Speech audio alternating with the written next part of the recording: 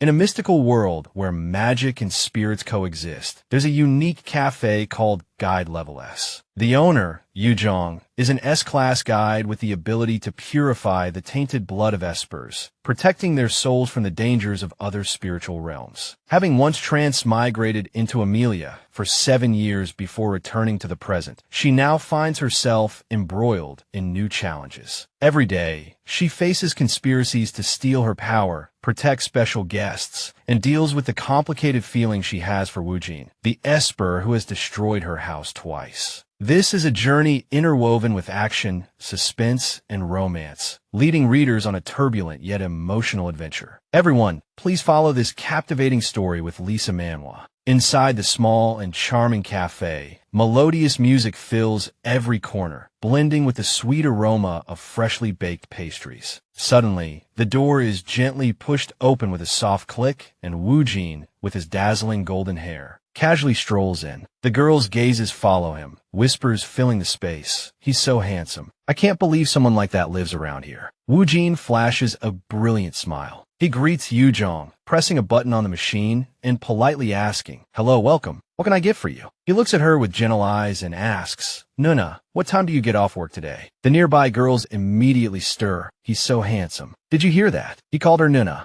Yu Jang responds with a professional smile. "What time do you get off work today isn't on the menu, sir." Wuin shamelessly continues, "Is the shop open on our anniversary?" "Next week. If it's not open, let's go somewhere together." Yu Jang completely ignores him. "If you haven't decided what you want yet, could I help the next customer?" Wuin turns to Kalak behind him with a sorrowful expression, and she immediately says, No, it's okay. If you're still choosing, please take your time. Please take your time." Hearing this, Wuin perks up like a puppy, replying, "She said it's okay." Yu Jang says through gritted teeth, "Sir, if you're not going to order, please leave the line, okay?" Wuin continues his shameless antics. "Nuna, why do you keep calling me sir? It sounds like you're keeping your distance, and I don't like that. Please call me by my name like you used to." Yu Jang's smile slowly twists, cursing internally, "But there's no reason for me to call your name at all." Despite this, she sighs and then has no choice but to compromise. "Please order, Ju Yanwu." Wuin pushes his luck, asking just Yanwu. She indulges him. "Fine, Yanwu, what do you want to order?" He finally obediently orders a grapefruit honey black tea. While Yu Jang prepares the drink, Ji-eun excitedly runs over and asks, Miss Kim, is there something going on between you and that handsome guy? I see him here every day." Yu Jang says indifferently, "He's just a regular. Really, it's nothing." She quickly replies, "No way, I don't believe it." While making the drink, she thinks to herself, "Now that I think about it, we have gotten more customers since Ju started coming here." But even so, her thoughts are interrupted as she hands him his drink. "Your grapefruit honey black tea is ready." Wuin politely replies, "Thank you." Then he asks the same old question, "Are you really busy today?" Yu Jang coldly rejects you. But before she can finish, he interrupts, "I'm really tired. You know how hard it is for low-level espers to get guide time. I don't know any other guides who can help me, and honestly, my synchronization rate is also low." At his blatant lies, she furrows her brow, thinking, "What low-level esper? You don't have a guide. By the way, I need to explain. I have a good reason to avoid this guy, because he'll ruin the life I've worked so hard to build." Yu Jang says softly, "Listen, Ju." He lets out a soft hum, happily assuming she's softened. Her voice suddenly turns heavy. "Wait, that's not your real name, is it? Because you're the Guildmaster of Meshin, I should be calling you Yen Wuin, right?" Her words leave him speechless in shock. Yu Jang begins to recall the past. People often say life is unpredictable, but that phrase is too light to describe my life. Back then, she was a student sitting at the train station waiting. Suddenly, a piercing ringing sound echoes, and she takes off her headphones to check. But the sound grows louder, reverberating in her head, causing her to cover her ears in a panic. Then, amidst the screams of the people around her, she loses consciousness. "Honey, are you all right?" Yu Jang's inner monologue begins. "The day it all started, nothing unusual happened until my ears started ringing, and then I fainted. At that moment, I thought my life was over, but I woke up as Amelia Campbell, not Kim Yu Jang." Speaking of Amelia Campbell, She was the illegitimate daughter of the Earl Campbell, despised by the rest of the family and destined for a loveless political marriage with the prince. In other words, I woke up to find myself in the kind of typical family situation often found in fantasy romance novels. I was in utter shock. My mind raced. What should I do? How could I escape this wretched family? Was I really the female lead who had to flee? Was this truly my destiny? After much deliberation, I decided to learn the Empire's language first. Unfortunately, I had woken up with absolutely no knowledge of the local tongue. Looking at the strange symbols, I even wondered if they were letters or just doodles. My head ached just trying to decipher them. When I finally mastered this unfamiliar language, Count Campbell ordered me to participate in the war. In the Herman Empire, every family had to send at least one member to battle. Since I was the Count's illegitimate daughter, I had to go in place of the eldest son, the designated heir. Fortunately, Amelia possessed a special ability, and I used it to survive. Amelia's special ability was healing. As I tended to the soldiers' wounds, I felt bewildered. Was this some melodramatic novel disguised as a romance? After 5 years of war, the Empire finally claimed victory. I was able to enjoy the ensuing celebrations and was surprised to discover I finally possessed enough power to destroy the Campbell family. When I first woke up in this world, I had no connections or relationships, but now I had everything. I no longer had to worry about anything. Raymond, standing beside me, whispered Amel. I coldly replied, "If you propose to me again, I'll throw those words back in your face, Your Majesty." However, at the very moment the fireworks bloomed, I heard that familiar buzzing sound. I clutched my ears in pain, even as Raymond frantically called out, "Amel." It was the same sound I'd heard 7 years ago, and it was back. The gentle murmur of flowing water echoed. At that moment, Yu Jang awoke in a hospital bed. She looked around blankly. I smelled disinfectant. The pattern on this hospital gown looked familiar. Could it be? I was back. She looked at herself in the mirror with joy. I was Kim Yu Jang again. I had finally returned to my world. Before she could fully grasp the situation, Xiao's scolding voice rang out from the doorway. "See, I told you that guy wasn't good enough for you, Yu Jang. I'll introduce you to someone better, okay?" Yu Jang asked blankly, "Who are you?" Xiao shook her agitatedly. "Why are you pretending not to know me? Is it because I made you break up with that jerk, Sihyuk? Are you going to forgive that scumbag again? There are plenty of men in their 20s. You deserve better." Yu Jang asked, bewildered. "What? I don't understand what you're saying right now." She suddenly froze, thinking, wait, what do you mean by 20s? I was still so dazed that I hadn't realized. But while I was living as Amelia, did 7 years pass for Kim Yu Jang as well? Then, who was living as Kim Yu Jang while I was gone? After piecing things together, she asked again in disbelief, "So, I didn't go to college, but opened a flower shop and listened to your advice and lent money to my ex-boyfriend without a proper IOU. Also, you said my parents moved to the countryside to farm." Suddenly, Hyunwoo poked his head in and interrupted, "Yu Jang, you're awake. That's great, but there's a slight problem." Looking at the unfamiliar face, she couldn't help but feel confused. "Wait, who is this person?" Xiao turned and instructed him, "Hey, Hyunwoo, if it's not a serious problem, could you help Yu Jang with the discharge procedures? We can talk at her place later." Hyunwoo replied with a shy smile. Actually, Yu Jang's house was destroyed when a high-ranking esper went out of control. From an expression of extreme confusion, Yu Jang gradually fell into a state of utter shock. What the heck is an esper? Is it the name of a storm or something? How could a perfectly good house be destroyed? Did a herd of elephants stampede through our neighborhood? Why is my life always such a mess? Yu Jang continued to reminisce sadly. It's been a year since I returned to my original world. I thought I was back in the familiar world I knew, but it had transformed into a fantastical modern world, like something out of a novel. The destruction of my house was just the beginning. The events that followed were equally shocking. Amidst the torrent of confusing information, 3 things caught my attention the most. First, the existence of espers and guides. Espers are people with supernatural abilities, and guides are people with the ability to purify the tainted blood vessels of espers. These 2 types of people are collectively referred to as awakened. Apparently, these are the 2 most sought-after professions in the world. And I knew 2 people with these abilities. And that jerk in the first year after I returned to this world, that guy destroyed my house 3 times. To briefly explain that person's identity, he is one of Korea's 5 S-rank espers, possessing multiple abilities. He is also the young president of Messiah, Korea's #1 and the world's #2 association, Wu Jinyan. At that time,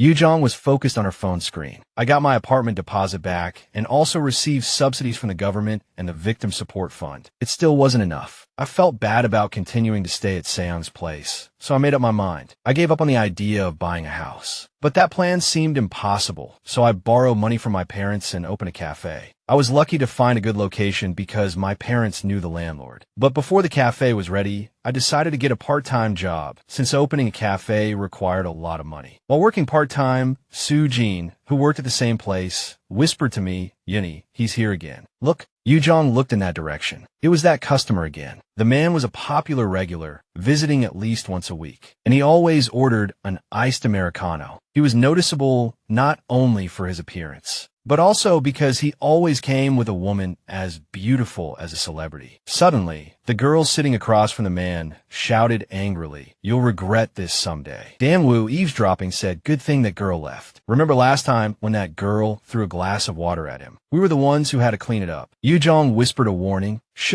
he'll hear you." She glanced at him, thinking, every time he comes to the cafe, it's to break up with a different woman. That's amazing. Danwoo suddenly asked, "Did you guys see the news about Error clearing that dungeon?" Soo-jin asked curiously, "Error? What's that?" He explained in detail, "They're a special guide group that's causing a lot of controversy. In the video they released, they were live streaming from inside the gate." Yu Jang, confused, asked again, "So, videos like that are rare, but they exist, right?" "The center releases them sometimes, too." However, Gunwa's words made the atmosphere heavy. "The problem is someone died during the live stream. A C-rank Esper lost control because they didn't receive guidance in time, and of course, that scene was filmed too. They took down the live stream." Yu Jang quickly asked, what was the Esper's ability? He looked at his screen and answered, "Explosion." From that answer, she understood why. They must have broadcast the scene of his body exploding. Trying to lighten the mood, Soo-jin changed the subject. "Speaking of guides, I wanted to be a guide once. I dreamed of a handsome Esper being head over heels for me. Espers are all so charismatic, so I wanted to be an Esper's only guide and receive eternal love from him." Yu Jang said exasperatedly, "She's been reading too many romance novels." Gunwoo agreed, "You're right. I wonder when she'll grow up." Soo-jin protested, "Come on, only guide can make Espers obey them. You guys are so mean." Yu Jang immediately explained, "That's not true. Guides can't refuse to guide. Just through physical contact, guiding can easily be forced. Of course, depending on the guide's decision, the intensity or level can be adjusted." Gunwoo complimented her, "You seem to know a lot about guides." She gave an awkward laugh and stammered, "That's because my friend works at the center." He excitedly pressed further, "So,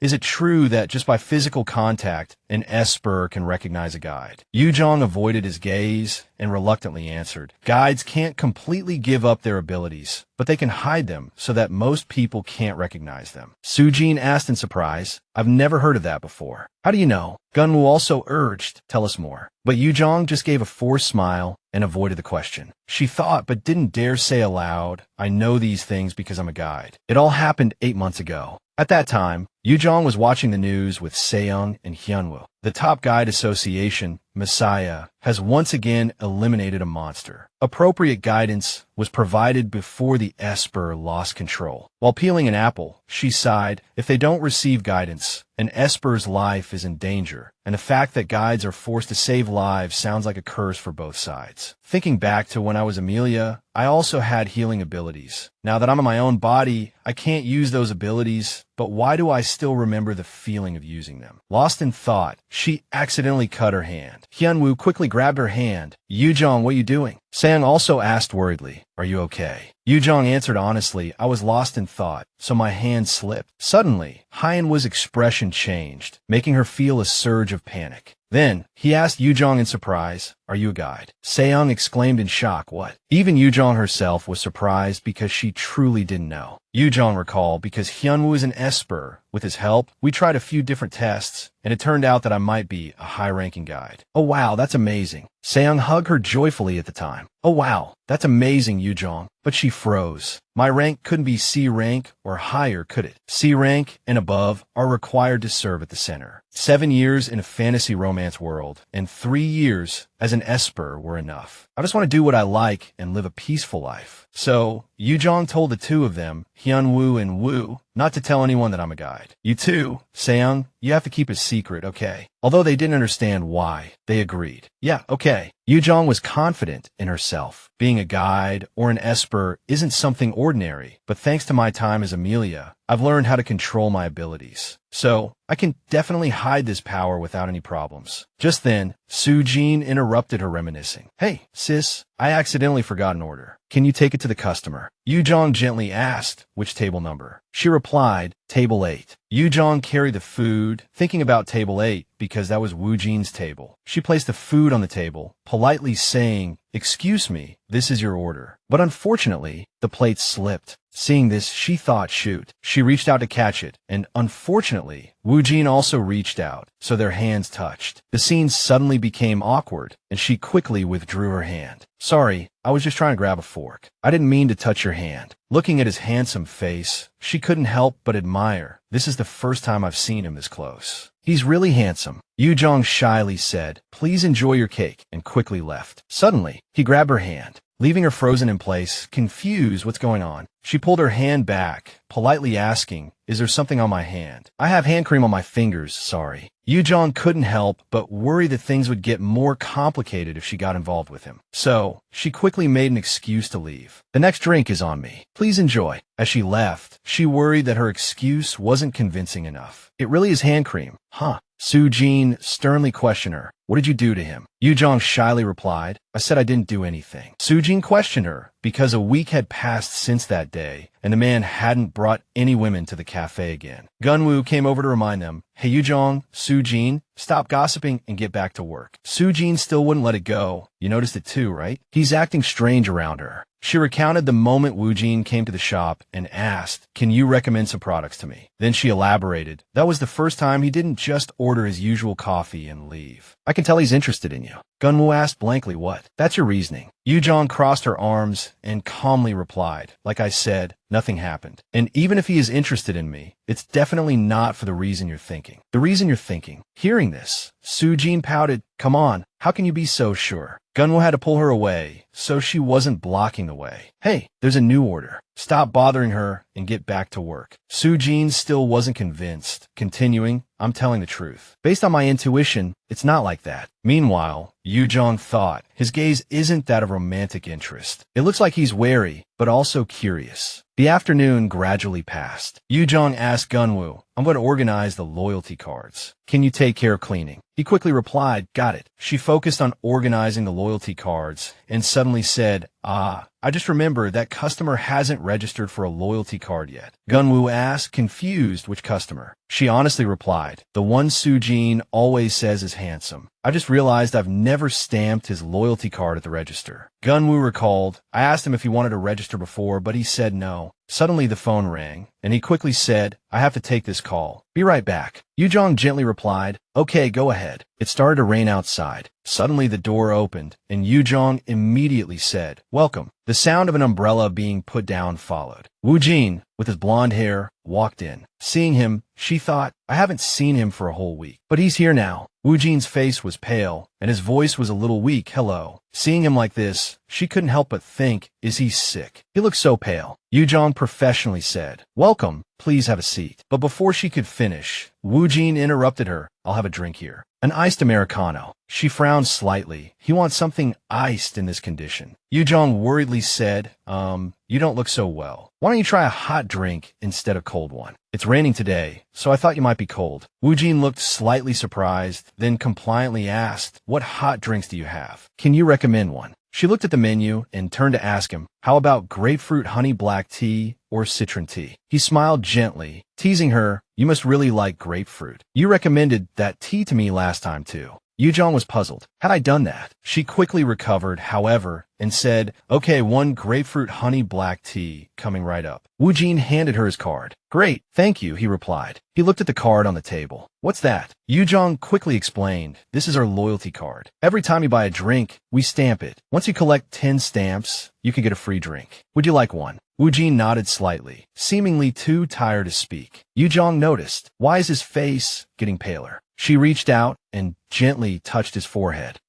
Are you alright? You look really sick. Wu Jin's eyes suddenly widened, as if realizing something. Yu Jang regretted her action. Damn it, that was an Amelia reflex. He quickly grabbed her hand, his face gradually turning red. Yu Jang was startled. Looking at the air shimmering around them, she thought, what is that? She hastily withdrew her hand. What just happened? Quickly regaining her professional composure, she said, I'm sorry. I shouldn't have touched you. You should go to the hospital after you finish your tea. Also, I need your name for the loyalty card, sir. What's your name? Wu Jin answered softly, it's Yang Wu. But before he could finish, the television drowned him out. We did it, everyone. Korea's pride, Messiah, just set a new world record for clearing an A-rank gate in the shortest time. Wu Jin's face suddenly contorted. Yu Jang was just as surprised. What? Messiah? That guild leader is the bastard who destroyed my house. She cursed inwardly through gritted teeth. Young Wu Jin, that damn thing. If I ever see him again, I'll kill him. Wu Jin overheard her, quite startled. Seeing him staring at her in surprise, Yu Jang panicked. Did I say that out loud? She gave an awkward laugh and quickly changed the subject. Sorry, what was your name again? Yang Wu. Wu Jin hesitated, then lied. My name is Ju Yianwo. A few days later, at a cafe, Seyoung, sitting across from Yu Jang, asked, I heard Suhee is going abroad to study. Yu Jang nodded. Yes, it was supposed to be next year, but her plans got moved up. Seyoung gently scolded her. Why didn't you tell me sooner? Come live with me then. Remember when I had a fight with my parents in our senior year, and you let me stay with you? You have no idea how much that meant to me. But Yu Jang politely declined. It's okay. My cafe is almost finished renovating, so I can stay there. She thought, actually, Suhee said she'd move out a week before the cafe is done. But after everything Seyoung has done for me, I'd feel guilty asking her for more help. Speaking of the cafe, Seyoung quickly asked, Oh, I heard there's a really handsome customer at the cafe you work at who likes you. Is it true? Yu Jang asked, surprised, how did you know? Seyoung laughed. Sujin happens to be my junior from college. So is it true? Yu Jang frowned slightly. Oh, that gossipy kid. Well, he is handsome, but he doesn't like me in the way you think. Seyoung asked curiously, then what kind of interest is it? Yu Jang thought for a moment. He looks more like a scientist who just discovered an unknown species. Seyoung didn't understand. Huh, what do you mean? Yu Jang immediately changed the subject. That's not important. How have you been lately? Seyoung sighed dejectedly. Same as always, busy. There's a new high-ranking awakened, but he's a troublemaker. Yu Jang asked curiously what rank. Seyoung recounted angrily, a rare B rank awakened. He's still a teenager, but he sexually harassed a guide right after registering, so it's causing a lot of trouble. But most people want to ignore it because the guide is low rank. Yu Jang was equally annoyed. That's ridiculous. People say everyone is equal, but there are differences in treatment between ranks everywhere. Awakened are also discriminated against based on their rank. In this hierarchical system, it's common for those in power to coerce and exploit others. Suddenly, Seyoung hesitated. By the way, I recently checked my synchronization rate with Hyunwoo, and it went up. Actually, your compatibility with Hyunwoo is higher than mine, so I'm a little worried. I'm afraid he'll fall for you.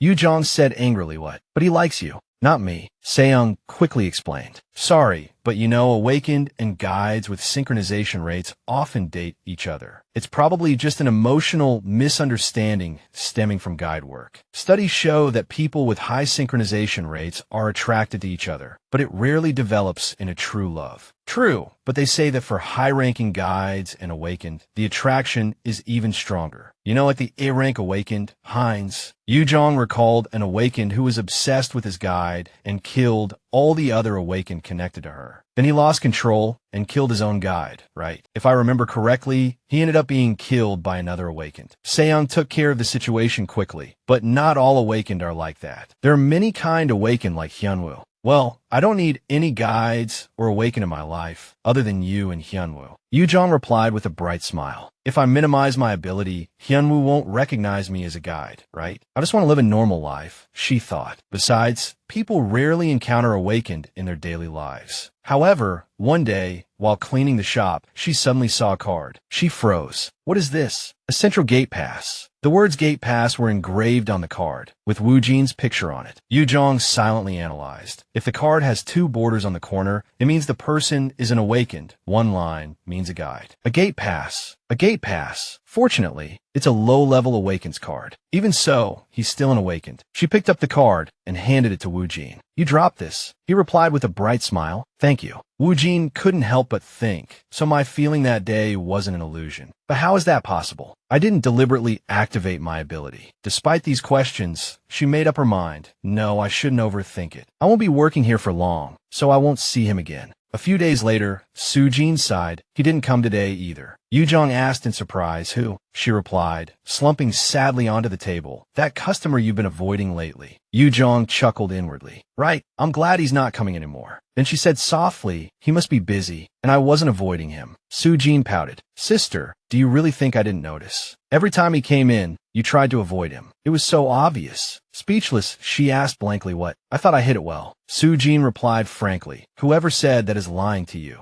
Yu Jang recalled when she transmigrated into the book, the arrogant prince had said, well, your acting is pretty good. You should consider it as a career. Thinking back now, that guy was probably mocking her when he said that. That jerk. Su-jin started daydreaming. If I were you, I'd bow and thank him, then stuff him in a backpack and take him away or get married right away. To which she simply replied coldly, you get caught. Yu Jang suddenly fell into deep thought. But I also want to pet his light brown hair. He looks like a puppy. But anyway, it doesn't matter because he's an awakened, basically forbidden fruit. As time passed, and it was closing time, Su-jin announced, you're closing up today? Oh, and make sure to close all the windows too. It's going to rain tonight. Yu Jang replied cheerfully, okay, see you later. The cafe was empty, only the lights were on. She turned off the lights and went outside. Burying her face in her scarf, Yu Jang shivered and muttered softly, it's so cold. She walked briskly down the street when suddenly something ahead caught her attention. It was a swaying figure. Yu Jang thought, what is that? A drunk person. It's been a year since I came back to this world, but I still can't ignore people who look unwell. I should call the police. In fact, it was Wu Jin emitting a golden glow around him. Seeing this, Yu Jang couldn't help but gasp. She asked softly, Wu Jin. Suddenly, a strange red light appeared from under the ground. It made her extremely bewildered. Stones flew everywhere, hitting her legs. Yu Jang was terrified by the sight. What is going on? She stared at Wu Jin, dumbfounded. I didn't know a low-level awakened, losing control, could be this powerful. Yu Jang quickly got up and ran towards Wu Jin as fast as she could, extremely worried. He's controlling his power, so he's still conscious. Is he an awakened with offensive powers? What kind of ability can crack the ground like this? There's no time to waste. I don't know when he'll lose control, and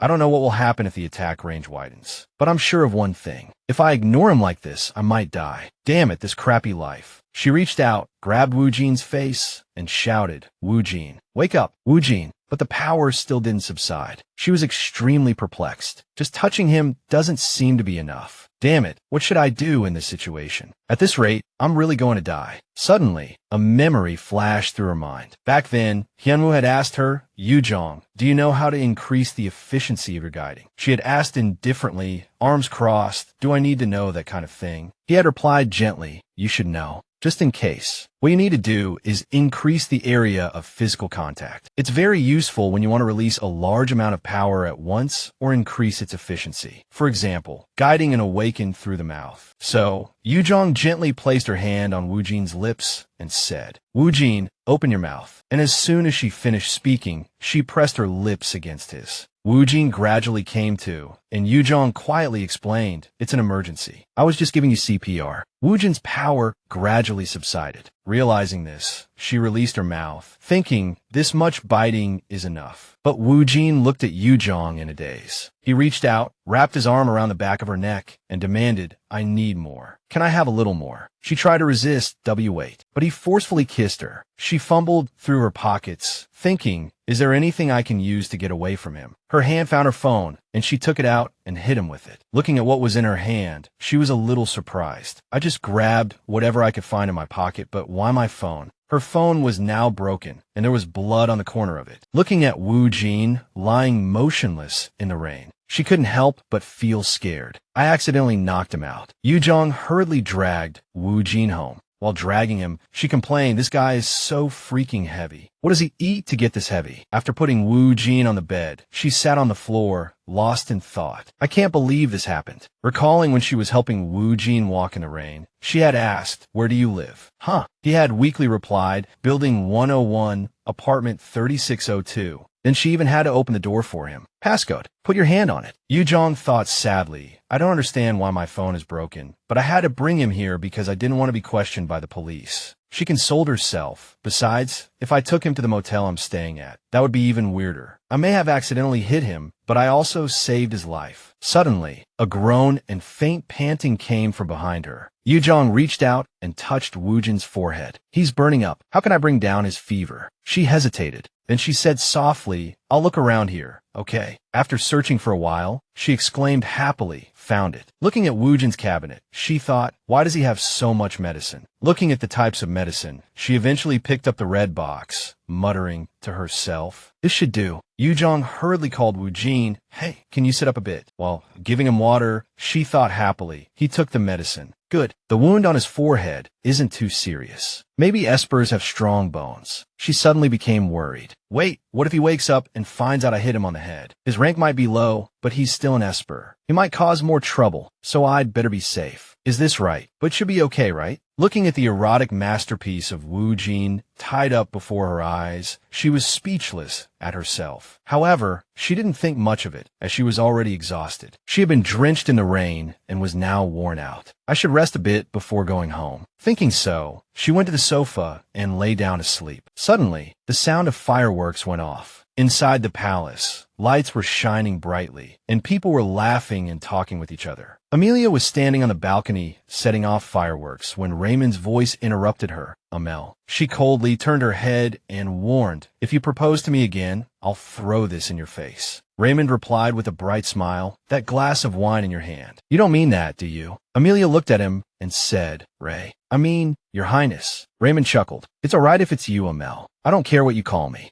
Have you thought about what you're going to do next? She frankly replied, I'm going to start my revenge. Hearing this, Raymond asked with a smile, need my help? But Amelia flatly refused. No, stay out of it. This is something I have to do myself. She silently speculated. He knew I'd start my revenge as soon as the war was over. So he asked me so abruptly, right? Just as she turned to leave, Amelia suddenly stopped. Wait. Before she could come to her senses, a series of beeping sounds rang in her head, along with a blurry vision of a train station. Raymond anxiously asked beside her, Are you all right, Lia? The wine glass in her hand fell to the ground and shattered. She clutched her head in pain, despite Raymond shouting, Amelia, get a doctor. Delos, wake up, Amelia. A pair of chopsticks gently picked up a piece of eggplant and placed it on hot rice, and a voice said, Yu Jang, this is your favorite. Yu Jang was a little surprised. After looking at her mother, she asked in confusion, But Mom, I've hated eggplant since I was a kid. Her mother was also surprised to hear this. Really? You were able to eat it just the other day. Why have you changed now? This exclamation made Yu Jang pause. She watched her mother pick up the food and forced a smile. Ah, really? Speaking of the past, that day the doors suddenly opened, accompanied by Yu Jang's voice, Mom, I'm home. She peeked out from the kitchen and looked at her, replying with a smile, You're home early today. What's in your hand? Is that for you? Hearing this, Yu Jang realized something. Oh, right. A bright smile spread across her face as she thought, Mom had my little brother while I was in the other world. I'm still not quite used to him. Maintaining the smile, she gently lifted the gift bag. I brought cake for everyone. But her mother responded with another question. But you don't like sweets, do you? Didn't you say just looking at whipped cream makes you nauseous? Her mother's voice continued, but Yu Jang was already lost in her own thoughts. Yuha said he's lonely because I haven't been spending much time with him, and you haven't been calling much lately either. What's wrong? She counted to 3, 4. Her mother didn't stop, the unkind words continuing to prick at her heart. Don't you think it's because you're busy? You don't smile much these days either. Did something happen? This worsened her mood, and she lowered her eyes slightly, lost in thought. Every time I hear something I don't know about myself, it feels like I'm slowly disappearing from where I'm supposed to be. Thinking this, Yu Jang silently told herself, and I don't really remember this world either. Sitting next to her mother, she took a bite of a half-eaten apple and asked curiously, But why didn't you let me go to college? Her mother, watching TV absent-mindedly, chewed on her own apple and replied, Why are you suddenly asking about that? It's been a while. Looking at her mother's calm face, she pressed on, But you always wanted me to go to college. Her mother didn't look at her, speaking as she reminisced, but her words were still filled with concern. After you lost your memory, and that happened, how could I let you go to college? You did nothing but cry all day. I didn't want to make things worse. Yu Jang looked at her, as if understanding something. Oh, right.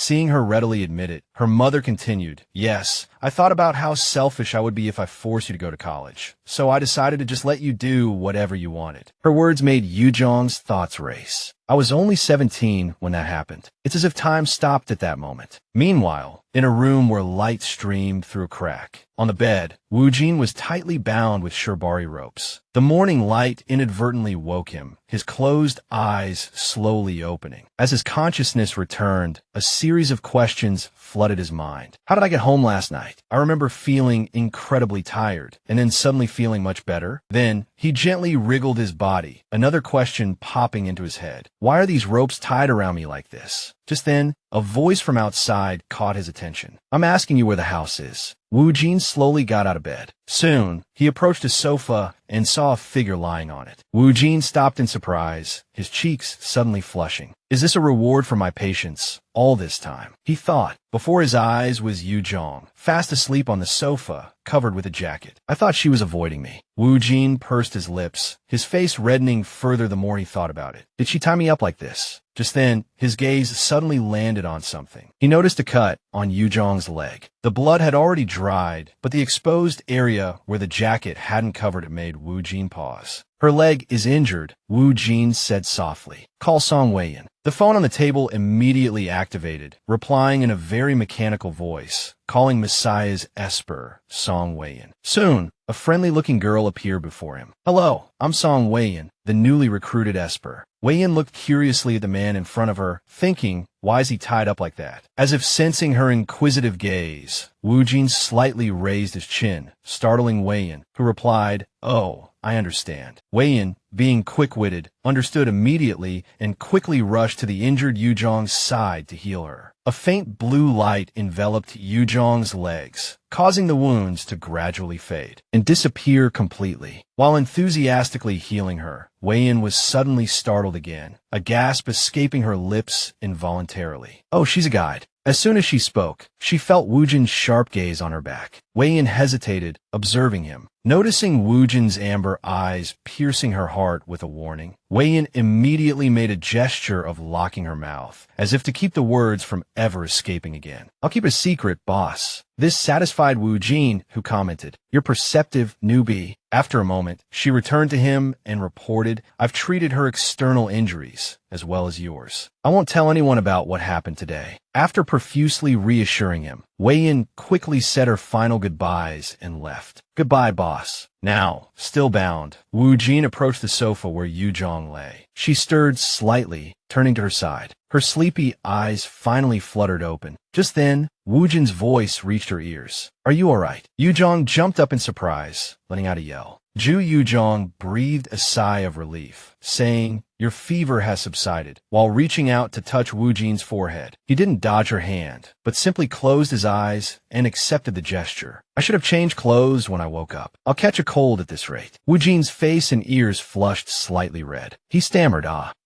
then looked down at his body bound by ropes. "I'd like to, but I can't move my hands." Yu Jang's face paled at his words. "Is this some kind of special kink of yours?" Internally, her thoughts screamed, echoing through the building and reaching for the sky. I really lost my mind. A moment later, Yu Jang, wearing a Gucci t-shirt, sat at the table, lost in thought. When Seong and Hyunwoo first met, Seong found Hyunwoo unconscious on the street and brought him home. She continued to ponder, anxiously glancing around. Theirs was a romantic love story, but mine is a cover-up for a crime, all for the sake of survival. Yu Jang's suspicions peaked as she recalled the gifts Wuin had personally provided. He said I could take a shower, even gave me a change of clothes, and I smelled food as soon as I came out. Meanwhile, Wuin was quietly preparing food in the kitchen. Yu Jang's jaw nearly dropped to the floor in astonishment. Her eyes widened as she thought, this is a false sense of security. I need to snap back to reality. Wuin's voice cut through her inner monologue. "Do you like abalone porridge?" Yu Jang removed her hand from her burning cheek and replied, "Anything is fine." Wuin continued solicitously, "Great. Are you in any pain?" Meanwhile, the water in the pot on the stove began to boil. He explained, "I had someone heal your leg injury, but if there are any other wounds that need to be checked, please let me know." Only after hearing Wuin say, So did Yu Jang remember her leg. She lifted it slightly, thinking he's telling the truth. Wujin didn't turn to look at her, but continued to explain, I know an esper who can heal, so I asked that person to come here and heal your injury while you were asleep. If you have a fever or difficulty breathing, please let me know. Yu Jang's eyes widened. No, I'm fine, she replied shortly. He placed a steaming bowl of porridge on the table in front of Yu Jang, adding, if you feel any discomfort, please tell me immediately. Yu Jang screamed internally, you're the one who needs a head check. Steam rose from the bowl of porridge as Wu Jin invited her. Please eat while it's hot. Yu Jang remained suspicious. Is this his way of thanking me after I save his life? Then, out of politeness, Yu Jang suggested, you should eat too. Wu Jin calmly replied, I'll eat later. Seeing his resolve, Yu Jang didn't press the matter further and began to eat. All right then, thank you for the meal. But as Yu Jang took her first bite, her face immediately fell. She even had to cover her mouth with her hand to prevent herself from spitting it out. Yu Jang's mind raced with questions. How can porridge taste like this? It's salty, sweet, bitter, and sour all at once. Noticing her expression, Wu Jin asked softly, with a hint of sadness, does it taste bad? He confessed honestly, because you looked so thin, I added a lot of nutritious ingredients, including a dose of elixir and 101 different medicinal herbs. Yu Jang's eyes widened with each word. What in the world is an elixir? And why didn't you add salt? At this, he averted his gaze and explained softly, because I wanted it to be as nutritious as possible, and salt isn't good for your health. Besides, adding nutrients makes the food taste better. Yu Jang was stunned into silence. They stared at each other, speechless. Then, abruptly, Wu Jin picked up the dish from the table and turned to leave, saying, if you don't like it, give it to me. I'll throw it away. Yu Jang quickly stopped him. No, I'll eat it. She forced herself to eat the thoughtful dish with a mixture of amusement and despair, thinking, when was the last time someone cooked for me with such familial affection? Besides, it's the least I can do after what I did to him. As the last rays of sunlight disappeared behind the buildings, night gradually fell. Yu Jang's horrified voice rang out. What? 80 million won. Her face paled as she held the coat that had been draped over her the previous night. This coat I was wearing costs 80 million won. Yu Jang's mind was in a whirl. She had intended to ask him to compensate her for her broken phone and for the guiding she'd performed to save his life. She wasn't sure how much other guides would charge for what she had done, but she was certain that all of it combined wouldn't be as expensive as this coat. Weighing the pros and cons, she had no choice but to say to Wu Jin, who was sitting beside her, let's just call it even. Clutching the 80 million won coat tightly in her hands, she offered a very practical reason. A person's life is more important than money, so isn't saving a life the most priceless act? Wu Jin looked surprised, hesitating as if about to ask something more. But Yu Jang suddenly turned to him and continued, my leg got hurt and my phone broke while I was saving your crazy self. I carried you all the way back here on my back in the pouring rain, and I haven't slept all night. Then, not forgetting to add a sigh, she continued, not to mention I'm freezing all over and I think I'm about to get sick. Wu Jin, only now registering how Yu Jang addressed him, interjected, you can just call me by my name. Yu Jang almost immediately agreed. Okay, Wu Jin. Following this was a decisive action as Yu Jang stood up, continuing, anyway, let's just call it even, okay. These words made Wu Jin's eyes widen in surprise. Still slumped on the sofa, he muttered, if anything, I'm the one in your debt. He then suddenly grabbed Yu Jang's arm, his voice soft. So, tell me anything you want. She couldn't help but be surprised by the gesture, watching as Wu Jin's hand encircled her wrist, thinking, so he's not going to pursue the code issue and compensate me instead. She looked around, assessing the situation. I brought all this up because I wanted to ask him for some money, but now I suddenly feel a little embarrassed. Wu Jin continued to express his thoughts. Like you said earlier, nothing is more important than life. You risked your life to save me, so I'd feel terrible if I let you leave empty-handed. As he spoke, Yu Jang observed his awkward expression, continuing her inner monologue. It seems I shouldn't judge a book by its cover. He seems better than I thought. After some deliberation, she replied with a smile, it's okay, really. But if you feel that way, you can pay for my taxi fare. Unexpectedly, Wu Jin stood up straight from the sofa and offered an alternative. I have a car. I'll drive you home. Hearing his suggestion, Yu Jang agreed without hesitation. Great, thank you.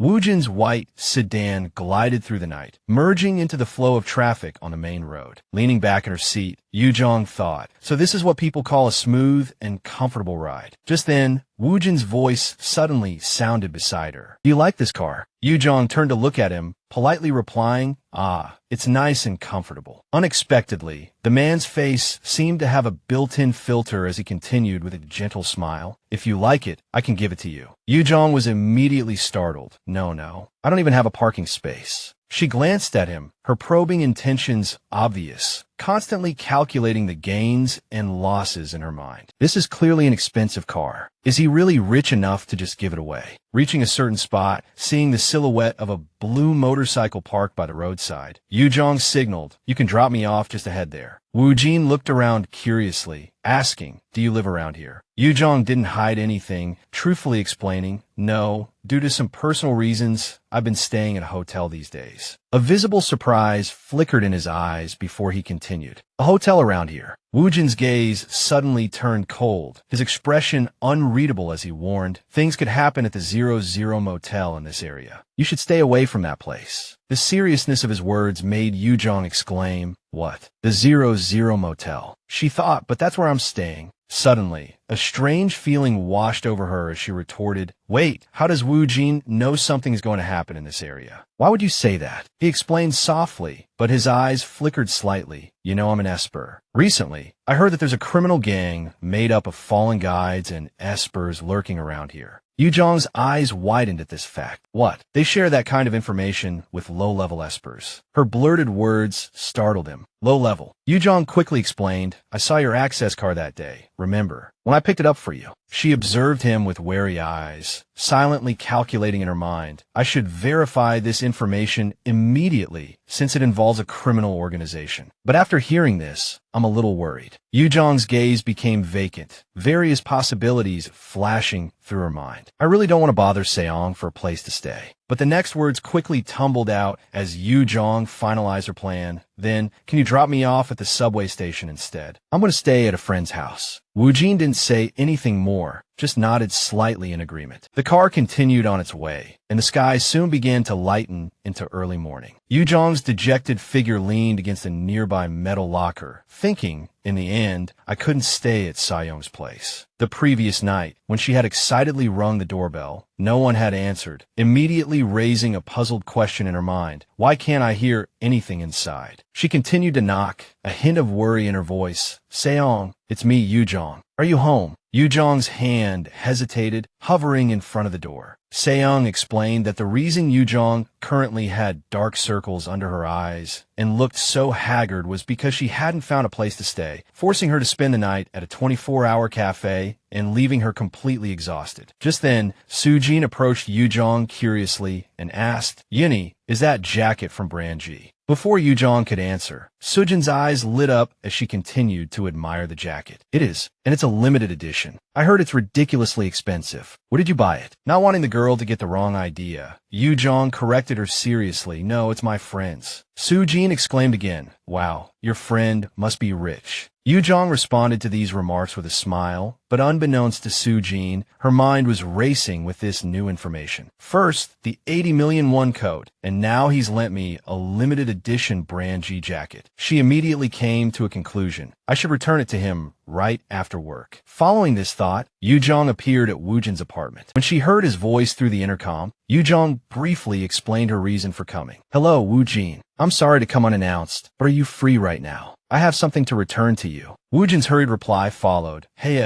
yeah. Yu Jang politely tried to continue, but before she could finish her sentence, the door in front of her opened. She'd meant to say, take your time, I was going to ask you to come down. Her hand reached for the doorbell, but before she could touch it, the door swung open. Wu Jin, covered in sweat and panting from running, came into view. He greeted her hello. Yu Jang looked up, a flicker of surprise crossing her face at his appearance. I haven't even rung the doorbell yet. Wu Jin's face flushed with embarrassment as he tried to offer a brief explanation. I heard your footsteps. Despite this slightly illogical explanation, Yu Jang politely replied, oh, I see. Anyway, I came to return your jacket. Wu Jin interrupted her. suggesting, "Come in. Are you cold?" Then, without waiting for Yu Jang to speak, he continued with a smile. "Someone gave me some memoria pastries, but I don't really have a sweet tooth, and it's too much for me to finish. So if you don't mind, would you like to have some with me?" Yu Jang's inner foodie was instantly awakened by these words. Her eyes widened in curiosity as she thought, "Wait, memoria? But their pastries are always sold out before I can even order them." She seemed to have forgotten her original purpose for being there, her mind now filled with nothing but cake. Cake. Are there any cream tarts among them? Then, she walked into Wujin's apartment, oblivious to the fact that someone had turned into a wagging puppy. "Then I'll have a little. Actually, I have something to tell you too."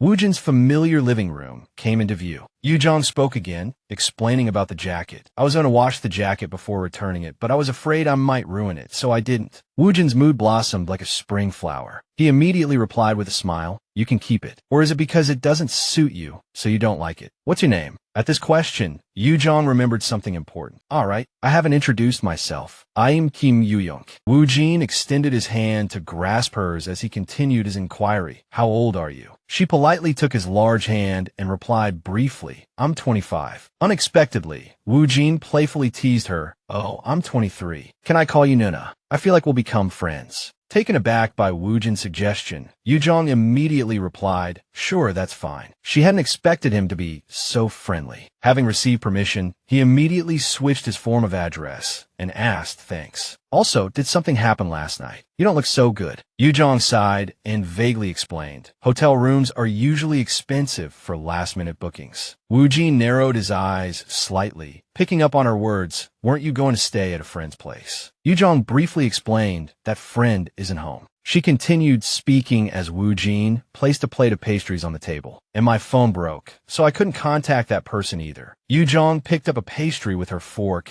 and spoke of her plans. "After I finish this, I'll go back to her place and check again." But Wu Jin wasn't really listening, his gaze fixed on her, observing her every move. He hesitantly reached out. Then, with a sincere gleam in his eyes, he made a direct suggestion. "If you don't have anywhere else to go, why don't you stay here? I have a guest room you can use." The unexpected offer startled a surprised yelp out of Yu Jang. "What?" Seeing her expression, Wu Jin explained, "It's just that I'm not home very often either." Realizing his words were a bit forward, he softly suggested, "If you're uncomfortable, I can help you find a safer place." But Yu Jang just smiled. "You don't have to go that far." This made Wu Jin slightly dissatisfied as he replied, "But I want to repay you for saving my life. How about this place?" A phone screen was shoved in front of Yu Jang, displaying a picture of a five-star hotel with luxurious furnishings. Yu Jang questioned her existence again. Who was she? A philanthropist. Her hand, resting on her thigh, twitched slightly. "No, I understand you want to repay me, but this is too much," she replied. Wu Jin, seemingly struck by a new idea, declared, "If you're worried about the cost, then stay at my place." Her jaw dropped in shock. "Hey, why are you jumping to that conclusion so arbitrarily?" Then, lowering her gaze slightly, her voice softened. "I can book a room with my own money." She recalled her financial situation, silently calculating. How much money do I even have left in my bank account? But as she remembered the meager amount, a reluctant smile touched Yu Jang's lips. "Right? I have nothing left to save face for now. Besides, he offered to repay me, so I don't need to feel guilty about this." Left with no other choice, she agreed to Wu Jin's suggestion, completely unaware of Wu Jin's invisible tail wagging furiously. "On second thought, it would be nice if you could let me stay for a few days." In a cafe, two girls sat facing each other. The space was warm, filled with a murmur of conversations. Conversations buzzed around them. Yu Jang suddenly remembered something important related to Wu Jin. "With so much happening lately, I completely forgot. That is, Wu Jin comes to the cafe every day." He walked in calmly and asked directly, "You get off work at 10 today, right?" Yu Jang was taken aback by his appearance, while Su Jin, beside her, couldn't help but be captivated by his handsome features. Yu Jang replied with a professional smile, "Yes, because we close then." Wu Jin's face flushed as he offered, "Then I'll wait for you." He tried to continue, but before he could finish his sentence, Yu Jang quickly covered his mouth. "I drove today," she said, glancing wearily at the overly excited Su Jin behind her, thinking the girl had heard everything. Su Jin, trying to seize the opportunity, said directly, "Leave everything here to me. Go home early today." Yu Jang shyly refused. "No, it's okay." She tried to bring things back to normal, so she persuaded, I can help. But Sujin insisted, pushing her away and assuring her, just leave it to me. You go. Then, with a single motion, she pushed Yu Jang out, leaving her with the smiling Wu Jin. See you later. Yu Jang sighed, completely speechless at her junior. After adjusting her clothes, she lifted her face and asked Wu Jin, just to confirm, but you didn't come to pick me up, right? He replied with a smile, a lie, but delivered smoothly. I came here because of the street name, and also because we're going to the same place. And so, Wu Jin maintained his smile throughout the entire journey. As they walked together along the night streets, Yu Jang spoke again. Next time, you should leave before me. A while later, hearing the sound of the door closing behind her, Wu Jin said, oh, you're done. I'm watching this movie. Want to watch it together? Yu Jang agreed, without hesitation. Sure. She approached him and sat down on the sofa. Then, settling in, she glanced at the screen. Is it a detective movie? The two maintained a distance while watching the film. From a screen came the sounds. Go on. Stop. The character in the movie walked through a pool of blood the color of strawberry jam, and dialogue echoed. Kill him. Don't kill him. A second later, a scream rang out as the person was decapitated. Yu Jang jumped up with a scream, clutching a pillow tightly in her arms. Wu Jin beside her didn't react at all, only explaining gently, don't be scared, they exaggerate in movies. That kind of thing doesn't happen in real life. He began to state with clear logic, a dagger can't sever a person's neck with one swing because of the bone. You'd have to stab at least 2 or 3 times. Dozens of question marks popped up over Yu Jang's head as she looked at him suspiciously. Was that supposed to be comforting or not? Wu Jin suddenly suggested, this movie isn't as good as I thought. Want to watch something else? Yu Jang asked doubtfully, is it really impossible to sever someone's neck with just a knife? Looking at her, Wu Jin explained gently, it's possible if an esper has that kind of ability, but the main character isn't an esper or a guide. Yu Jang then remembered, right, I forgot this world has guides and espers. Yu Jang's thoughts drifted, thinking how they could do all sorts of things with their powers, and that was the reality. Wu Jin glanced at her with a somber expression, while Yu Jang continued to ponder, I should be used to it by now, but it still feels strange knowing that. Just then, he took out a small box and gently suggested, here, have some chocolate. The sudden words pulled Yu Jang out of her chaotic thoughts. Then, picking up a piece, she replied, ah, thank you. Why are you suddenly giving me candy? Do I look upset or something? Or, she looked at him, hesitating before asking again, do you need some right now? Then, extending her hand directly towards Wu Jin, she continued,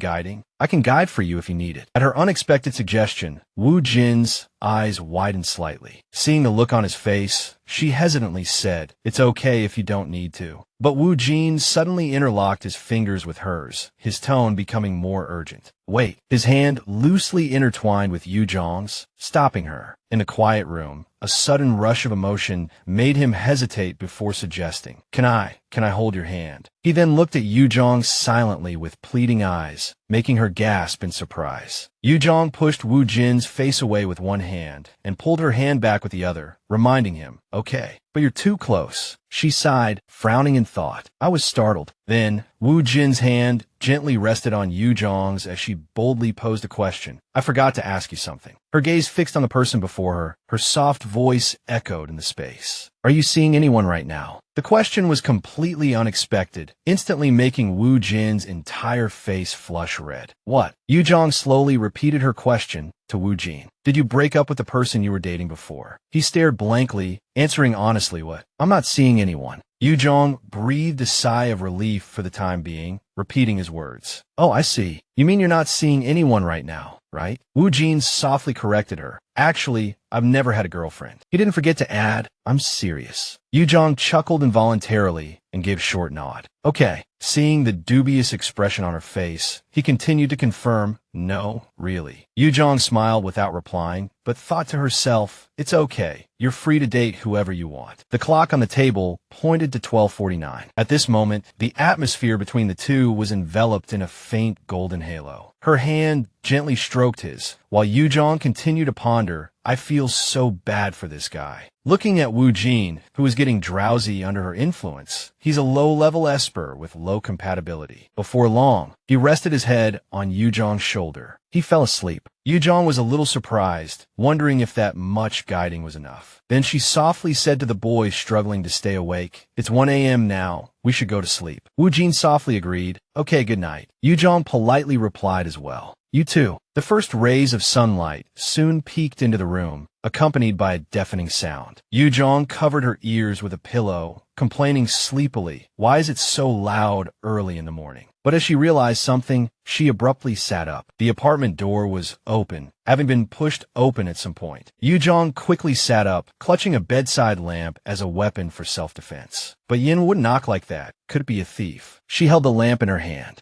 Yu Jang slowly moved, coming up behind a stranger. She raised the lamp high, ready to attack. Du Kyung, mistaking Yu Jang for Wu Jin, turned his head directly and scolded, "You crazy bastard. I know how selfish you are, but the last meeting was really important." Yu Jang's movement stopped, the lamp held in midair. Their eyes met, and he thought, "Who are you?" She immediately hid the lamp behind her back and shyly replied to Du Kyung, "Hello." You must be his friend. His eyes scanned her, his mind filled with questions. A woman. Why is she holding a... Du Kyung's sharp senses quickly found the answer. Wait, Wu Jin would never bring a stranger home. He kept recalling Wu Jin's strange behavior. First, he suddenly called a new therapist to his house, brought the new therapist to my apartment, then suddenly asked me about the pastry shop, even that strange text message. Du Kyung remembered it too. Du Kyung connected everything and finally came to a conclusion. Could it be because of this woman? Lost in thought, Du Kyung finally stood up, scratching his head and saying to Yu Jang,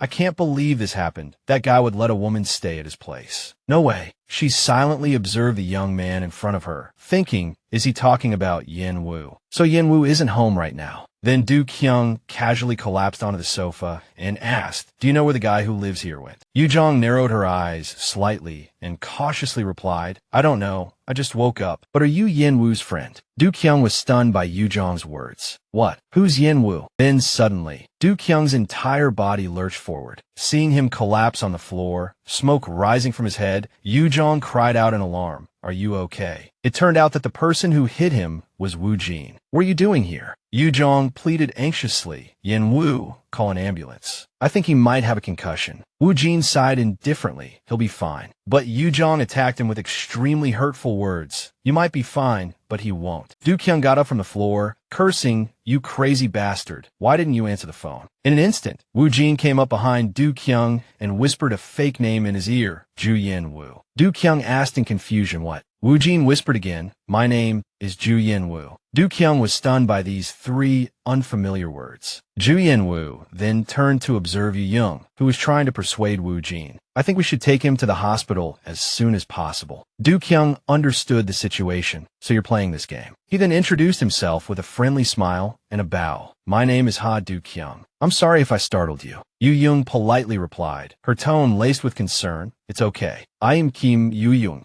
More importantly, is your head all right?" Du Kyung scratched his head awkwardly, momentarily bewildered, before forcing a confident smile. "I'm an esper, so I'm perfectly fine." Yu Jang hesitated at this new information. "Oh, you're an esper." Du Kyung continued, offering, "By the way, I brought some pastries. Would you like to try some? I'm sure they're delicious. I bought them from a famous bakery." Yu Jang's eyes lit up at the sight of the tempting pastries placed before her. "Wait, these are Memoria's desserts, and these are flavors I've never tried before." But Wu Jin's gloomy voice cut her off. "Sister, wait." Then Wu Jin reached out and destroyed all the delicious-looking pastries in front of Yu Jang. Both Yu Jang and Du Kyung were stunned by this action. "My pastries." She turned around uncomfortably to question Wu Jin. "Wait, why did you destroy those delicious desserts?" Wu Jin crossed his arms uncomfortably, deliberately giving an absurd reason. "They might be poisoned." "What if that guy is trying to harm you on purpose?" Du Kyung asked in confusion, his eyes practically sparking. "Huh? What did you just say?" He frowned. Observing Wu Jin, he commented internally, "The way he's glaring at me is like he wants to kill me. Does he want to claim that woman for himself?" Seeing Wu Jin's possessive expression, Du Kyung couldn't help but sigh inwardly. "I can't believe the young Wu Jin I knew would be so infatuated with a woman." Then, knowing he couldn't stay long, he spoke directly to Yu Jang. Well, I'll be going then, Yu Jang. Sorry to bother you. She lightly shook his hand, politely replying, it's okay. This isn't my home either, so I don't have the right to decide who can come. As he made contact with Yu Jang, Du Kyung's eyes narrowed slightly. Before leaving, he didn't forget to leave a parting remark. Then, see you next time. Unexpectedly, Wu Jin, with a displeased expression, warned gloomily from the side, get lost. Even after leaving, Du Kyung was still thinking, is that woman the reason for his recent good mood? Recalling his handshake with Yu Jang, he continued to think, I thought that woman might be a guide, but it seems that's not the case. Outside, Du Kyung chuckled wryly to himself. Sigh, how can a normal person like me understand a lunatic like him? Meanwhile, upstairs, Wu Jin observed Du Kyung's movements with a calculating gaze. After confirming Du Kyung's departure, Wu Jin turned to Yu Jang and said, I'm sorry he barged in and startled you earlier. I promise it won't happen again. The tension from earlier made her slightly wary as she replied, it's okay, I'm fine. But Wu Jin quickly changed the subject. You said your phone broke because of me, right? He presented an exquisite phone with both hands, politely suggesting to Yu Jang, please use this for the time being until you get a new phone. I've saved my number in it. Yu Jang immediately exclaimed in surprise, what? But you really don't have to do this. Wu Jin insisted, no, I must. After all, you saved my life. Yu Jang could only think in astonishment. At this rate, if I save him one more time, he might repay me with his entire life. In a restaurant, the sound of conversation drifted. Eat as much as you want, it's on us. Another voice replied, really? What's the good news? Seong, beaming, explained to Yu Jang, Hyunwoo and I are dating. She smiled, happy for them. I thought you two were already dating. Oh, really? Seeing Yu Jang's less than enthusiastic expression, Seong pouted and asked again, come on, is that all? She added congratulations. Suddenly, she looked at her two friends and suggested, by the way, can you tell me more about Awakeners? I want to learn more about guide abilities. The fork in Seong's hand suddenly clattered to the floor. She straightened up in shock. What? Not just Seong, Hyunwoo beside her also wore a bewildered expression, asking, are you alright, Yu Jang? She continued to question Yu Jang. I can't believe you're actually asking me about Awakeners. Have you decided to register as a guide? Yu Jang simply replied with a gentle smile, no, I don't plan to do that. These words shocked Seong, her voice rising. Then why are you asking? Yu Jang casually made up an excuse. Well, I'm a guide, so I thought I should at least know some basic information. Speaking of which, I have a question. Seong, though shocked, wholeheartedly offered her help. Ask away. I'll answer to the best of my ability. Suddenly, Yu Jang's gaze turned serious. You know I usually weaken my guide abilities in public, right? She recalled her interactions with Wu Jin. But if I touch an Esper, would that kind of contact alone activate my guiding ability? Seong replied with an equally serious expression. So you mean, even if you don't actively initiate it, it could lead to you unintentionally guiding someone? Yu Jang confirmed again. Yes, could that happen even if I don't mean to? The person who had been silent until then, Hyunwoo, spoke up. Wait, Yu Jang, where did you hear that? His gaze suddenly changed, his brow furrowed as he stated with certainty, that's called reverse guiding. Yu Jang was taken aback by the unfamiliar new concept. Reverse guiding. The loving couple's explanation followed. Remember I told you that reverse guiding can happen if an Esper and guide's compatibility is low. It's not just about your 13% synchronization rate. In fact, reverse guiding can happen regardless. They didn't stop there, continuing to break it down for her. When an Esper is in dire need of guiding, or when an Esper deliberately rejects other guiding. Unlike the first case, Espers who do the latter are truly nasty and cunning. At this point, Seong didn't hesitate to lay it all out. And reverse guiding is incredibly painful. That's why guides usually don't work with Espers on the verge of losing control. The risk of reverse guiding is very high, and if caught in a rampage, the guide could die. Yu Jang listened, quietly watching them. She couldn't help but think, was it really that painful? I only felt something drain out of me, but that was it. Then she voiced her question. Do all guides feel pain during reverse guiding, or are some people okay? Seong affirmed loudly. Absolutely not. As far as I know, all guides experience excruciating pain. These words planted a thought directly into Yu Jang's mind. So that means I'm not a guide. She didn't accept the thought, so she asked a few more questions, trying to salvage something. Is it possible they feel the pain later? Maybe it's fine at first, but problems arise afterward. Seong extinguished that tiny hope with a firm denial. Absolutely not. Hyunwoo sensed something was amiss and gazed at Yu Jang.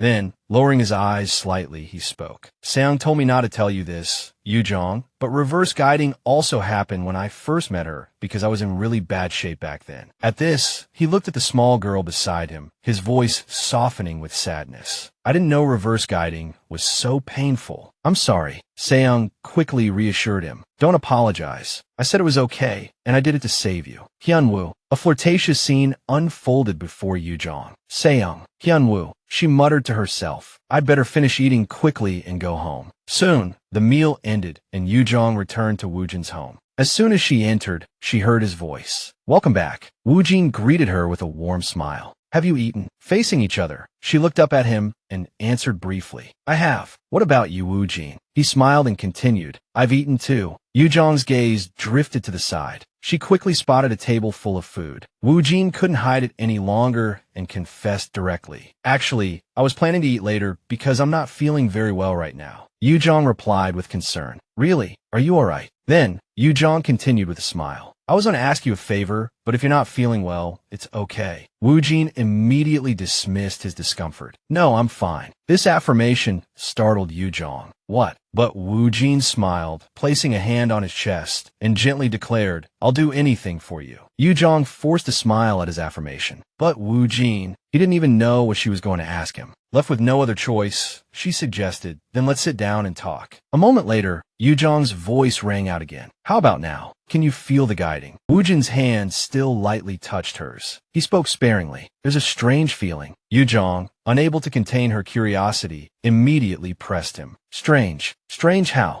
Woojin dutifully and honestly gave an example. Normal guiding feels like being completely submerged in water, but this time it's like the water only reaches my ankles. Even so, it feels very comfortable. Woojin's analogy confused Yu Jang. But isn't being completely submerged in water suffocating? How could that be a comfortable feeling? Did he just figure out my ability? Because it feels different, even though I try to hide it. Their hands clasped once more. Then Woojin simply tightened his grip on Yu Jang's hand. He even teased her with a handsome face, declaring that this would yield more accurate results. Yu Jang simply agreed indifferently. Right? She stood there, looking down at the seated Woojin, and spoke again. How is it? Do you feel energized thanks to the guiding? Woojin answered honestly. More than that, it's just a very comfortable feeling. Yu Jang lowered her face again, requesting, can you describe that comfortable feeling in detail? He replied gently, you know. People said Woojin's ears and face flushed red. He continued, Espers usually prefer guides they're highly compatible with, right? He looked up at Yu Jang again, giving her a warm smile. I heard they grow to understand and trust each other more. Maybe it's true. Surprise flickered in Yu Jang's eyes at this information. So it's true, Espers really do prefer guides they're compatible with. Another morning arrived, the sun shining brightly in the clear sky. Someone's footsteps echoed as they entered. He cursed inwardly. Just thinking about it makes me angry again. That damn young Woojin. The dark-haired young man, CEO Yanho, walked with a deep frown, his mood sour. I need something sweet. He was an A-rank Esper belonging to the Korean Hebe Guild. Recalling the unpleasant events, Yanho thought we were planning to clear that gate ourselves, but Messiah got there first. He'd been bothered by it ever since. And when did those guys start caring about illegal drug deals in cheap motels, stealing our business? Yanho's expression was filled with displeasure. He concluded, I really hate everything about that bastard. He's just naturally talented. Lucky him. Soon, Yanho stopped at the sweets counter, picking up a chocolate bar and examining it. Then he heard a commotion, someone barging in. A group of masked men armed with guns rushed in, shouting, put all the money in this bag now. They yelled a warning, don't do anything stupid. Some customers screamed amidst the chaos, help. We need help over here. Meanwhile, Yanho was calmly unwrapping his chocolate, contemplating how to deal with these rats. He was already irritated, and these rats were making it worse. Should I just take care of them now? Just then, a voice called out, damn it, are you here to shop too? Yanho turned to see a displeased Yu Jang, holding a long metal bar as a makeshift weapon. Looking at the girl, Yanho thought, who is she? Yu Jang had already been feeling incredibly unlucky. She couldn't help but wonder, did I do something terrible in my past life to deserve such bad karma in this one? The noisy shouts outside continued, put all the money in the bag now. The robbers brazenly raised their guns, threatening, "Shut up if you want to live." As one of the few who managed to hide in time, Yu Jang was worried about another problem. If this keeps up, I'm going to be late for work. Looking at her phone screen only made her more frustrated. The signal here is too weak. I don't know if the message will go through, but I'll try anyway. Then, she typed in the chat box, "I'm at Go's supermarket. There are robbers holding hostages. Call the police for me." She thought. Seong said she's sick. Hyunwoo and Yongwoo Jin are espers. They should understand the situation quickly. I'll message them first. At the same time, she was secretly observing and assessing the situation. But these robbers, they don't look scary at all. Is it because they're low-level espers? Suddenly, a child's piercing cry broke the tense silence. "Mommy!" The nervous robber immediately threatened the boy. "I told you to shut up." He even pointed the gun at his head. "Shut up now." The frightened boy trembled, stammering, "Didant, don't shoot." Yu Jang was calmer than them, so she noticed the robber's bluff. "That gun looks too crude, like a fake. If it were real, they would have fired a few shots to scare everyone already." She silently tightened her grip on the crowbar, as if she had made up her mind. Just as she was about to rush out, a voice came from behind her. "Hey you."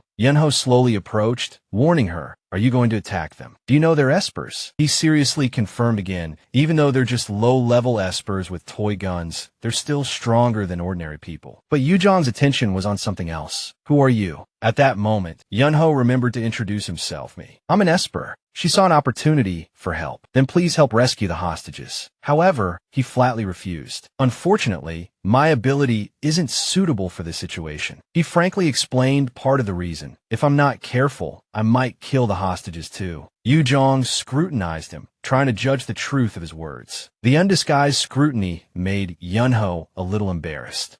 I'm serious. My ability is wide area massacre type, and there's oil here, so I can't use it." So, she could only continue with her plan of taking matters into her own hands. "And those guns are probably fake, right?" He patiently confirmed again, "I'm a certified esper with combat experience, so I'm pretty sure." Yu Jang chose to believe him for now. "Good. I just needed someone to confirm my suspicion." Screams and panicked shouts continued. One robber nudged his companion. "Hey, don't use your abilities randomly. Just watch the phones." The other party immediately complied. Yes, now she understood the root of the problem. The weak signal here was due to the robber's ability. The other two robbers were stuffing money into bags. Yu Jang continued to probe this new passerby. "Hey, you said you're an esper, right? Are you an offensive type?" Yanho nonchalantly acknowledged his identity. "That's right. Why do you ask?" Thanks to this, a plan quickly formed in her mind. "Then, can you do me a favor? No need to save the hostages. Just lure the robbers away from the fuel area, okay?" He seemed clueless. "Whoa, what?" Yu Jang had to say more to reassure him. "I'll repay you after this is over. So please find a way to distract the robbers. It would be even better if you could injure them." The robbers' voices shifted to another location. They were threatening the cashier to put the money in the bag. "Hurry up." They even grabbed the boy from before to pressure her. "Hurry up if you don't want this kid to die." Just then, rapid footsteps echoed from the floor. Then, a crowbar aimed for the blind spot, hitting the robber's head directly. He immediately collapsed, leaving his accomplices in a panic. Dude, they became even angrier when they saw it was a woman. What crazy woman is this? At that moment, the two robbers suddenly burst into flames, scorching their skin. It's so hot. But this wasn't enough to stop their aggressive actions. They even made a wrong judgment. That girl is an esper. One of the remaining unharmed robbers pulled out a knife, preparing to attack Yu Jang.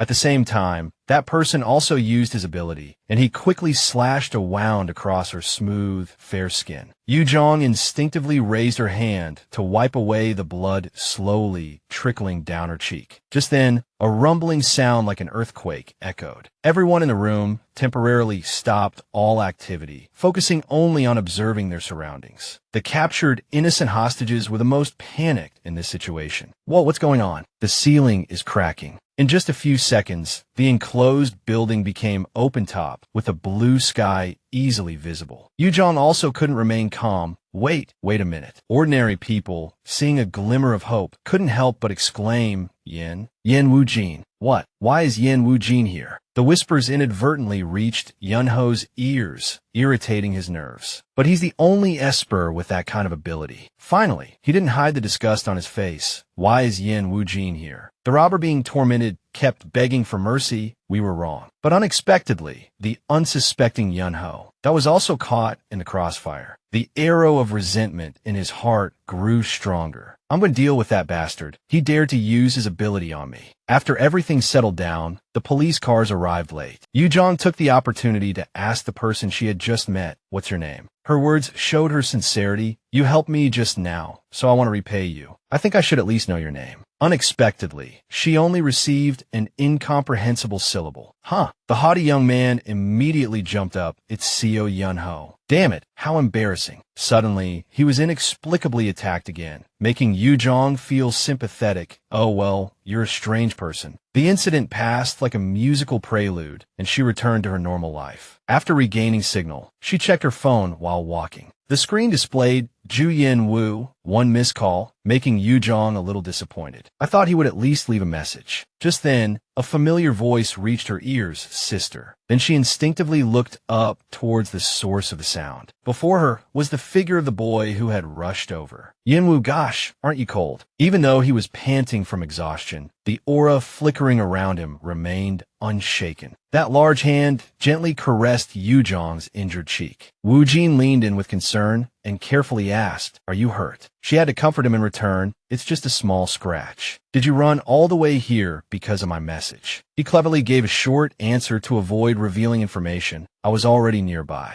But more importantly, you should take care of that wound on your face." Yu Jang brushed it off. "It's okay, it'll heal quickly." Then she handed him a stick of incense. "Oh, and this." She repeated her previous instructions. "The police gave this to me just now, but I think you need it more. I don't know why you're here, but it's best to resolve it quickly and go home." It was just a simple gesture, but in Wu Jin's eyes, it was like 100 flowers blooming. "Are you giving this to me?" He respectfully and gently took it. "Thank you. I'll cherish it." Earlier, his subordinate reported to him, "Chairman, I've confirmed it. All the hostages are safe. The casualty count has also been quickly and accurately updated. 28 injured, 1 critical, and some with minor injuries." His face remained icy and impassive. "Understood." But the moment he hung up, Wu Jin could no longer contain his rage. Looking at the gathered crowd, the one person he was waiting for was nowhere to be seen. "As long as she's not hurt." Just then, as his gaze inadvertently caught a figure, his dangerous expression quickly softened. It was Yu Jang, the one he'd been waiting for, pure as a flower. However, Wu Jin's sharp eyes immediately noticed the small wound on her cheek. Just a small scratch was enough to flip his crazy switch. "Those bastards. Should I just kill them?" In a closed room, a baseball bat lay alone beside a pool of splattered blood. Even so, not a single drop of blood stained the man's gleaming leather shoes. Wu Jin watched coldly as the underlings were tortured both physically and mentally. Du Kyung couldn't help but worry about the aftermath. How are we going to cover this up this time? Just then, a man slowly walked down the stairs. "Du Kyung Hyung, I heard you were looking for me." It was Kim Jae-young, the A-rank healer of the Messiah Guild. Seeing the horrific scene before him, he forced a smile. "This is quite a mess." But Wu Jin only cared about efficiency and results. "Start immediately."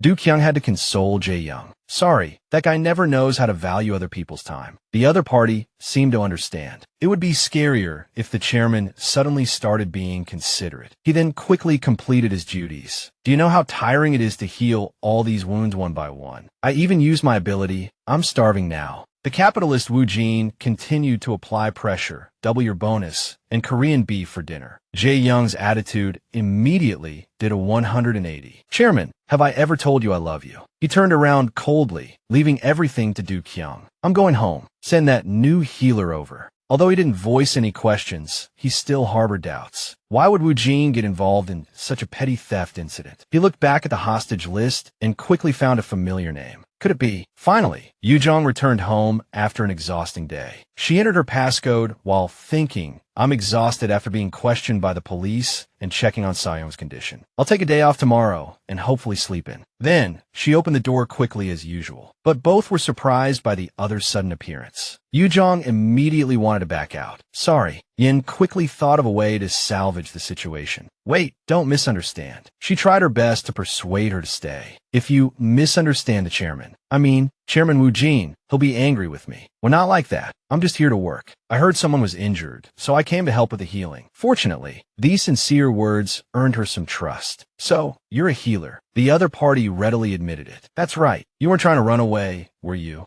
Yu Jang had to find a reasonable excuse. I wasn't trying to run away. I was just afraid you'd misunderstand. Anyway, she's a healer. This is the first time I've met someone like this. Suddenly, Du Kyung poked his head out from behind and reminded them, "What are you two doing there?" "Kumin," Yin proactively answered for her. "Oh, we're just about to come in." Then, they returned to the main topic of the visit. "So I'll start now. Your cheek is injured, right?" Yu Jang didn't react for a moment. Yes, but it's just a small scratch, it's fine." Yin reassured her. "That's why I came to heal you first." She was a little curious about one thing. "Did Wu Jin ask you to come?" She quickly and sincerely said, I just can't ignore injured people." Wu Jin also chimed in to help persuade her. "Yes, I asked her to come. I thought it would be difficult for you to serve customers at the cafe with that injury on your face." This reason eased Yu Jang's mind considerably. "Oh, thank you. But for a scratch like this, I can just apply some ointment and it'll heal quickly." Before she could refuse, Yin had already swiftly used her power. She subconsciously compared it to her other self in another world. Unlike Amelia, who had healing abilities, she seemed to be able to heal without touching the other person. At the same time, she made small talk to lighten the mood. Speaking of which, I was also surprised that Mr. Wu Jin, an Esper, was involved in that robbery. Yu Jang was also concerned about this topic. "Oh, right, he doesn't usually handle that kind of thing." Honestly, I was more panicked when I saw the ceiling crack than I was about the robbers. Du Kyung cleverly followed up, "So, you know he doesn't usually get involved in these kinds of incidents. Are you interested in Wu Jin?" But her expression was flat, as if it were a matter of course. "Well, he's a famous Esper after all." He still clung to this detail, continuing to probe. "That's true, but you don't seem to know much about, or care much about, other famous Espers." "Really?" Yu Jang calmly repeated. "I don't think so, but young Wu Jin is indeed quite famous." Then she quickly changed the subject. "Anyway, it's good that the robber was caught, but I'm also a bit worried about the damage to the store. The robber made a mess of the inside, but the collapsed ceiling is a bigger problem." As she suddenly became loquacious, everyone listened attentively. "The government will probably compensate for the damages, since it was caused by the robber, but shouldn't the shop owner receive double the compensation?" Yu Jang gradually lost control of her resentment. "What about the victim's emotional distress? Why did that bastard destroy someone else's property? Isn't he just a calculating Esper?" She stopped abruptly, and the surroundings instantly fell silent. "What?" Yin inadvertently let out a surprise sound. Yu Jang finally came to her senses. Sorry, I didn't mean to say those harsh words." "That's right, they should also consider the victim's emotional distress." She grumbled inwardly. "I get angry every time Yin Wu Jin is mentioned." Wu Jin comforted her with a warm, spring-like smile. "Don't worry, they'll definitely get double the compensation." His tone was smooth and flawless, because those losses could have been completely avoided. As expected, Yu Jang's mood quickly stabilized. "I'm really sorry about what I said earlier." But he agreed with that sentiment. "No, I also think he's a bastard, sister." She couldn't help but see him in a different light. The Yin Wu before her eyes was Wu Jin with an angelic filter. "But more importantly, I'm glad you weren't seriously injured." The other two worried that Yu Jang would misunderstand. "He's probably just comforting me, so I don't feel bad." So they quickly understood their role as third wheels and prepared to leave. I have to go now." "Oh, I'm leaving too," Yu Jang said with some regret. "Aren't you staying for dinner?" Wuin naturally made an excuse to refuse. "No, I have something urgent to attend to." She then remembered the most basic thing. "I almost forgot. My name is Song Wuin. I hope we can meet again soon."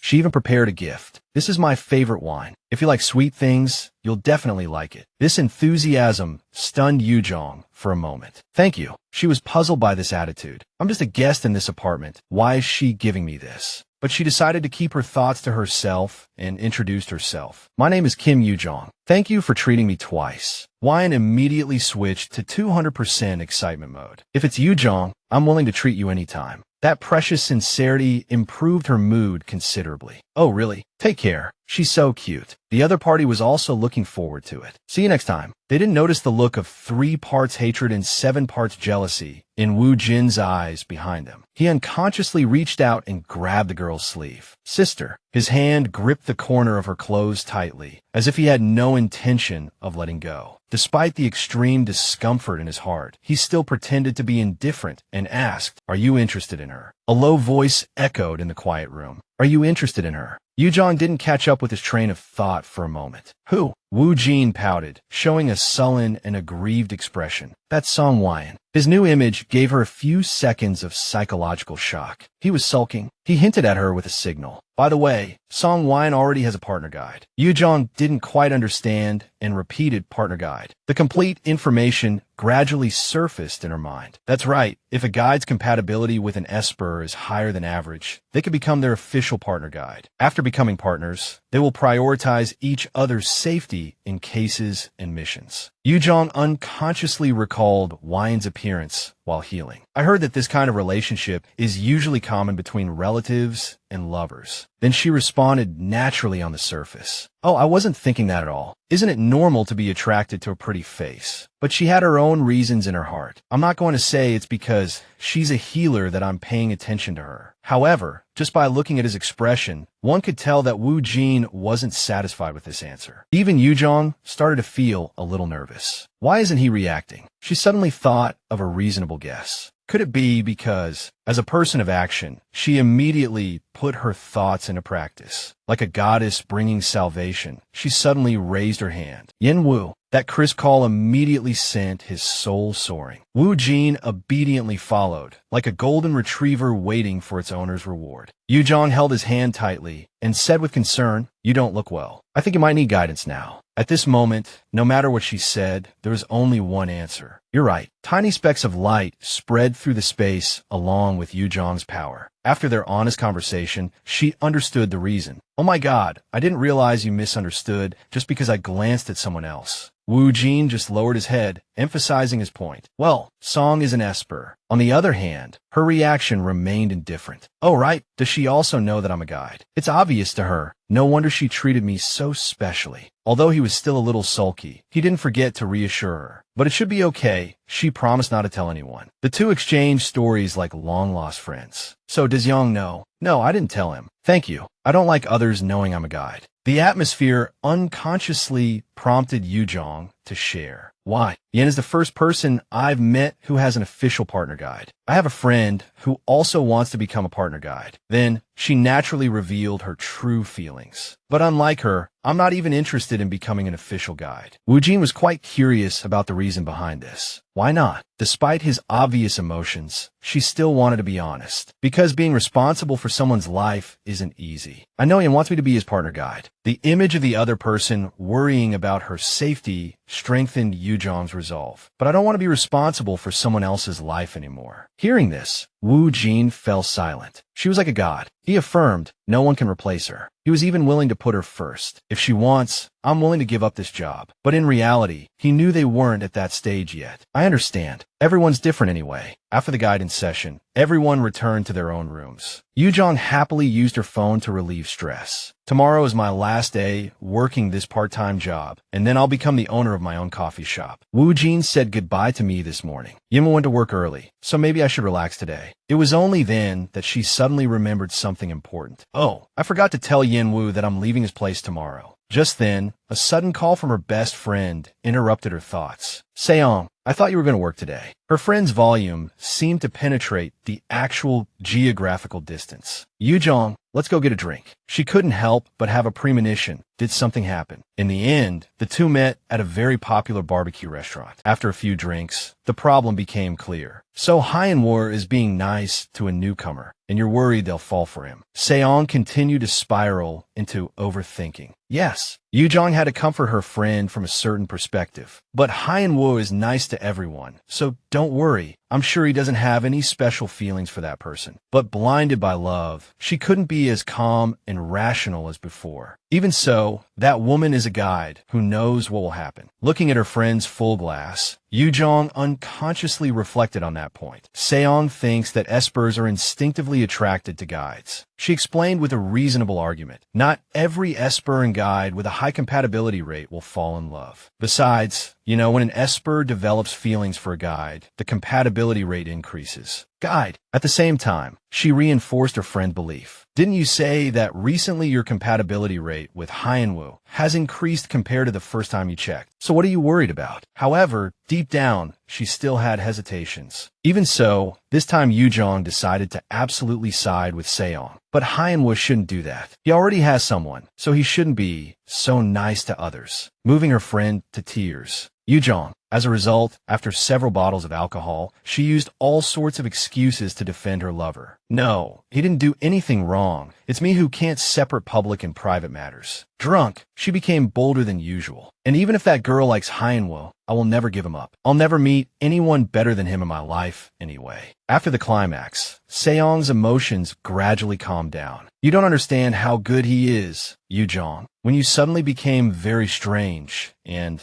I was very worried about you. He was the one who stayed by my side. She immediately caught the key point in the sentence, became very strange. And she just continued to recount the events of that time. Yes, you've been very strange for the past year, like a completely different person, and you barely spoke to your family. Seong couldn't help but feel sad. Do you know how worried your mother was about you? Making Yu Jang feel guilty as well. I've changed now. Do you not like me anymore? Before completely collapsing on the table, she mumbled, "Silly, of course I still like you." She could only sigh at her friend's unconscious state. Having no other choice, she carried Seong out of the restaurant. As soon as she stepped outside, Yanho rushed over. Yu Jang. He naturally took Seoyoung and asked her how much she had drunk. She answered truthfully, "I don't know. I stopped counting after the 7th bottle." In her eyes, there was only her beloved Yanho. Moreover, Yanho didn't forget to check on her condition. "Yu Jang, are you okay?" She quickly turned around, ending her role as a third wheel. "I'm fine, of course. You two should go home now. Thanks. Be careful on your way." Then she got into a taxi and returned to her apartment. She suddenly recalled what Seoyoung had said to her tonight. "Yes, for the past year, you've been acting very strangely, like a completely different person, and you barely talk to your family." That concern lingered in Yu Jang's mind. Just then, the phone beside her suddenly rang. As soon as she answered, she heard Woojin's worried voice. "Where are you? It's so late." "Oh," she reported calmly. "I'm in a taxi." But she still couldn't escape his sharp intuition. "Did you go drinking?" Yu Jang didn't bother to hide it. "Yeah, I had a little." Woojin didn't press further. "Then I'll wait for you downstairs. See you later." Sure enough, as the car approached the roadside, she clearly saw his figure. Woojin proactively opened the car door and asked with concern, "Are you okay?" Yu Jang's state was no different from usual. "I'm perfectly fine. My friend is much more drunk." Then she reminded him with a smile, "It's cold outside. Let's go in." Back in the room, the first thing Woojin did was take care of her. "Have some water." Yu Jang politely accepted. "Thank you." He took the opportunity to probe her intentions.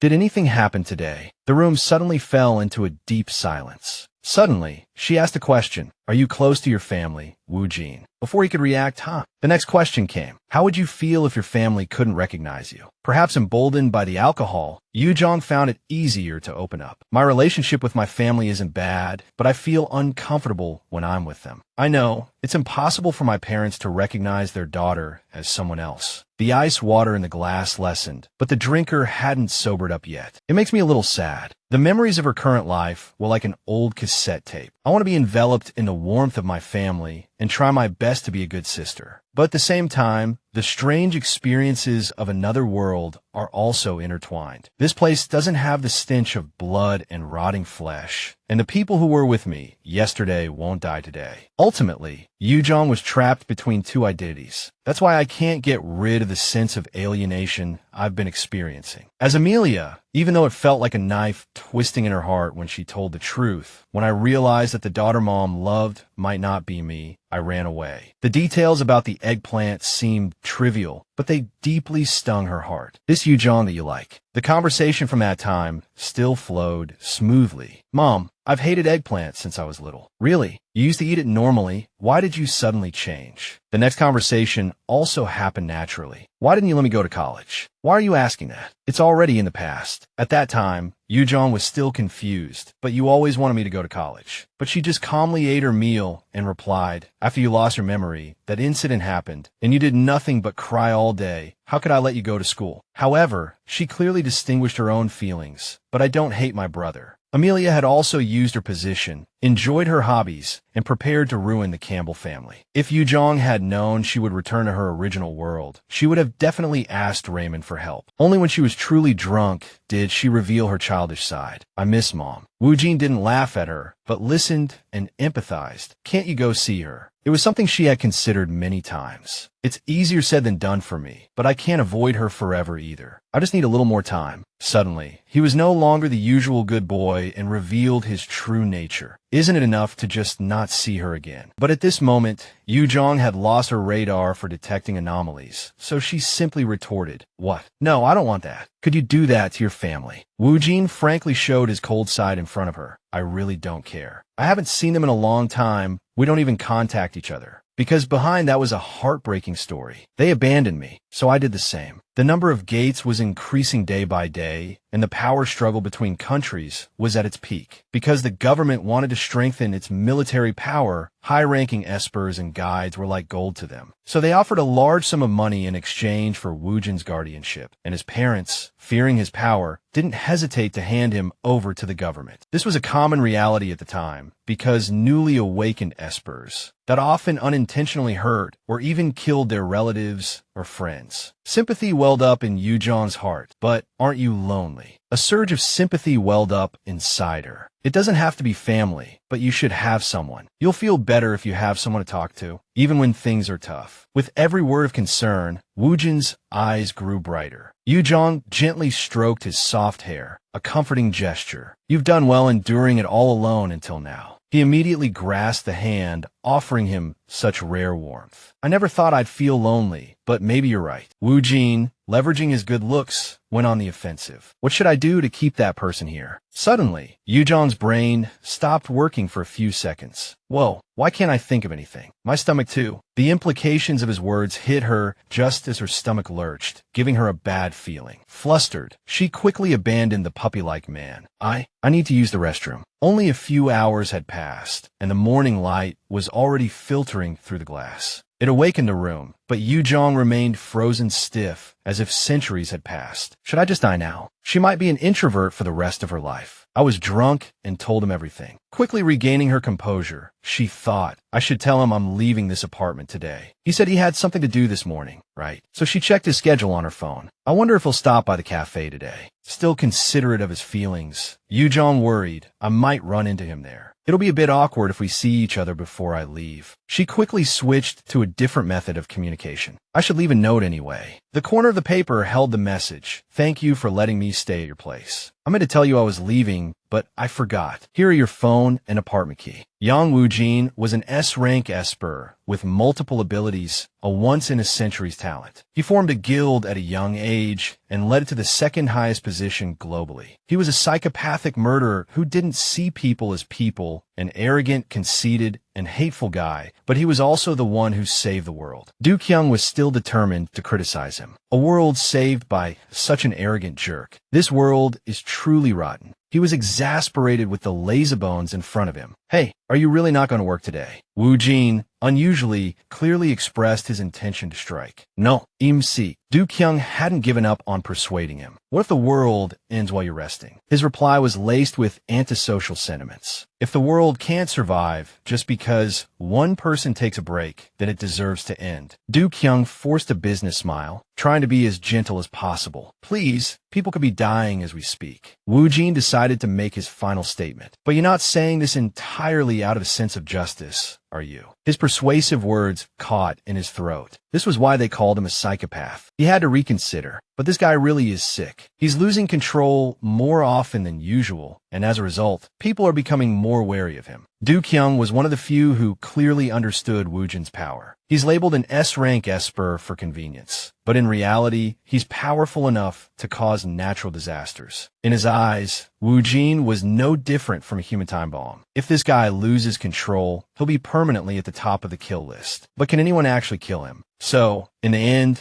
Du Kyung tried to care for him like a rebellious child. Among the guides I introduced, were there any you got along with? I figured compatibility would change, depending on the situation, so I introduced some who seemed a bit reckless. Just hearing this made Wu Jin want to crawl back into his blanket cocoon. No, none of them were right. Shut up and leave me alone. Du Kyung was starting to feel despair. Hey, don't be like this. Just then, he suddenly connected the dots. A haughty back and sharp gaze flashed through his mind. Wait a minute. Du Kyung thought he'd figured it out. Are you like this because of Hai Hyun? Wu Jin's silence only deepened the misunderstanding. So it's true. I knew you liked him, but I didn't think it was this bad. Instead of refuting him, Wu Jin issued a death threat. Keep talking if you want to die. Du Kyung officially raised the white flag. Maybe I should cut ties with him. At this rate, he might become a villain. Even now, his personality isn't that different from one. Wu Jin drifted off to sleep, ignoring the anxious worries of the man behind him. I hope the next guild leader is normal. Meanwhile, in a bright cafe with melodious music, the menu on the blackboard was decorated adorably, attracting customers, with cakes that could soothe bitter souls displayed beside it. Yu Jang looked around the cafe, a confident thought crossing her mind. Maybe I should promote the cafe on social media. Her first customer on opening day was Song Ji Hyun, a high school friend and a graduate student researching Gates. I told you, give me your phone. Taking the phone,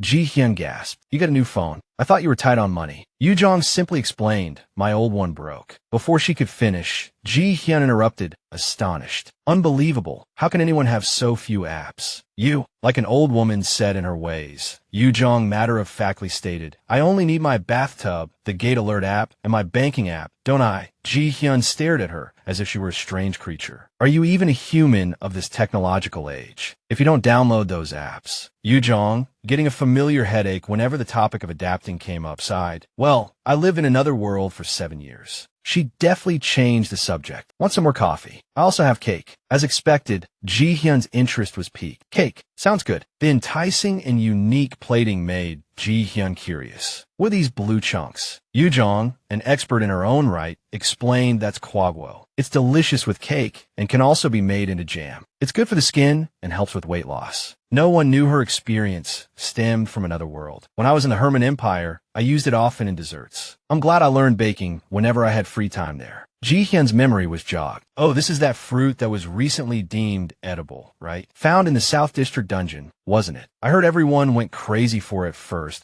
because it was supposed to be healthy, but then no one ate it anymore because it didn't taste good. Yu Jang could only manage a stiff smile. No wonder it was so cheap. But Ji Hyun's reaction was the complete opposite of the general consensus. Wait, this is delicious. Is this really kwagwo? A sense of accomplishment washed over Yu Jang. See, its taste depends on how we cook it. Ji Hyun quickly saw its potential. This dessert is going to be a hit. I'm not kidding. You have to post it on social media now. Yu Jang was still skeptical. This cake really? Ji Hyun firmly affirmed, yes. And add hashtags. Make sure the caption is catchy too. Urged on, Yu Jang immediately made a post. Don't miss out on this healthy dessert made with kwagwo. The afternoon sun was no longer as gentle as the mornings. Yu Jang stood idly for a while, soon missing the carefree days of being a part-timer. She looked dejectedly at the empty cafe. Is it because I just opened this week, so there aren't many customers? There was another nagging issue. On top of everything, the cake wasn't selling well because of kwagwo's perceived bad taste. Just as sleepiness threatened to overtake her, a glimmer of hope arrived. Welcome. The customer was cautiously wearing 2 hats. He was bundled up like a professional dog napper, phone at the ready to take pictures. Yu Jang was puzzled by the rather odd behavior. Is he a celebrity? Why is he taking so many pictures? Then she rationalized it. Maybe it's for his personal page. Finally, the customer, Yanho, spoke, ready to order. I'll have a chocolate latte with whipped cream. Yu Jang politely asked, all right, for here or to go? He immediately answered, for here. A brief exchange of questions and hesitant answers followed. You can choose soy milk. Regular milk is fine. Would you like chocolate syrup on top? Yes. Being interrupted for the 3rd time started to irk Yu Jang. He keeps cutting me off. After a bit of hemming and hawing, Yanho got to the point. I saw on social media that you sell desserts. Made with kwagwo. At that moment, his eyes widened as if he discovered something. He quickly pulled down his hat, feigning secrecy. Do you sell kwagwo cake here? Working the machine, Yu Jang replied, I'm still baking it, so you'll have to wait a little while. It'll be ready in 15 minutes. Can you wait? He quickly decided. Then I'll have that cake too. She directed him, okay, please have a seat. I'll call you when your order is ready. While preparing the order, Yu Jang felt an inexplicable pressure. Why is he staring at me like that? She paused, speculating. At first, I thought I was imagining things, but he's definitely looking at me. Her imagination ran wild. And I feel like I've seen this person somewhere, but where? Without making Yanho wait too long, Yu Jang brought out the tray. Your order is ready. But the thought lingering in her mind didn't match the reality. Oh, I know. She hadn't even realized she'd drifted into a memory. He reminded me of Yanho from back then. As night fell, her brain trust reached a verdict. Yu Jang, you might be interested in you.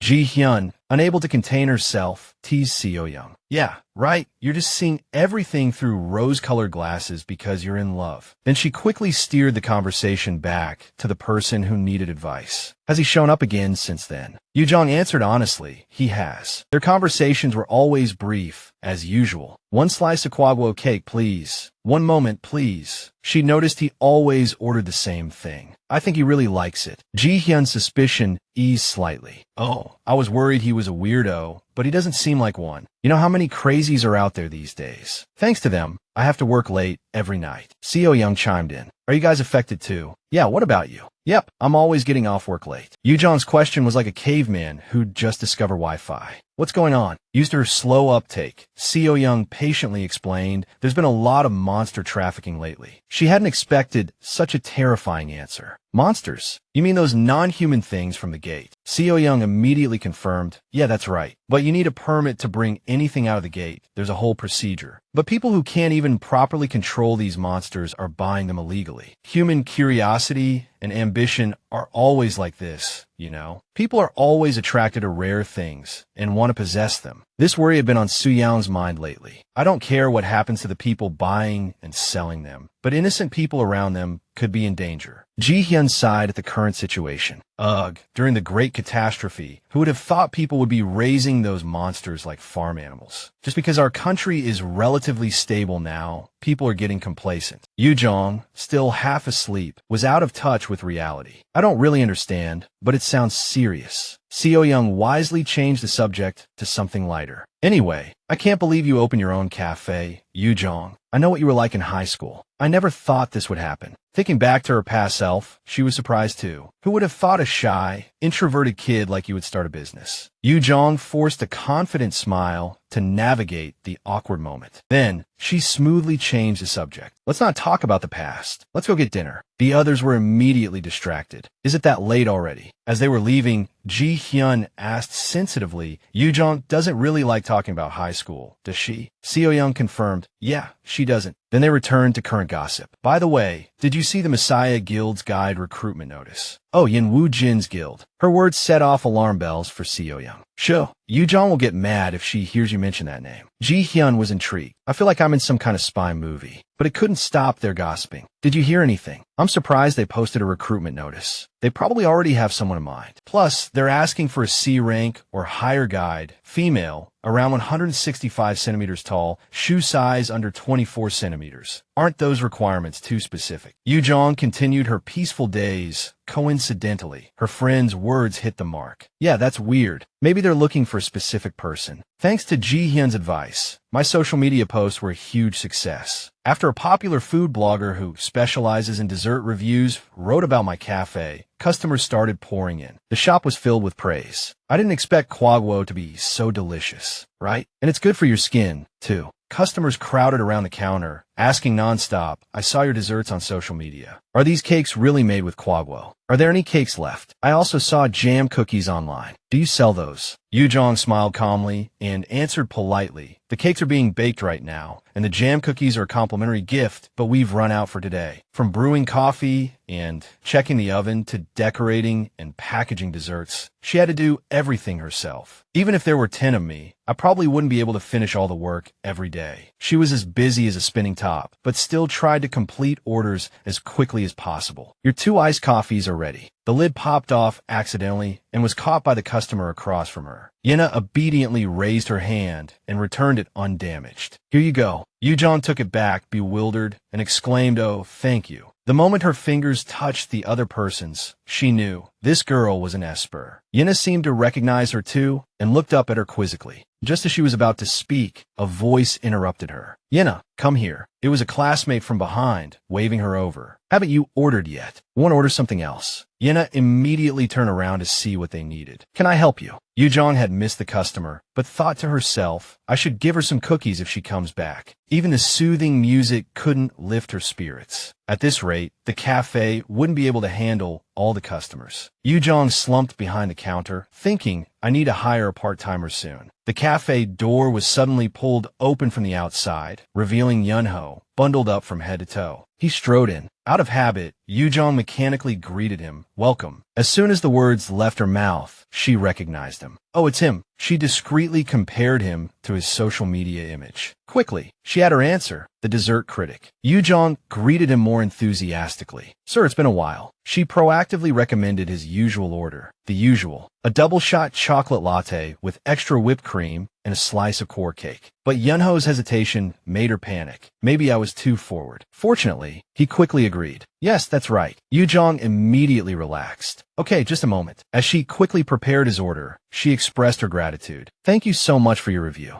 Yanho responded with a puzzled, huh, what? Yu Jang took the opportunity to share her feelings frankly. When I saw your post on social media, I wanted to thank you right away, but you haven't been back since. He lowered his head and asked softly, how did you know? Yu Jang sensed the awkward atmosphere, but didn't offer an explanation. Maybe he's surprised I recognized him. I ran out of stickers, so I tied the cookie bag for the reviewers with ribbon instead. She silently recalled Yunho's first visit. He was the one who received the ribbon-tied cookies. He abruptly pulled down his mask and demanded, honestly, when did you recognize me? The lack of an answer made Yanho more impatient. Are you deaf? His sharp reaction startled Yu Jang. It suddenly dawned on her. Wait, this person is... Unpleasant memories flooded back from when she asked Yanho, what are you doing here? Yu Jang tried to choose her words carefully to confirm. CEO Yihun. He curtly corrected her. No, it's CEO Yanho. Damn it, stop getting my name wrong. She covered her mouth in surprise. Oh, right, CEO Yanho. I never thought a regular at our cafe would be a celebrity. On social media, he retorted without hesitation. But you don't seem that surprised. Yu Jang awkwardly explained, that's because I don't have many facial expressions. Yanho leaned in closer, pressing further. Anyway, what do you mean, a celebrity on social media? I thought you recognized me as CEO Yanho, the superpowered individual from the Hebe Guild. Yu Jang could only offer a perfunctory response. Oh, I don't know much about guilds. Are you famous in that world too? They stood at the counter, their conversation going back and forth endlessly. What do you mean you don't know? I'm famous. Oh, I'm talking about you being a famous dessert critic on social media. Then what was that about thanking me? Oh, you're a regular at the cafe, and you help promote our desserts. Finally, Yu Jang shared her little secret. I ran out of stickers, so your cookie bag was the only one tied with a ribbon. Yanho's eyes widened in realization. I see. Even though things were cleared up, she continued the conversation. By the way, Mr. CEO, he responded curtly with a single word. What? Yu Jang boldly voiced her confusion. Why are you speaking to me so casually? Yanho didn't answer, but instead asked, how old are you? Though puzzled, she politely provided the information. I'm 25, but age doesn't really matter in this case. He quickly offered a reasonable explanation. We're the same age, so you can speak comfortably to me too. Yu Jang understood and readily agreed. Oh, okay. Yanho smiled brightly and started with the most basic question. What's your name? She answered succinctly. Kim Yu Jang. That alone was enough to change his demeanor. Kim Yu Jang. You're Kim Yu Jang. Yanho hurriedly asked, do you know Yan Wu Jin? Yu Jang let out a quiet, dry chuckle. Who doesn't know that name? He didn't miss the chance to thoroughly investigate. Do you know him? She denied it without hesitation. No, I know of him, but he doesn't know me. This answer didn't seem to satisfy Yanho. Based on his reaction, suspicion began to grow in Yu Jang's mind. Why is he asking these questions? Yanho, who had been sullen, finally burst out, wait, you know him but not me. That's infuriating. After that, CEO Yanho would still drop by the cafe when it wasn't busy. Though he always grumbled, he must have liked her desserts because Yanho always ordered with the same phrase. Give me double of that. This guy's an A-rank esper with pyrokinesis. He's known for not getting along with Yan Wu Jin, but he doesn't seem like a bad person to me. The problem is his perpetually furrowed brow. But in the end, I found out that the guy was much more harmless and predictable than I thought. Yu Jang stood behind the counter, quietly observing the familiar customer. She washed the dishes while composing herself. Anyway, The more important thing for me right now is hiring a part-timer. Yu Jang was lost in thought. I want to find someone diligent,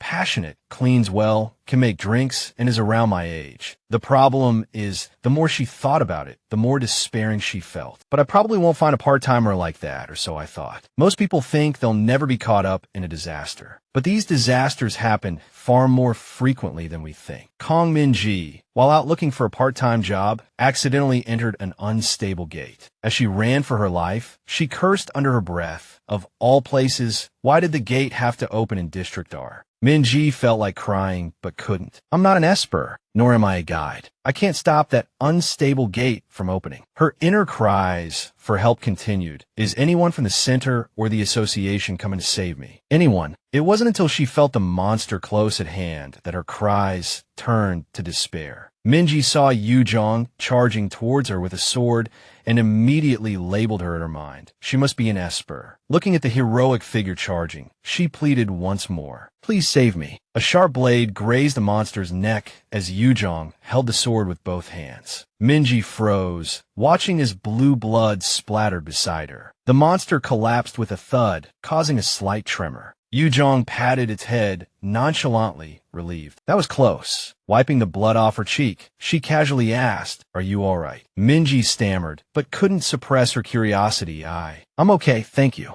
Are you an esper? Yu Jang immediately denied it. No, this weapon isn't mine. I took it from that esper over there. Hearing the keyword esper, Min-ji immediately ran off, leaving Yu Jang calling helplessly after her. Wait, don't run that way. As soon as she saw a figure, she blurted out, "Excuse me, I heard you're an esper." By the time she came to her senses, she realized she was talking to a still warm corpse. Yu Jang ran over just in time and asked, "Are you okay? I told you not to run this way." She sat down next to Min-ji and comforted her gently. "Can you stand? It's dangerous here. Let's hide in that cave for a while." She had no choice but to follow the suggestion. Yu Jang looked at her, feeling a pang of sympathy. She must still be in shock. She looked up at the sky and concluded silently, "Well, a gate just opened right in front of me." The two quickly found a place to rest and recover. Yu Jang kindly offered Min-ji some food. "Here, have a cookie. It's times like these when you need to keep your strength up." She accepted the kindness, whispering her thanks. "Thank you." Yu Jang warmly reminded her, "I have water too. Let me know if you want some." Min-ji munched on the cookie and took a moment to praise her. "Thank you for saving me. It's amazing how calm you are in this situation." She turned to her savior, asking incredulously, "Are you really not an esper?" Yu Jang corrected her absently, "I'm not, but I look like one." Min-ji affirmed without hesitation, "Yes." She couldn't help but feel a little moved. It's amazing that you, an ordinary person, could just pick up a weapon and fight a monster. She took the initiative to introduce herself. "I'm Kim Yu Jang. What's your name?" The other girl paused for a moment, but replied fully, I'm Kong Min-ji, 24 years old." Yu Jang turned to her new acquaintance and murmured, "Well, Min-ji's right. We were really lucky. We might not be so lucky next time." She continued without hesitation, "But I'm not calm because I'm going with my gut. Since we're already in danger, all we can do is stay calm and do what we can. That way, at least our chances of survival together will be higher." Min-ji sat hugging her knees, agreeing, "You're right." But Yu Jang understood and interrupted her. "This is my first time in a dungeon too. From my experience, if you don't adapt to the new environment, the chances of dying are higher." Yu Jang understood Min-ji's current feelings and continued to gently persuade her. "So don't worry too much. Just accept the situation." With such sound advice, she quickly shook off her negative emotions. "Thank you. I feel much calmer now." Min-ji suddenly felt aggrieved. "I just got fired a few days ago, came out to find a part-time job, and ended up falling into this dungeon. Why am I so unlucky? I've been hoping things would get better. But look at me now." She was remarkably optimistic, quickly regaining her composure. "But I believe we'll survive. Someone once read my palm and said I'd live to be 100. After that, she seemed to want more reassurance, so she made a promise. When we get out of here, I'll make you your favorite drink, Yu Jang. I can make anything you want because I worked at a cafe for a long time." This took Yu Jang by surprise, and she blurted out, "What?" Min-ji repeated what she just said. "I said I'll make you a drink." But that didn't seem to be what Yu Jang wanted. "No, not that." She grabbed her hand and looked at her expectantly. "Wait, say that again. How many years did you work at a cafe?" although a little pressured by the gleam in her eyes. Minji answered honestly, "Oh, about 5 years." Yu Jang pressed further. "Do you like cleaning?" This sudden, unrelated question made her hesitate. "Well, I can't stand it when things are messy. I have to tidy up." Feeling like she'd found the right person, she excitedly offered, "Then do you want to work in my cafe? I'll pay you well, and the benefits are good too." Minji, who happened to be unemployed, was quite interested. "Oh, that would be great. If the cafe is close to my house, I'll bring my resume right over." However, looking at the monsters standing in front of the entrance to the cave, their excitement quickly faded. "But first, we have to get out of here." Suddenly, one of the monsters seemed to notice something in the corner. Yu Jang clearly caught its gaze as well. "Minji, I think we have to run." She urged her to flee, looking back as they began to chase them. "That monster was just looking at me." Yu Jang mentally reviewed some small details. The gate was white, right? She searched her memory as she ran. Low-level gates are white, mid-level are green, high-level are blue, and the highest level is red. It was clear Yu Jang had been very carefully taught about this. You can close it by finding the dimensional gate's fault line, meaning you have to kill the dungeon boss or destroy the object that symbolizes the dungeon. But putting the theory into practice was making her want to cry. That's what Hyunwoo said, but the problem is I don't know how to destroy that object. Even so, she had to step up as the leader. "This way, Minji." Minji reacted a little slowly. Okay. But the monsters were fast, soon catching up, their huge mouths snapping through the passage, letting out shrieks to scare them. Both of them fell to the ground in fright. After escaping death by a hair's breadth, Minji gasped for breath. "We survived thanks to this narrow passage they can't squeeze through." Having overcome one hurdle, another problem arose. "But what are we going to do now? We can't get out of the cave." Yu Jang calmly made a decision. "First, we go deeper." Minji couldn't help but worry.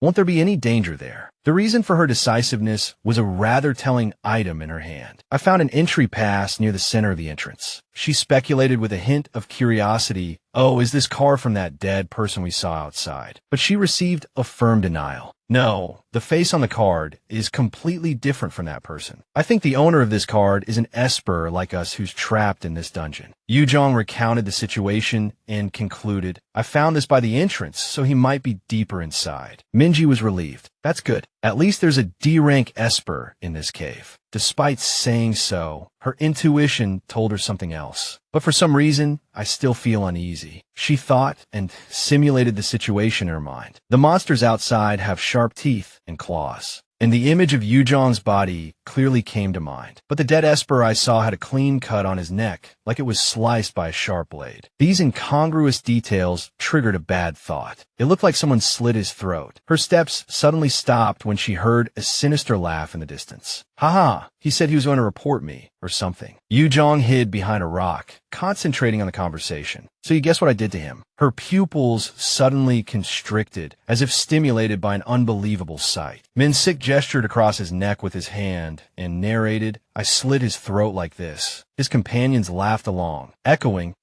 he deserved it." Yu Jang seemed to recognize the young man there. "Is that him?" There was no need to look far, as he was right in front of her. "The owner of the entry pass I picked up at the entrance." Min-sik sneered, criticizing the other person. "You're just a B-rank esper, only one rank higher than me." He looked at Elhu, lying flat on the ground, and insulted him. "Who do you think you are to teach me about honor and the law?" He grabbed his hair without hesitation and sneered. "Look at you, lying on the ground after I beat you, even." His life hung by a thread, yet Elhu still argued back. "Min-sik, do you understand what you just did?" He bluntly revealed Min-sik's sixth crime. "You murdered a civilian and captured a monster." But for a murderer like him, these words were no deterrent. "As long as I close this door, no one will know what happened here." Minji, witnessing this kind of thing firsthand for the first time, felt her thoughts slow down. "Wow, what are we going to do now?" Yu Jang's voice was completely hoarse. "We're screwed," she blurted out. She forced herself to calm down and carefully observe the people on the other side. "I need to calm down and assess the situation. There are 2 of us and 4 of them." Yu Jang stared at Elhu, analyzing. "One of them looks like a victim, and that man seems to be a B-rank esper." She glanced at the glowing blue stone. "That thing in the back seems to be the symbol of this door, so destroying it might close the portal." Min-sik seemed to have hated him for a long time. "Elhu, every time you spout those hypocritical words, I want to kill you, and today I'm going to make it a reality." He then raised the syringe in his hand, declaring triumphantly, "I'll let you see the precious items that people like you will never be able to touch." He immediately jabbed the needle into El-Hu's neck, leaving him defenseless. Unable to control the drug being injected into his body, he tried to claw at his throat. Thinking no one was around, Min-Sik casually revealed some information. Who would have thought that the association actually created an item that can neutralize the power gap between ranks? A shrill scream echoed through the cave, but Yu Jang was worried about something else. What did he inject him with? Is it poison? Moments later, still in the cave, but this time, several streaks of fresh blood and terrified screams were added to the scene. El-Hu clutched his head in agony, kneeling on the ground. The power he released forced both of them to raise their hands to shield themselves. Yu Jang seemed to have anticipated this. I knew it. He's going to lose control soon. Taemin suddenly turned and warned him, Min-Sik, if we get caught in his outburst, we'll be killed. We should close the portal now. He readily agreed. Sound good. It's a shame I can't see that dog die with my own eyes. Then the three of them carried several bags towards the large stone. El-Hu felt extremely uncomfortable. The drug had almost spread throughout his entire body. In this critical moment, Yu Jang quickly came up with a plan and stood up to act. Run, Minji. Minji was startled and panicked.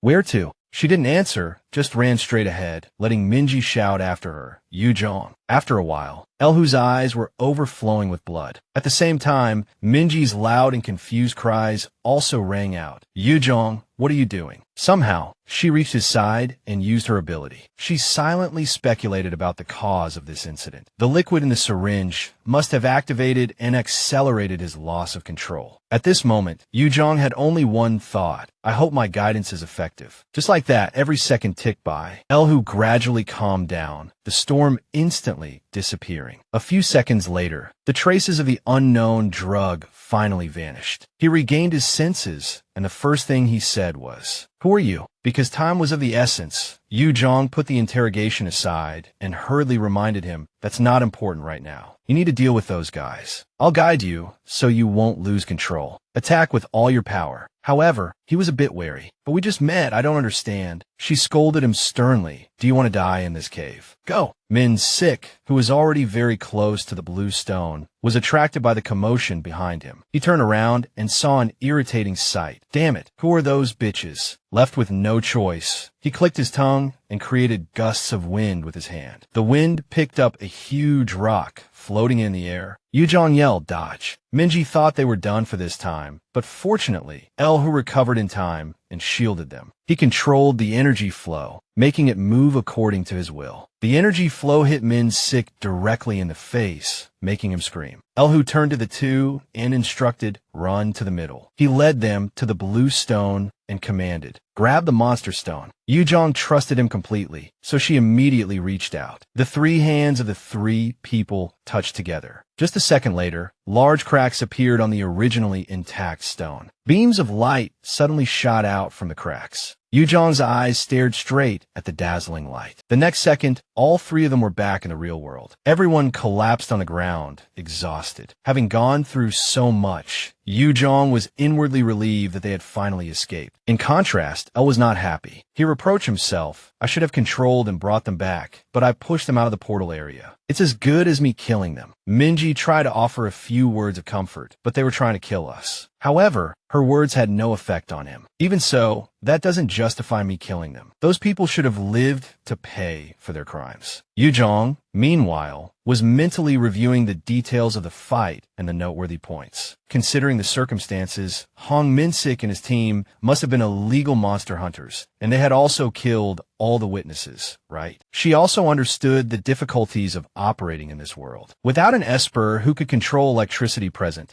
they couldn't use electronic devices inside the portal or alert the outside world, thus creating the perfect crime. Yu Jang wished for nothing more than safety. But the important thing was that she had survived and escaped from an unstable portal where an ordinary person could easily die. Now safe, Elle didn't hesitate to ask on the spot, your guy Kim Yu Jang, right? The person involved in the recent sudden portal incident. She frankly admitted yes. She knew she couldn't hide it forever. I guided an Esper who works for the center, so I have no choice but to admit I'm a guide. Looking at the documents, Seo Young suddenly remarked, it seems like you did some other tests besides the mandatory ones. This casual remark, however, stunned Yu Jang. Wow me, really? Then she suddenly remembered someone. Wait, did Amelia do this? Did she want to become an esper or a guide? But why? Following the doctor's instructions, she then, stand here and put your hands on the machine. During the examination, Yu Jang was still pondering Amelia's reasons for doing so. Amelia doesn't seem like the type to be obsessed with honor. Could she want to become a guide or an esper to get funding? Suddenly, a scream interrupted her thoughts. Triple A rank. The measuring device. Two medical personnel, witnessing the scene, suddenly fainted. The measuring device is destroyed. The last recorded wavelength is. But the most worried person at the moment was Yu Jang. Don't tell me I have to compensate for the damaged device. A slightly relieved voice echoed in the room. You're finally registered. Hyunwoo directly expressed his concern. I was so shocked to hear that you and Elle were trapped in a chaotic portal. I'm glad you got out safely. He chattered on, oblivious to Yu Jang's pale face. Oh, right. I want to send you a thank you gift for helping him. He's a bit old-fashioned, but a good person. She subconsciously recalled what she had heard at the hospital. They said it would take more time to install the new measuring equipment. So, I was assigned a temporary rank. Before the reevaluation, Yu Jang's soul seemed to have left her body, lost in a sea of thoughts. I hope my rank is lower than C rank. But she clutched the card in her hand, cursing inwardly. Damn it. Seo Young, who had been silent, also began to share her regrets. You'll have to close the cafe for a while. It's a shame. The business was doing pretty well. Such a pity. Yu Jang snapped back to reality, her whole body trembling. What? Seo Young replied, as if it were obvious. You have to be a guide for at least 3 years. How can you still run a cafe? She asked in confusion. Don't I have a choice? Do I have to be a guide 7 days a week? Yu Jang switched to an unprecedentedly serious mode. No matter what, I won't close the cafe. She kept the real reason hidden in her heart, not saying it out loud. I've spent almost my entire life doing things I didn't want to do. Now I've found something I want to do, and as long as I still have the right to decide, I will never give it up. Never. Seeing her sorrowful expression, Seo Young hurriedly suggested, there are still ways to make your schedule a bit easier. When you become a guide, Yu Jang immediately asked, really, how? Seo Young slowly explained what she knew. The first option, and also the most common one, is to work as a support guide at the center. This job requires you to report to the office 5 days a week, but you might be called in at any time if there's an emergency on the weekends. The second option is to be a direct guide in the field. You'll be stationed nearby, ready to provide support whenever a request comes in, but this could be a bit dangerous, as you'll have to enter portals frequently. The third option is to join a guild. Guilds pay a large sum of money to the center to hire guides during their service period, and after the service period, the guide must join that guild. Your training period is 3 months, so you can think about which option suits you best. Yu Jang hesitated for a moment before speaking. In that case, she raised her teacup, her expression extremely serious. In that case, I only have one choice. The cafe was as lively as ever. Minji walked to the cash register and whispered, Kim, we're out of quince jam. Do we have any more in stock? Yu Jang leaned over and instructed, go check in that cabinet over there. There should be some left. Minji immediately replied, okay. Looking at the sales figures, she couldn't help but sigh. The quince yogurt is selling really well too. Minji, who had been waiting for this, excitedly boasted, right, it's been super popular lately. Suddenly, she tilted her head and asked, by the way, what are you going to do after your 3 months of training are over? Minji blurted out a series of worried questions. Won't I be fired as soon as I'm hired? Yu Jang tried to calmly explain, maybe I can be exempt from mandatory military service. Minji exclaimed in alarm, but you're too young to be convicted. Yu Jang calmly reassured her employee. Guess what? I'm not actually a guide, Minji. Familiar footsteps sounded from outside the door. It was Yanho again, grumbling uncomfortably before he even entered. Damn it, no seats again today. He walked up to the counter and commented sarcastically, the cafe seems to be doing even better than before. Yu Jang replied cheerfully, yes, thanks to you. Yanho readily admitted, that's right, you should thank me. After all, I have a high status on social media. She added silently in her mind, and even if you wear a hat, everyone knows who you are. Every time you show up, customers flood in. Just then, an impatient voice came from behind Yanho. If you're not ordering, could you move? Without waiting for him to respond, Yanho leaned forward and ordered first a quad espresso latte, please. Yu Jang was a little surprised. "Oh, Yin, it's you." She was a kind student and a regular who had picked up a coaster for Yu Jang on opening day. The interrupted Yanho immediately flew into a rage. "Who's this pipsqueak?" Yin wasn't one to back down, retorting, "Pipsqueak. What are you then?" Standing there at the counter like a wall. "Act your age." He was so angry that his teeth itched, having been spoken to like that for the first time. "What did you say?" The girl continued to argue aggressively. "If you're not ordering, move. Don't interfere with her work." Yanho, burning with anger, turned and questioned her. "Since when did you two get so close? Do you know who you're talking to?" As the fight escalated, Yu Jang intervened.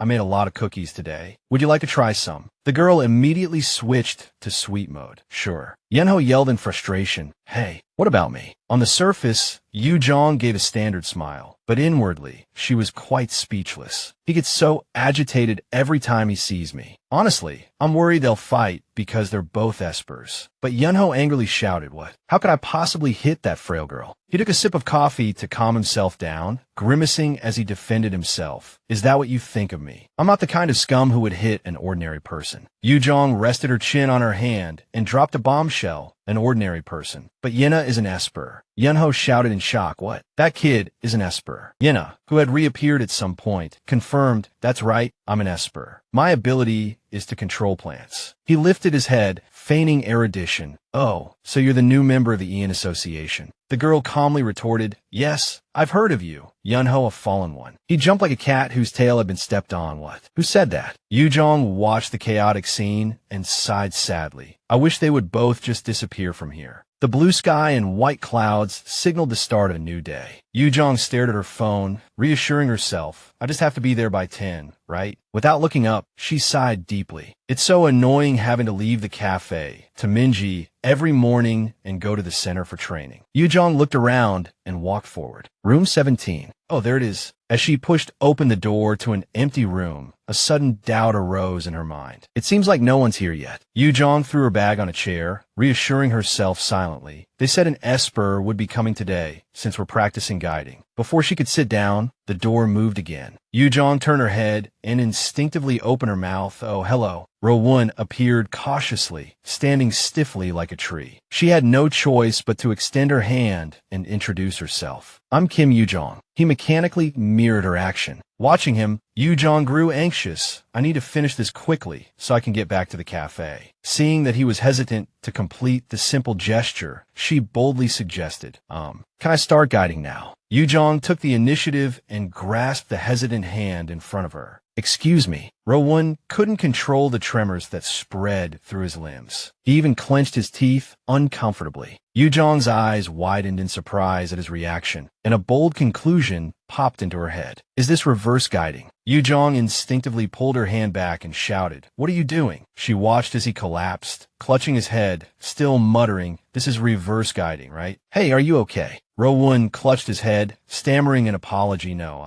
I'm so sorry." Yu Jang, encountering this for the first time, was taken aback. Are you alright?" She took a few steps closer, her voice softening. "Are you tired?" Rowan remained sunk in distress. "I'm sorry. It's all my fault." Watching his trembling back, Yu Jang's feelings became complicated. This person's condition. She decided to take a step back to soothe him. "It's okay." Yu Jang raised her hands in a gesture of peace. "I'll just stand here. I won't move. Are you okay now? Try taking deep breaths." Worried he hadn't noticed, Yu Jang patiently pointed, "It's fine. See my hands. They're this far away." Rowan gradually emerged from his distressed state. He lifted his eyelids, calmly listening to the echoing voice. "I'll stand here. You don't have to worry." Yu Jang reached a tentative conclusion. He seemed to be experiencing a panic attack triggered by sudden contact. "They said I could practice guiding with an esper, but they didn't say it would be this difficult. How could they assign an esper who gets traumatized by every guiding touch?" Looking at the person huddled in the corner, Yu Jang felt helpless, her mind filled with questions. What is someone with guiding trauma doing in a guiding room? Only the hum of the air conditioner filled the room. Rowan remained seated, hugging his knees. Just then, a lollipop rolled to a stop in front of him. Rowan's eyes involuntarily lit up. From a distance, Yu Jang attempted to make conversation. Do you like strawberry candy? She tossed more lollipops towards him as she explained, I have a lot of other flavors too. Take whichever you like. He's as sensitive and cautious as a cat, Yu Jang thought. A moment later, she questioned the center staff in confusion. What? I'm in room 7, not 17. The man, Suk Min, clutching his clipboard, offered a hushed explanation. Because my pager didn't go off, we assumed everything was all right. He shamefully took all the blame. I'm so sorry for not confirming your situation sooner, Guide Kim Yu Jang. At that moment, realization dawned on her. I remember now. They said to press the red button if there was a problem. I was 2 days from the lecture and forgot. Yu Jang cursed inwardly through gritted teeth. Well, compared to getting stabbed in the flank during the last war, this is bearable. After apologizing, Suk Min hesitantly asked, So, is there a problem? She glanced at Rowan, stammering a denial. No, nothing. Security personnel suddenly entered, announcing, Esper Lee Rowan, we will escort you to another room. He and Yu Jang exchanged bewildered glances. Finally accepting his fate, Rowan turned to leave, retreating once more to a corner where no one could see him. Yu Jang, unable to contain her curiosity, spoke up, Is that person a trainee too? When he spoke, I felt like he had a lot of difficulty communicating. Suk Min immediately denied it. Oh, he's not a trainee. He asked in surprise. You spoke to him. She truthfully shared her recent experience. Yes, although I was doing most of the talking. Clutching her bag, Yu Jang silently thanked her foresight. Thank goodness I brought candy in case I got hungry. She left the center, her mood heavy. What a long morning. Jean SEO approached her. Oh, hello, your guide Kim Yu Jang, right? He placed a hand on his chest, cheerfully introducing himself. We're in the same class. I'm Cha Jean SEO. Yu Jang said shyly, Oh, sorry, I haven't memorized everyone's names yet. Jean SEO's smile remained bright. It's okay. I only know a few people too, but I remembered your name because you're famous. Catching the keyword,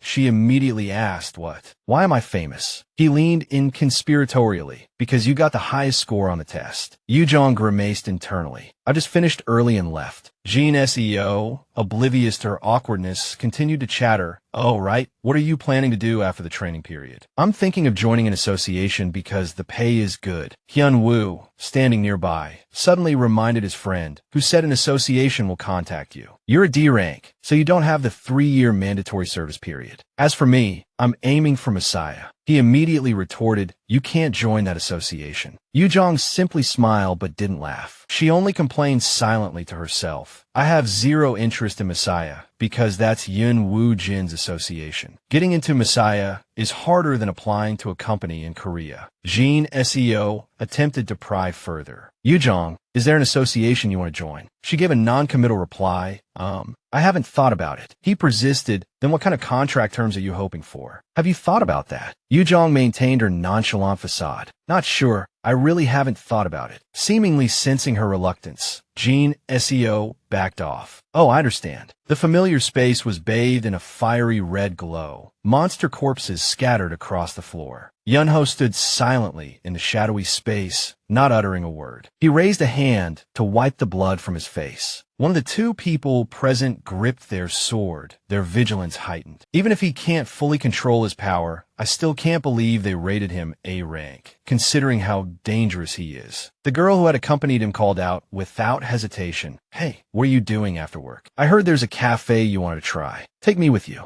Yanho turned his head uncomfortably and warned, If you follow me, I'll kill you. They bickered incessantly beside the blazing inferno. All the Espers know about that cafe anyway. Apparently, they always get takeout because they don't want to run into you. It's like people only know you for your bad temper, even though Yang Woo Jin is way worse. Hearing the name of his nemesis, Yanho immediately flew into a rage. Don't compare me to that bastard. The blonde girl excitedly shared some information. I heard you told your brother you're not participating in the next subjugation. Did you hear about the S-rank Esper joining us on the mission? That Sundara habitually blurted out, Damn it, is it Yinwoo Jin? She denied it. No, it's Esper Lee Rowan. Do you know what kind of connections that kid has with the higher-ups here? They switched topics, beginning to discuss the one who possessed true power. That guy, a man-made S-rank Esper. The government is always trying to create high-ranking Espers because no one knows when a dangerous gate will open even though they've already deployed defenses around the central safe zone. Before the Great Catastrophe, the government entrusted this responsibility to the National Assembly, not the Association, allowing them to conduct the so-called awakening load experiment on awakeners. This experiment didn't garner much public attention because it was conducted on orphans who lost their parents in battles against the gates. But among those high-ranking espers, there was one particularly outstanding individual. In the failed experiments, Rowan was one of the very few successful studies. She continued to pour out everything she knew. That kid's mental state is probably a mess too. Didn't those big shots learn anything from the Hyun incident? That guy went crazy after reawakening and dragged everyone down with him. Speaking of which, who wouldn't go crazy after going through that kind of experimental process? Considering everything that person went through, Rowan is pretty normal. Whatever, anyway, I just hope I don't run into SEO Yanho. Don't say that. What if it comes true? But life is full of unexpected encounters. The most unlikely trio unexpectedly ran into each other. Yanho ripped off his mask and roared, expressing his displeasure. What's this bastard doing here? Rowan simply looked at him calmly, as if observing a monkey at the zoo. Inside the cafe, Yanho's furious roar echoed in every corner. What's this bastard doing here? Hearing this, Yu Jang asked Rowan in confusion, Rowan, do you know Yanho? But before she could finish her sentence, he sarcastically interrupted. Even if you ask, he won't answer. Just then, Rowan shyly muttered, I don't know him. I don't know him. This left Yanho so stunned he couldn't utter a word. What? He can talk. Amidst the awkward atmosphere, he mumbled as if he had been slapped hard across the face. Unbelievable. Really? 2 weeks earlier. Yu Jang's voice broke the silent atmosphere. What? You wanted to take care of a child? Hanul professionally explained the nature of the job to the shocked person opposite her. No, Esper Rowan is an adult. We just hope you can accompany him like last time. You can continue attending other courses as usual. As usual, her brain processed part of the information and didn't forget to confirm again. So, you want me to guide Esper Rowan for the rest of the internship training, right? Thinking of a young man's body trembling like a leaf, unease welled up in Yu Jang's heart. But when even his close friends are so wary of him, how can I help him? Wouldn't it be better for him if I declined this offer? Sensing her worries, Hanul gently adjusted her glasses to draw attention and continued, No, we just hope you can accompany him like last time. While browsing through the documents, she spoke in a slow and gentle tone. Esper Rowan doesn't usually talk much, but I heard you spoke to him, so I made this request. You're the only one asked to meet with him during the training, and you'll also receive a payment for it. Hearing these words, instead of feeling happy, Yu Jang felt even heavier than usual. But all I did was give him candy to calm him down. Does that even count as talking? A few minutes later, a faint smile suddenly appeared on her charming face, thinking that if all she had to do was talk to the kid instead of training, it would be a windfall for her. After an unknown amount of time, Yu Jang greeted the person in front of her in a sweet, affected voice. Hello, we met last time. Do you remember? Looking at Rowan sitting obediently in the chair, she asked leisurely, as if visiting an old friend. From now on, we'll be meeting more often. What time works best for you?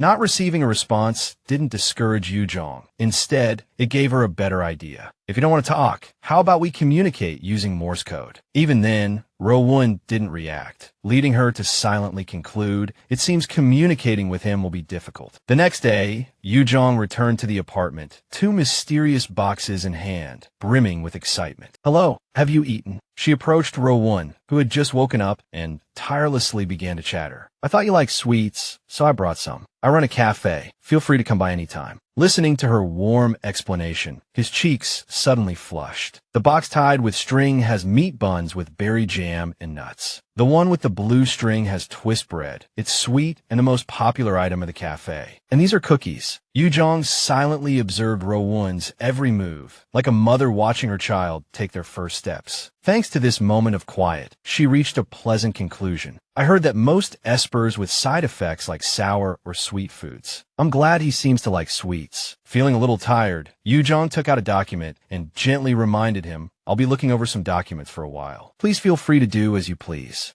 Without needing to observe his expression, she calmly flipped through the documents, reading Rowan's profile. Yu Jang's gaze inadvertently landed on the small letters S rank on the page, pausing for a moment. This unexpected discovery startled her, and she looked at him with an inquisitive gaze. He's an S-rank esper. Watching Rowan obediently eat the bread she brought, Yu Jang's heart melted. To me, he just looks like a clumsy kid holding a bag of sweets. Recalling news reports she'd seen before, Yu Jang's thoughts quickly turned pensive. I thought guides and S-rank espers were extremely rare, and aren't they all supposed to have unpredictable personalities? Remembering the shocking news of an A-rank esper burning down an entire forest, Yu Jang silently admired the boy before her. I can't believe Rowan has any similarities to them. Thinking about the hardships Rowan must have endured, a sigh caught in her throat. It made Yu Jang breathless, but she forced herself to calm down. Well, it's none of my business. This is only temporary. A moment later, a can of soda spun a few times in the air before slowly dropping into the vending machine's dispenser. Jean SEO hesitantly caught the attention of the person in front of him, Guide Kim Yu Jang. A soft voice spoke from behind Yu Jang, as if afraid of being overheard. Do you know anyone in upper management? Sensing something unusual in the question, she furrowed her brow and retorted, "Why do you ask?" This flustered him, and he quickly explained, "It's just the intern guides keep talking about you." Recalling the dagger-like stares from earlier, Yu Jang sighed in resignation. So that's why everyone was looking at me like that. Returning to the present,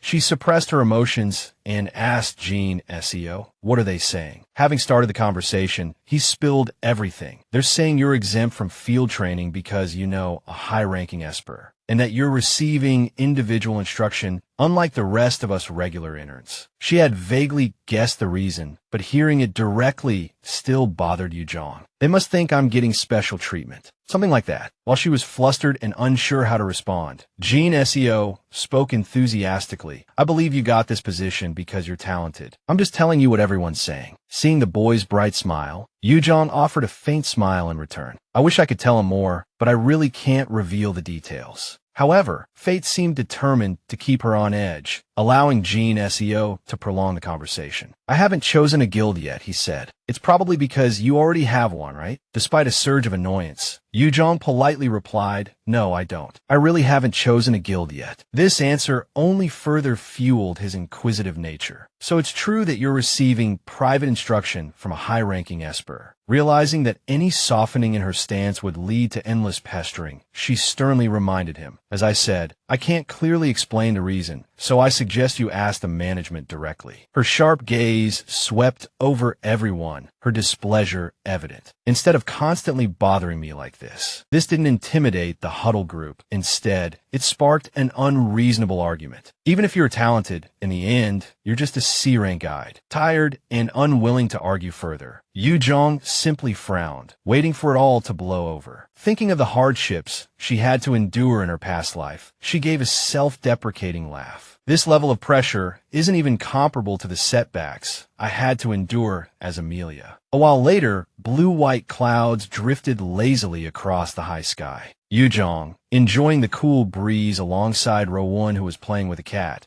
felt anxiety seep into every breath, shattering any semblance of calm. It had been 2 months since she became a trainee, and the cafe was doing reasonably well, so why was she still drowning in debt, bills piling up like a mountain? Hearing her audible sigh, Rowan hesitantly asked, "Are you bored?" His puppy-like eyes fixated on Yu Jang, as if softly questioning, "With me?" At his words, she tilted her head in confusion. "Huh, what do you mean?" Before she could finish, a loud voice interrupted them. Esper Rowan. Yang Jae appeared seemingly out of nowhere, standing before them, bowing with a falsely bright smile. Looking at the young woman before her, she tentatively asked, "Are you his guide, Kim Yu Jang?" This left her slightly bewildered, but she politely replied, "Yes, but..." Hesitation lingered on her lips as her mind raced. That face is familiar. Who is she? Suddenly, an old memory surfaced, jolting Yu Jang awake. "Ah, I remember. She's the one who helped me out on my first day of class." Looking only at Rowan, Yang Jae enthusiastically introduced herself. "I'm Yang Jae, a B-rank guide, so my rank is higher than yours." With Without hesitation, she made her move right in front of Yu Jang, shamelessly grabbing his hand. "Can you give me a chance?" Esperly. "I'm very confident in my guiding abilities. I think you'll be satisfied." At the touch of the unfamiliar hand, Rowan froze, gripped by intense panic. He trembled with resistance, yet couldn't break free from the contact. The sudden turn of events startled Yu Jang. Before she could react, the image of him curled up on the sofa flashed in her mind. Then, the emotionless words from the report she had read flooded her thoughts. Yu Jang quickly pulled him to her side, angrily shouting, "What do you think you're doing?" Startled by the outburst, Yang Jae stammered, "What did I do just now?" Yu Jang's sharp voice silently melted the tension gripping Rowan. "I'm asking the same question." Uncaring that they were in a public space, she directly criticized the woman before her. "This isn't even an emergency. How dare you guide without the Esper's consent?" Taking a step back, intimidated by the forceful aura, Yang Jae still argued, "What's wrong with a guide guiding an Esper?" Yu Jang's eyes flashed with a series of oppressive glares. "You didn't ask for the Esper's permission first." Knowing she was on the losing side, she tried to cover her wrongdoing with words. "I'm sorry, Guide Kim Yu Jang, but there's no law stating that a guide can't touch an Esper." Hearing those words, Yu Jang nearly lost her composure. Legally, it was true, but she lowered her voice, her righteous words slowly piercing the other woman. "Guide or Esper aside, do you think it's right to touch someone without their permission?" The seemingly casual reminder startled Yang Jae, and touching another guide's Esper doesn't look good to others. Yu Jang herself thought of the dark future the other woman had single-handedly created. If the instructors found out about this incident, she would receive a bad evaluation, and that bad evaluation would negatively impact her chances of being recruited by a guild. Their confrontation attracted the attention of onlookers. "What's going on over there? Looks like something happened." Unfortunately, Yang Jae's brainless arrogance accused her in the most absurd way. "It sounds like you just want them all to yourself, right?" Underneath the foolish remark, that rude finger pointed accusingly at her. "You're afraid that if my guiding is better than yours, you'll lose a high-ranking Esper, aren't you?" Unlike that aggressive attitude, Yu Jang calmly replied, causing murmurs to ripple through the crowd. "So what? I'm assigned to him. That doesn't change the fact that you're the intruder in this situation." Guide Yang Jae. Her absolute protectiveness allowed Rowan to safeguard his fragile heart in time. "You have no right to force him without his consent." Not wanting to tangle with this person any longer, Yu Jang decisively turned to leave. "I'll report today's incident to the instructors." This statement made Yang Jae more anxious than missing a deadline. Wait, her eyes only had time to cast a hint of displeasure at the other woman before abandoning the argument. "I'm busy. We'll talk later." Afterward, Yu Jang's gentle voice echoed in the empty lounge area. "I'm sorry for holding you like that." Looking at the pale face before her, she softly asked, "Are you all right? Do you feel nauseous?" Not receiving any response didn't stop Yu Jang from continuing. "Were you startled when she suddenly grabbed your hand?" Just like that, she continued to talk to herself, unaware that her words were laced with motherly concern. "You must be cold. I'll get you a blanket." As she saw him about to leave, Rowan suddenly blushed, replying, "No, I'm fine." He even took Yu Jang's hand towards himself. I didn't feel scared or disgusted, and placed it against his warm cheek, oblivious to the clearly ambiguous atmosphere between us. Needless to say, this unexpected development left Yu Jang speechless, and a brief reminiscence brought a gentle smile to her face, as beautiful as a delicate flower. After that incident, Rowan started to get used to my touch, and today, he even came to my cafe, feeling slightly embarrassed as she looked at the red-haired man across from her, still gazing at her. "Yu Jang?" But I didn't expect Yanho to show up either. Ignoring the uninvited guest, she stepped out from behind the counter and said to the quiet young man, "Come on, Rowan, I'll add some marshmallows to your hot chocolate." After the two left, Yanho felt so awkward he wanted to evaporate from the face of the earth. "Hey, what about me?" He sighed deeply, taking the initiative to order. "I'll have a hot chocolate with marshmallows, whipped cream, and chocolate syrup too. And for dessert, a croissant, a lemon tart, and some jam for the croissant." Casually sitting across from where Rowan had been, Yanho asked arrogantly in a street thug's tone, "What's he doing here? Do you even know who he is?" His nosy fingers started pointing randomly. "How did you get to know this kid? He rarely leaves headquarters unless it's for work." Yu Jang, who had just brought out the drinks, admonished him, Yanho. Unaware of his wrongdoing, he retorted haughtily, "What? Tell me what's going on." Tired of his attitude, she coldly revealed, "I'm a guide." This made Yanho jump up in shock. "What?" Yu Jang rarely opened up, but she offered the information, "I'm a C-rank intern guide, but somehow I've been assigned to an S-rank Esper." This only made him groan in agony. "What the hell? Damn it, I need more sugar." No sooner said than done. Yanho opened his mouth and gulped down the sweet chocolate in one go. After the sugar rush, he calmed down and asked softly, "So, how did you turn that kid into a normal person?" Unexpectedly, Yu Jang gave him a blunt answer that stung more than a slap. "Judging by the way you talk, it seems like you're the one who needs to be reformed." Yanho watched Rowan obediently drinking water, and his foul mouth couldn't help but run again. "I still haven't heard that piece of meat speak." Hearing those words, she reminded him wearily, "Don't act like you're superior." The conversation dragged on for a while, and he suddenly changed the subject. "You said you're a guide, right? The rookie season is coming up, isn't it? If you don't have any rookies joining, do you want to join Hebe?" Banking on his guild's reputation, Yanho leaned back arrogantly. "Name your terms. I'm a regular at your cafe, so I'll at least listen." It was the first time anyone had asked her this, so Yu Jang pondered seriously. "My terms." After a moment of thought, she rattled off conditions like a rap, conditions few would accept. "I only want a 1-year contract, the shortest term possible, and I only want to work after the cafe closes or on my days off. I don't want to join the guild after the contract expires either." Listening to every word, Yanho asked, bewildered, "Wait, are you serious? Most people would negotiate salary. What do you mean you don't want to join any guild?" Too lazy to answer, Yu Jang clicked her tongue, openly mocking him. "I knew you couldn't do it. You're not the head of Hebe or anything anyway. Thanks for the offer." His face tried to suppress his displeasure, but his voice was no different from a curse. There's no guild on earth that would agree to those terms. Sitting in the cafe, enduring the piercing echo, he thought only a lunatic or an idiot would agree. Somewhere else, Dokyung was causing a commotion. Wuin, that madman. Looking at the mess in the luxurious room, he grabbed his head and screamed in frustration. What in the world is God doing, letting that lunatic run free? The persona in his head switched on the nonstop cursing mode. Posting that weird recruitment ad was one thing, but he keeps ruining project after project. We've lost billions of won in just 2 months, and he even blew up the training center. 2 months had passed since Wujin's roommate disappeared, and the gray sky poured down rain as if expressing his icy mood. The reason Wujin was late that day was because of a criminal gang, so he wiped out the entire group. In the dark scene, even the thunder couldn't drown out the man's lonely figure. Wujin's eyes were cold and devoid of emotion as he glanced at the people behind him, his mouth uttering a command that sounded like a divine decree. "Find her, quickly." Dokyung shuddered inwardly, recalling the scene. He had a bad feeling that if things continued like this, the guild, even the entire country, would be destroyed. Because of those words, he had to reluctantly investigate, but all he brought back was lingering disappointment. The only information he knew about the person was her name, Kim Yu Jang, but by the time he rushed to the cafe, she had already quit. A strange flicker of emotion crossed Dokyung's eyes. He couldn't reach Yu Jang. She'd changed her number, and all he heard after her disappearance was the automated message. "The number you have dialed is not in service." The investigation team's report made Dokyung jump in the middle of the street, exclaiming that Wujin had destroyed her house dozens of times. Because of that guy, that kid had to put on a grumpy face like an 80-year-old and cry.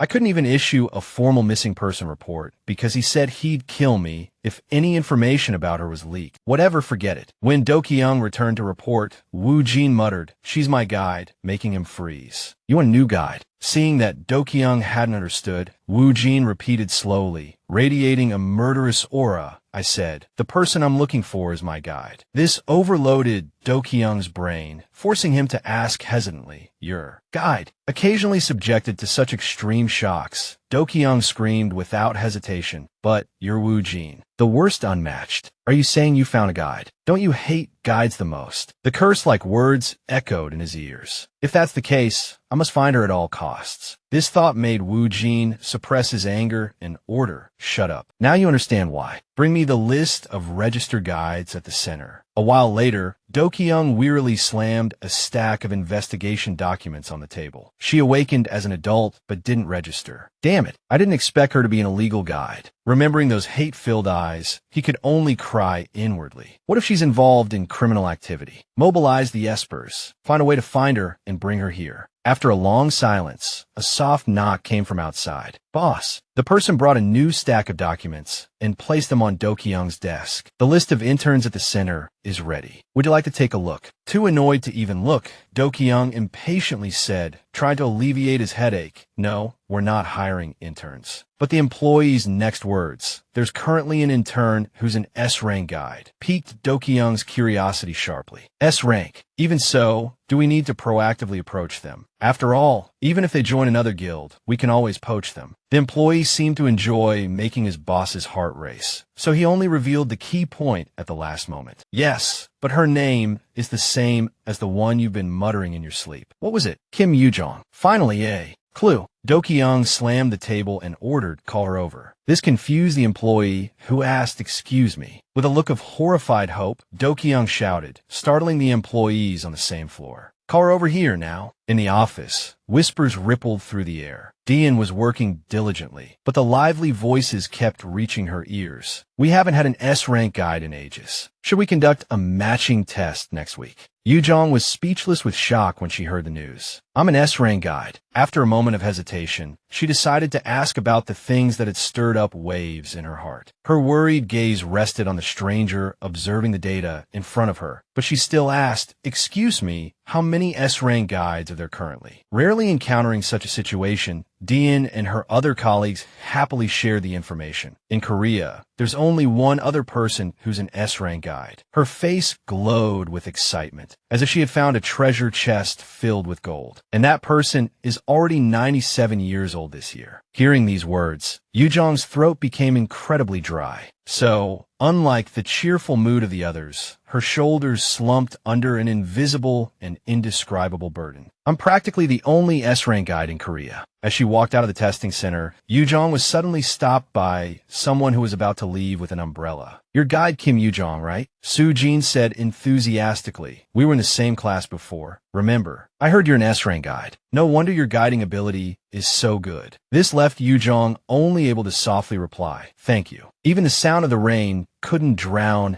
out her chattering. If you don't mind, can I ask which guilds have contacted you? Yu Jang thought for a moment and slowly replied, I haven't confirmed yet, because I don't plan to join any guild until I finish my training. Upon receiving this confirmation, Soo-jin nodded admiringly, I understand. Facing her, the hazy feeling in Yu Jang's mind suddenly turned into discomfort. These are the people who used to bully me. News travels fast. My guiding ability is better than other guides because it's similar to how I use my powers as Amelia. Remembering the interactions between herself and Rowan, Yu Jang sighed inwardly. I was assigned to Lee Rowan because I could communicate with him. Those things have nothing to do with my rank. Feeling that this meaningless conversation was over, she politely hinted, I have to go now. I have something to do. Although Soo-jin wanted to ask more, she could only agree, okay. Her feet moved forward slowly, like a programmed puppet. Yu Jang racked her brain, thinking about the future. I don't want my life controlled by a guild, so maybe I'll join the center as a full-time employee. Her hands were busy making a phone call, but the calculations in her head didn't stop. Although there's the occasional risk of having to go to a gate, I won't have to work 5 days a week like the logistics team, and the working hours are shorter. Hearing the ringing stop, Yu Jang spoke first. Minji. The other person immediately replied, yes, Miss Kim. The sweet voice quickly lifted her spirits, even making her want to laugh. I'm calling to tell you to take the day off. I'm not feeling well, so I might not be able to open the cafe today. Minji was a little surprised that her boss suddenly called to give her a day off. What? Are you sick? Seeing someone standing blankly in front of her cafe, Yu Jang stopped mid-sentence. No, I've just been a little busy lately, so she tried in the call. Oh, I'm relieved to hear you're not sick, but I hear the sound of rain. Are you outside right now? Lost in thought, Yu Jang was caught off guard by the question and answered awkwardly yes. Anyway, have a good rest today. See you tomorrow. A tall figure, like a telephone pole, kept staring at the cafe, making Yu Jang curious about who it was. A regular, but no one had ordered takeout today. As the owner, she slowly approached, speaking in a professional, gentle voice. Excuse me, are you looking to come in a merry cafe? If so, we're closed today. Hearing someone speak to him, the boy slowly turned around. Yu Jang thought he hadn't understood her, so she repeated herself, but she was stunned by the familiar face. Excuse me, I said we're closed today. Finally seeing the person he had been longing for. Wujin's eyes reddened with joy, just as she hesitantly asked, Yin, Wu. He dropped his umbrella. This worried Yu Jang, and she rushed to shield him from the rain. Hey, you'll get soaked. Her concerned, yet hesitant voice continued. What are you doing here? Come inside. You'll catch a cold easily. I'll get you a warm towel. Having not received such simple care in a long time, Wu Jin smiled and nodded. His whisper, like that of a young man in first love, was quickly swallowed by the wind and disappeared. Thank you. The cafe had grown cold due to the weather, so Yu Jang turned on the heater to warm the space. She brought a cup of hot tea and pushed it towards him. This is honey grapefruit tea. Yu Jang's loving and kind heart softened her usually indifferent voice. This will warm you up. Wu Jin, unconcerned with the chill, focused only on the girl before him. Is it really you? Hearing the strange question, she feigned a joke to ease the awkward atmosphere. If you're looking for Kim Yu Jang, then yes, it's me. Wait, don't tell me you forgot my name, Mr. Ju. He immediately corrected her with displeasure. Please call me Yen Wu. This made Yu Jang awkwardly agree so she could continue the conversation. Okay, Yen Wu, here's a towel. Wu Jin looked at her meaningfully and leaned forward. I'm holding the teacup. I can't wipe myself. The oblivious Yu Jang, not realizing his intention, thoughtfully offered, then, let me wipe it for you. Having the person he admired wipe his hair, he sat motionless, enjoying this heavenly bliss. Taking advantage of the close proximity, Yu Jang secretly examined him. He looked a little pale. A wave of unease washed over her, and she couldn't help but ask, when was the last time you had guidance? Yin Wu suddenly asked this question. Wu Jin froze, as if glued in place by a whole bottle of superglue. His mind raced, so his train of thought in answering was completely off from Yu Jang's speculation. I've been taking guidance supplements regularly, so the possibility of me losing control is very low. You won't be in danger, so? As soon as he finished speaking, she had to correct him. What? That's not what I meant. I just thought you looked a little pale. Wu Jin's grip on the towel tightened as he uttered a heartbreaking sentence. But you hate me. Hearing this for the first time, Yu Jang asked in shock, what? I hate you. He confirmed in a faint voice, like a boy who had just been dumped. Yes. Her mind went blank,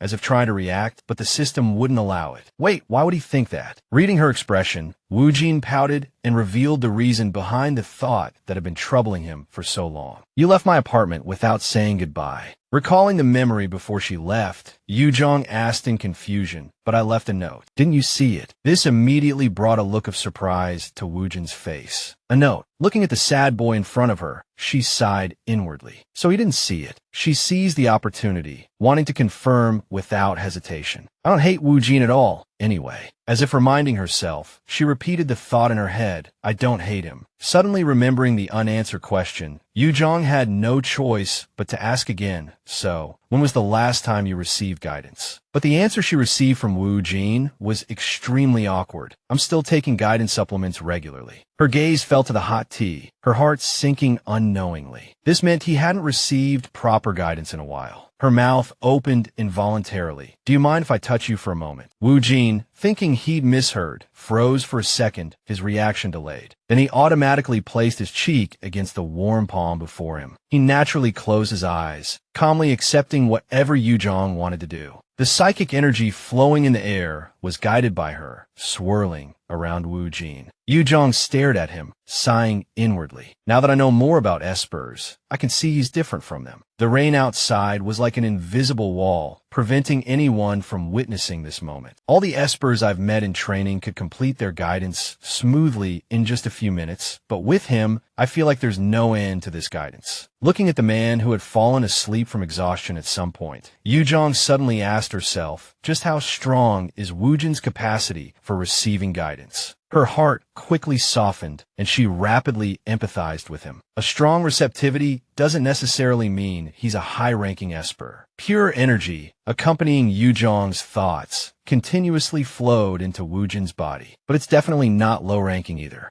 The image of a shattered jade heart automatically surfaced in her mind. Guidance can heal the damaged vessels of espers, while purifying and stabilizing their vibrational frequency. Wu Jin pressed Yu Jang's hand tighter against his cheek, unaware of her concern for him. In other words, if they don't receive enough guidance, espers will collapse. She carefully observed every expression on his face, just in case. How long has he endured without sufficient guidance? Thoughts continuously surged, making Yu Jang oblivious to someone's comfortable moan. It's as if he's used to it, because he's always lived like this. After holding this position for a while, she felt a warm breath against her palm. It tickled Yu Jang, startling her, but she didn't dare pull her hand back. When she heard Wu Jin ask in a coquettish tone, "Can I kiss your hand?" her heart skipped a beat. Yu Jang didn't understand the ambiguity in his words, staring at the large man with a girlish soul. "Do you want to receive guidance through my hand?" Then, amidst melodious music seemingly emanating from the heavens, she frankly agreed, "Yes, you can." Having received permission, Wu Jin carefully kissed the fingers of his secret crush. Seeing that she didn't resist, he immediately pressed her palm against his face. Then he took a deep breath. The sensation spreading throughout his body made her embarrassed, her cheeks suddenly flushing. "It tickles so much." Wu Jin looked at Yu Jang with infatuated eyes, as if signing an irrevocable love contract. For the first time,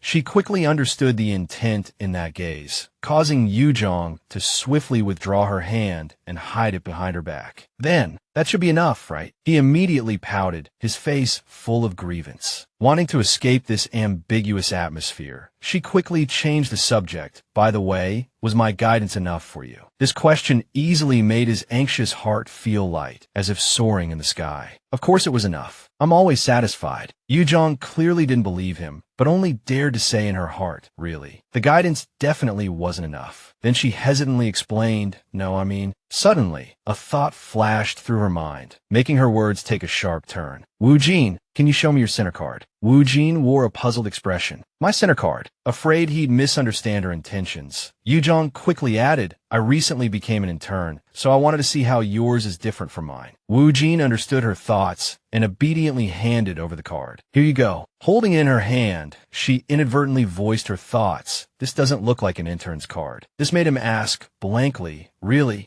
Recalling the card she'd seen before, Yu Jang described with a hint of regret, "You might have forgotten because it's been so long, but this card doesn't have any color and it feels a bit rough." She also didn't forget to blame herself inwardly. "Sigh, it seems I was wrong." Her eyes were focused on the card, while her mind had already drifted elsewhere. I mostly interact with low-ranking espers, and since their abilities are different, their tolerance must be different too. Snapping out of her thoughts, Yu Jang hurriedly returned the item to the handsome boy. "Thank you for letting me see this. By the way, what are you doing in front of my cafe?" Wu Jin stretched out his hand to take it back, his voice as soft as the wind. "I came to buy your quaba bread." Hearing this, she enthusiastically invited him in. "Really? But the cafe is closed today, so there's no bread. But next time you come, I'll give you some cookies for free." Wu Jin, delighted by the news, but trying to suppress it, double-checked, "Can I come again?" His innocent look made her laugh. "Didn't you say you came to buy bread?" Pushing his luck, he quickly and subtly hinted at another meeting. "Then can I come often?" Yu Jang, charmed by the sweet expression, smiled brightly. "Of course, I'd be happy if you came." Just one sentence brightened the angelically innocent boy's face. A few days later, Wu Jin walked into the cafe and calmly placed his order, seemingly unconcerned with the surrounding gazes. "Honey grapefruit tea and a quaba bread, please." Yu Jang pressed the button on the machine with a smile. "Coming right up." Inwardly, she sighed. I did say he could come often, but I didn't expect him to come every single day of the week. Recalling her past experiences, she grew increasingly puzzled. Even by car, it would take at least an hour to get here from his place. So I don't think he's just coming for the desserts. The single woman's brain quickly reached a very rational conclusion. I think I know what's going on. He's attracted to me, probably because of my high compatibility with him as a super and a guide. Minji, who was helping out at the cafe, couldn't help but whisper, "Miss Kim, who's that super handsome customer? He just greeted you." Looking at the handsome man quietly reading a book, her gossipy blood boiled no less than a paparazzi's. "You won't believe it, a girl just came to ask for his number, just in the past hour." Contrary to her expectations, what Minji received was a low growl from her older sister, Yu Jang. "I can't believe you're staring at him instead of working, Minji." This made her scared and flustered. "No, it's not like that." The small kitchen echoed with the sound of the sisters' conversation. Didn't you say you like handsome guys? Yeah, and that customer looks handsome and interesting. Minji, energized by the handsome guy vitamin, chattered on. How do you know when you haven't even talked to him? His face just looks interesting. Her voice was more certain than a scientist's lecture after proving a new theorem, leaving Yu Jang to just laugh it off. I heard that seeing pleasing things makes the body secrete positive hormones, which is good for health and longevity. It's also considered a type of candy. But then, the beautiful young girl smoothly changed the subject faster than a drift car in a movie. Speaking of pretty things, look at this. It's a new flower people found in a gate in the tea district. Seeing the ocean green blue rose, the two began to discuss it excitedly. Wow, they found it inside a gate. It looks similar to some roses that have only been found a few times so far. Minji's voice continued to drift into Yu Jang's ears. I heard a new variety costs at least a few million won per stem. This made her incredibly envious. Wow, I want one too. Seeing the sparkling eyes, she laughed, finding someone who shared her wish. Yeah, it's really pretty. Before she could revel in the shared desire, Yu Jang threw a bucket of cold water on the cafe's sole employee. But Minji, if you keep this up, you might get your pay docked at the end of the month. The child, steeped in the ways of capitalism, quickly sped up her conversation with the customers, making them smile awkwardly. Did you order an iced Americano and a guava latte? The cafe quickly returned to its peaceful state, filled with fragrant aromas. Taking advantage of the lull in customers, Minji started gossiping again. By the way, Miss Kim, what kind of person do you like? Yu Jang, surprised by the rarely heard question, asked blankly, why are you suddenly asking this? But understanding the underlying intention, she responded playfully, well, we're not busy now. She thought for a moment, then answered seriously, probably someone polite, someone who understands basic etiquette at least. The memory of when she was Amelia, alone in a strange world, suddenly flashed through her mind. That's for sure. Especially, my first impression of Raymond was terrible. Even for an arranged marriage, I couldn't believe he was late for our first meeting. A meaningless stroll led Yu Jang to discover two nobles secretly flirting in the garden. Accidentally meeting Raymond's gaze, she felt not pain, but only a hint of contempt. I knew the prince was a playboy.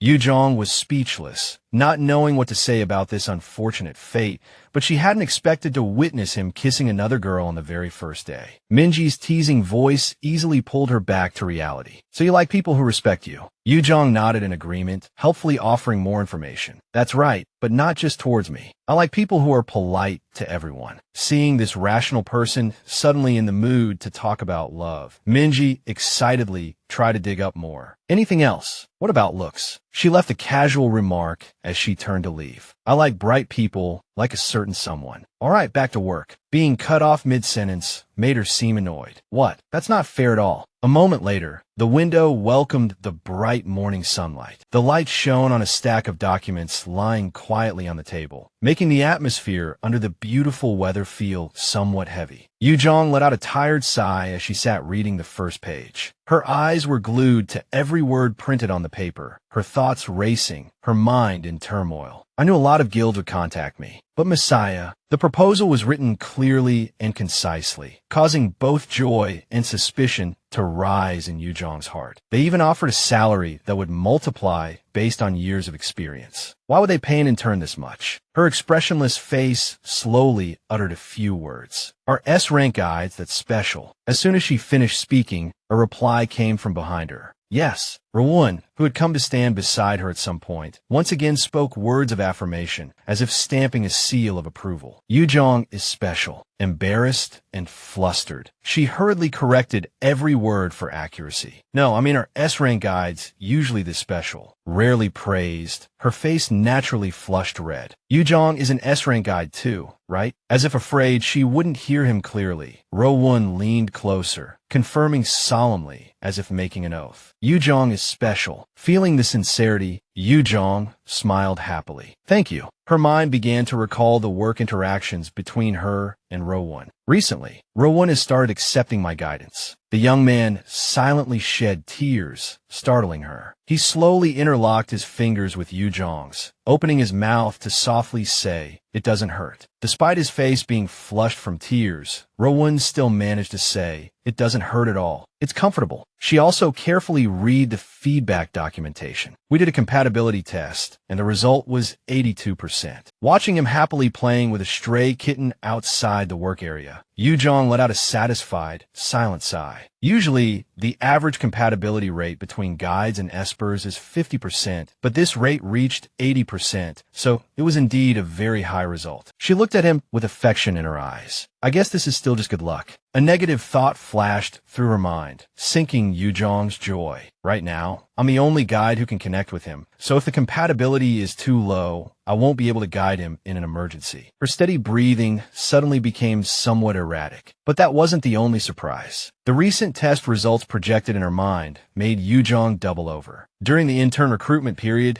you could take 3 tests, compatibility tests with members of the guilds that contacted you. After taking compatibility tests with members from 10 different guilds, her brows furrowed, almost touching. I found out that my compatibility rate with all of them is above average. The person in charge's excited announcement, however, made Yu Jang's heart feel heavy, as if stabbed by a sword. You are a very special guide, Miss Yu Jang. In fact, you are the strongest guide in the country. The complex thoughts in her soul made the woman hesitate in silence. I'm not sure why that kind of special always follows me. Yu Jang suddenly laughed, as if reliving the moment she was Amelia. At first, having superpowers felt great, but moments later, that emotion turned into a fresh fear. But gradually, the work and responsibilities weighed heavier and heavier on me, to the point where I had to be responsible for the lives of others just because I had special abilities. They thought I had the ability to save people's lives, and those I refused would die, as if I were the murderer, even though I didn't kill them. The girl's soul was scarred by a unique journey. I have good memories of that world, but the burden was too heavy. I couldn't forget it within a year. So when I woke up and became Kim Yu Jang again, I hoped I wouldn't be a guide or an esper anymore, but I still couldn't leave him alone. While busy combing his hair, Yu Jang's thoughts also drifted to a private place. He's only 20, right? He's lived his whole life in the center. Can he live a normal life? Seeing Rowan offer her a cookie, she shyly averted her gaze. It's okay, you eat it. Wanting to get closer to the boy, Yu Jang blurted out a tentative question. Rowan, you're strong, right? Her hands quickly braided Rowan's hair, her voice tinged with sadness. Because of that, people might make you do dangerous things. But if it's too much for you, you don't have to do it. Sometimes, you can ignore everything for yourself. Hearing those words, Yu Jang was flustered, her face flushing crimson. In the evening, a girl's admiring voice rang out from the cafe. You have no idea how shocked I was back then. This made Yu Jang lower her head with a smile. Sorry for not telling you sooner. Yanho, enjoying a delicious piece of cake, spoke like a little adult. Some people like to brag about their abilities, but some don't, so I respect your privacy. Hearing this, Yu Jang chuckled and gently remarked, You're more mature than a lot of adults, Yanho. The gentle gaze made the girl sigh tiredly. The only thing that bothers me is that Mr. Yanho figured out first. From the beginning, there was something about you that felt familiar and close. Maybe because you're a guide like that person. Her brain naturally slowed down for a beat, and Yu Jang asked blankly, that person.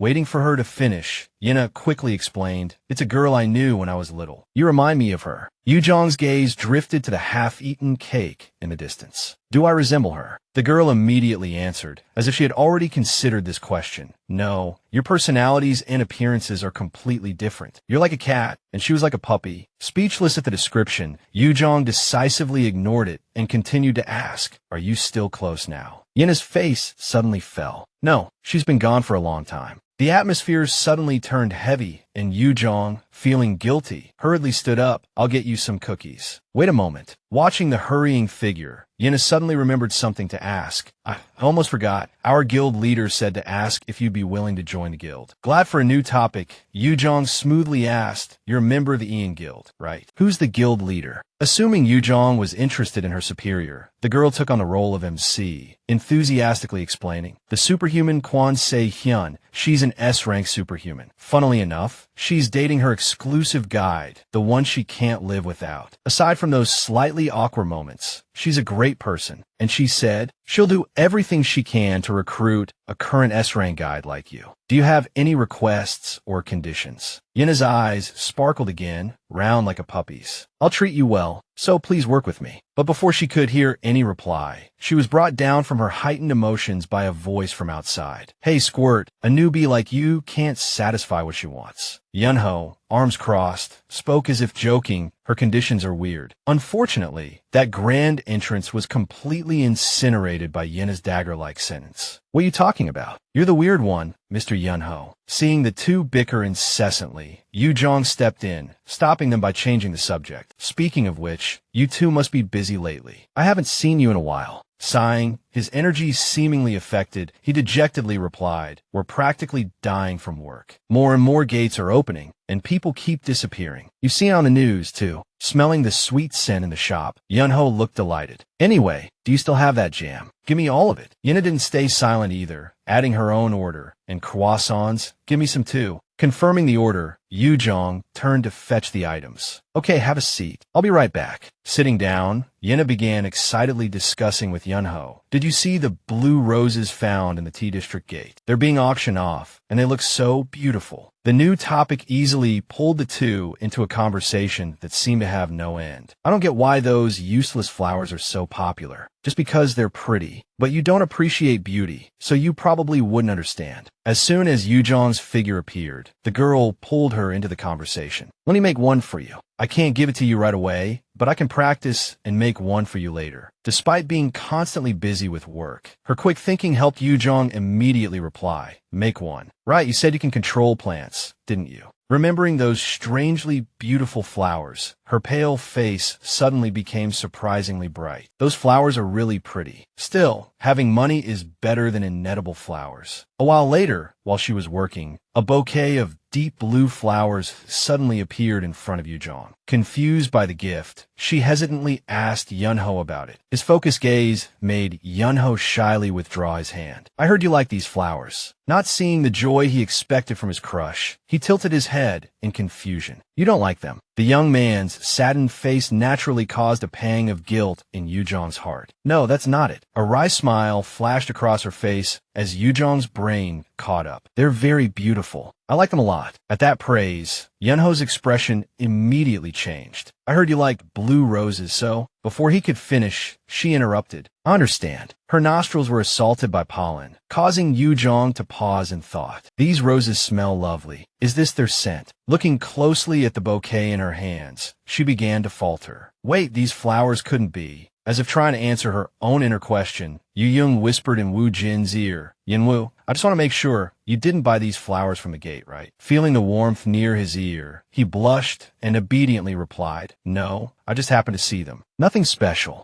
Her anxious heart finally settled down, and this made Yu Jang happy. Yeah, I knew it, but I still wanted to confirm. The bouquet in her hand slowly warmed the soul of the love-starved girl. I thought flowers were just useless gifts, but when I received them, I actually felt happy. The morning sunlight streamed into the room where two women were discussing matters. A woman's voice rang out. Guide Kim Yu Jang. Sujin, sitting across from Yu Jang, tried to persuade her, if you don't want to join a guild, how about working at the center? She pushed the contract forward as she spoke. This is our preliminary offer, but if you're not satisfied, the salary is negotiable. Sujin didn't give up, offering even more attractive perks. Up to a certain limit, the salary is also tax-free, and you'll have access to government-protected resources and technology before anyone else. Yu Jang thought the salary is really low, but tax-free sounds pretty tempting. Yu Jang glanced at the document on the table, only daring to think to herself, but this contract clearly states that after the designated working hours are over, I have to continue working for the center. It's no different from the conditions offered by the guilds. The excessive thinking gave her a headache. Yu Jang immediately stood up, feigning delight. I'm sorry, I'd like to think about it a little more before the training period ends. Wait, guide Kim Yu Jang. Yu Jang forced a smile and said, Thank you for your generous offer. I'll definitely give it serious consideration. But in her heart, she thought differently. I'll only make my decision on the last day. Then she quietly left the place, clutching the bouquet. Yu Jang reached the doorway and encountered Cha Jin SEO, who had been peeking from outside. Seeing Yu Jang, he immediately greeted her cheerfully. Hello. She looked at him awkwardly. Hello. But she couldn't help but think, I thought he would have lost interest in me after that day, but it seems not. Cha Jin SEO innocently gossiped. I heard you've received invitations from many guilds. Congratulations. Have you decided which guild to join? Yu Jang casually replied, Not yet, not yet. How about you? Guide Cha Jin SEO. Cha Jin SEO scratched his head shyly. I'm participating in Error Guild's activities. I like their offer the most, so Yu Jang interrupted him. I see. A sudden thought flashed through her mind. Error. Isn't that the guild that live-streamed the inside of a gate on my tube earlier this year? Yu Jang offered a polite farewell. I hope everything goes well for you. Suddenly, Cha Jin CEO looked down at the bouquet in her arms. It looks like you just bought some flowers, right? Speaking of flowers, Yu Jang brightened. Yes, someone gave me some flowers, so I thought it would be nice to arrange them. Cha Jin SEO tentatively asked Yu Jang, what kind of flowers do you like? She quickly replied, maybe hydrangeas. Seong said those are Amelia's favorite. Yu Jang thought to herself, actually, I'm not that interested in flowers. Maybe I should have said roses. Those are the most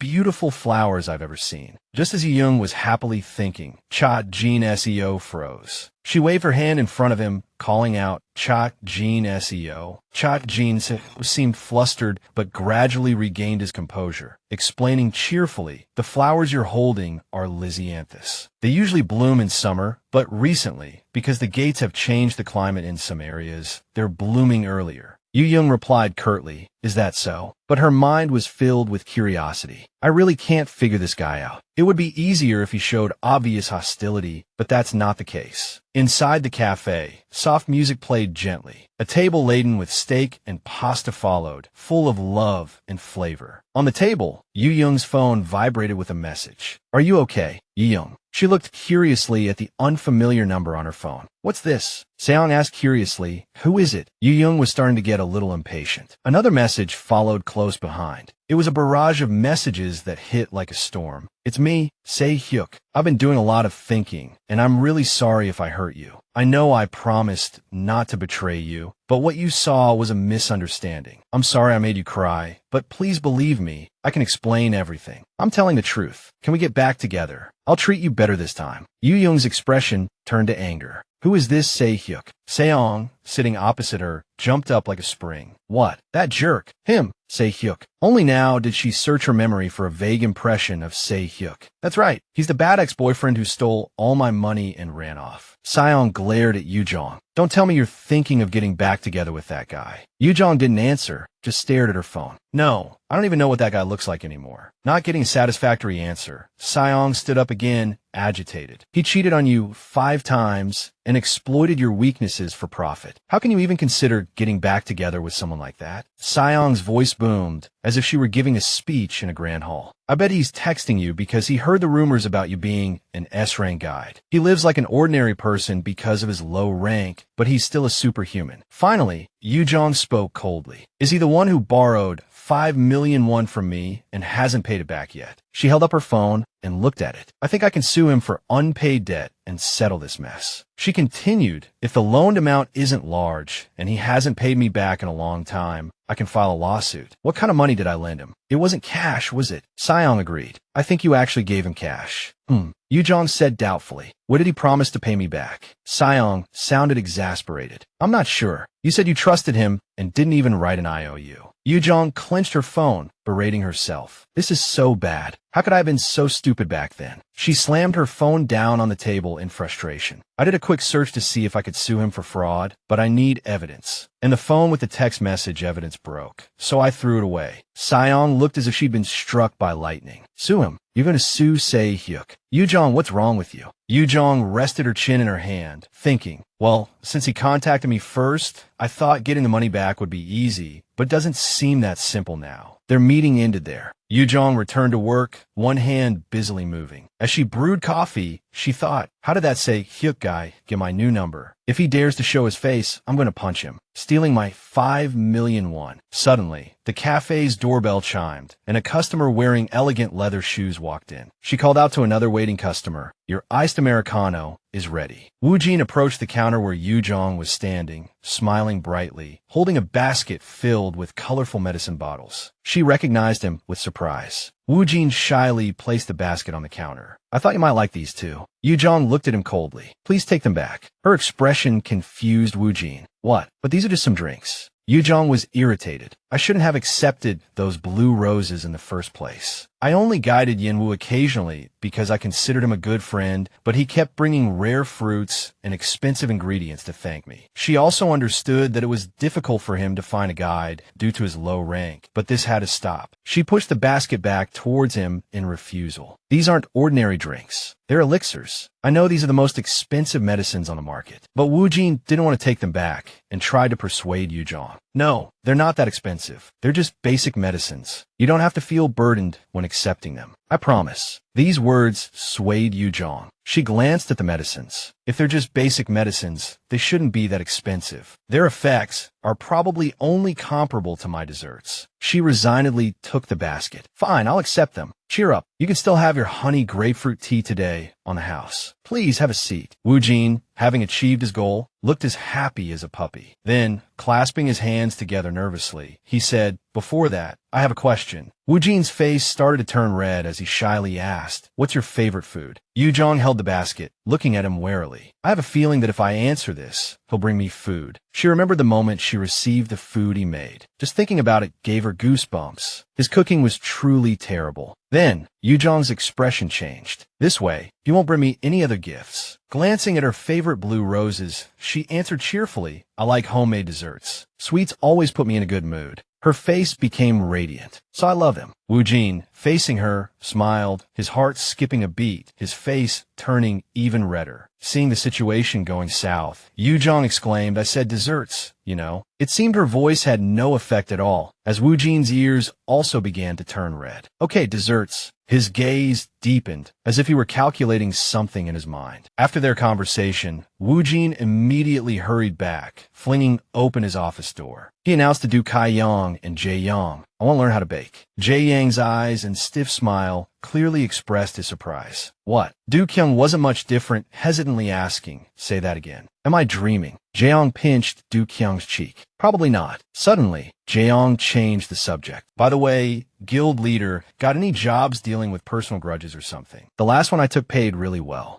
Du Kyung looked worried. Hey, you make us sound like some kind of criminal organization. Jae glanced at him. I've done a lot of similar things before, so I can confidently say that if I were recruited into a criminal organization, I'd adapt quickly. I've even prepared a resume. Wu Jin sat down, arms crossed, and said solemnly, there will be jobs like that soon. Jaeong's eyes lit up. Great. Du Kyung, on the other hand, frowned. Damn it, why are you so eager this time? Suddenly, Jaeong remembered the flowers and teased Wu Jin. I almost forgot. Did you really spend 5 million won on those delicate flowers? Du Kyung was stunned. Are you kidding me? He immediately adopted a knowing tone. You can't keep giving her gifts like that. It'll make her uncomfortable, you know. Wu Jin glared at him. Seeing that Du Kyung didn't want to elaborate, he said, fine, forget it. You wouldn't understand. But on second thought, Du Kyung was still somewhat hopeful. I'm glad Kim Yu Jong and Ju Yun were getting along. For the future of the guild, I must do everything I can to get these two together. He earnestly suggested to Wu Jin, anyway, next time you go to the cafe, take someone else with you. Someone she hasn't met before. Wu Jin's gaze turned icy. No. A wave of anger surrounded him. I want to bury those supernaturals who come to the cafe alive. Meanwhile, Du Kyung tried to reason with him. Think about it. It's not just that you go to the cafe, you keep staring at her. Don't you think she'll feel uncomfortable? If your goal is to make yourself hated, then keep it up. Wu Jin glared at him furiously, unable to retort. Finally, Du Kyung, disliking Wu Jin's look, approached him. Don't look at me like that. I'm the one who kept your real identity from getting out, remember. Back then, Du Kyung trailed off, remembering. She really hates you. Jaeong, on the other hand, was thrilled. Really? The guild leader's on the blacklist. But Du Kyung sighed. Apparently, he destroyed Kim Yu Jang's home twice. Bringing it up again made Wu Jin's mood darken. Du Kyung criticized, she gets nauseous just hearing your name. Jeong added fuel to the fire. So it's the guild leader's fault. No wonder she hates you. Jeong continued, a little sarcastically, I don't know if the government compensation is enough for her losses, but more accurately, her feelings should be compensated too. Wu Jin offered his own solution. What if I buy her a house she likes? Du Kyung immediately threw cold water on the idea. She'll think you're crazy. Suddenly buying a house for someone you barely even know. Jeong scoffed. If I were you, I'd propose. Wu Jin stood up wearily. Forget it. I have things to do. I'll think about it later. He immediately turned to leave. Du Kyung called after him. Wait, I still have guild matters to discuss with you. Wu Jin glanced coldly at Du Kyung. I said I'm busy. I have to learn how to bake. Then he slammed the door shut, leaving the two stunned men in the room. Du Kyung said in exasperation, this guy is really crazy. The scene shifted back to Yu Jang, who was with Rowan, channeling energy to him. After a while, she stopped. Rowan opened his eyes, sensing something different. He looked at her quizzically. It's a little strange. Yu Jang apologized. Sorry, I have other things to do today, so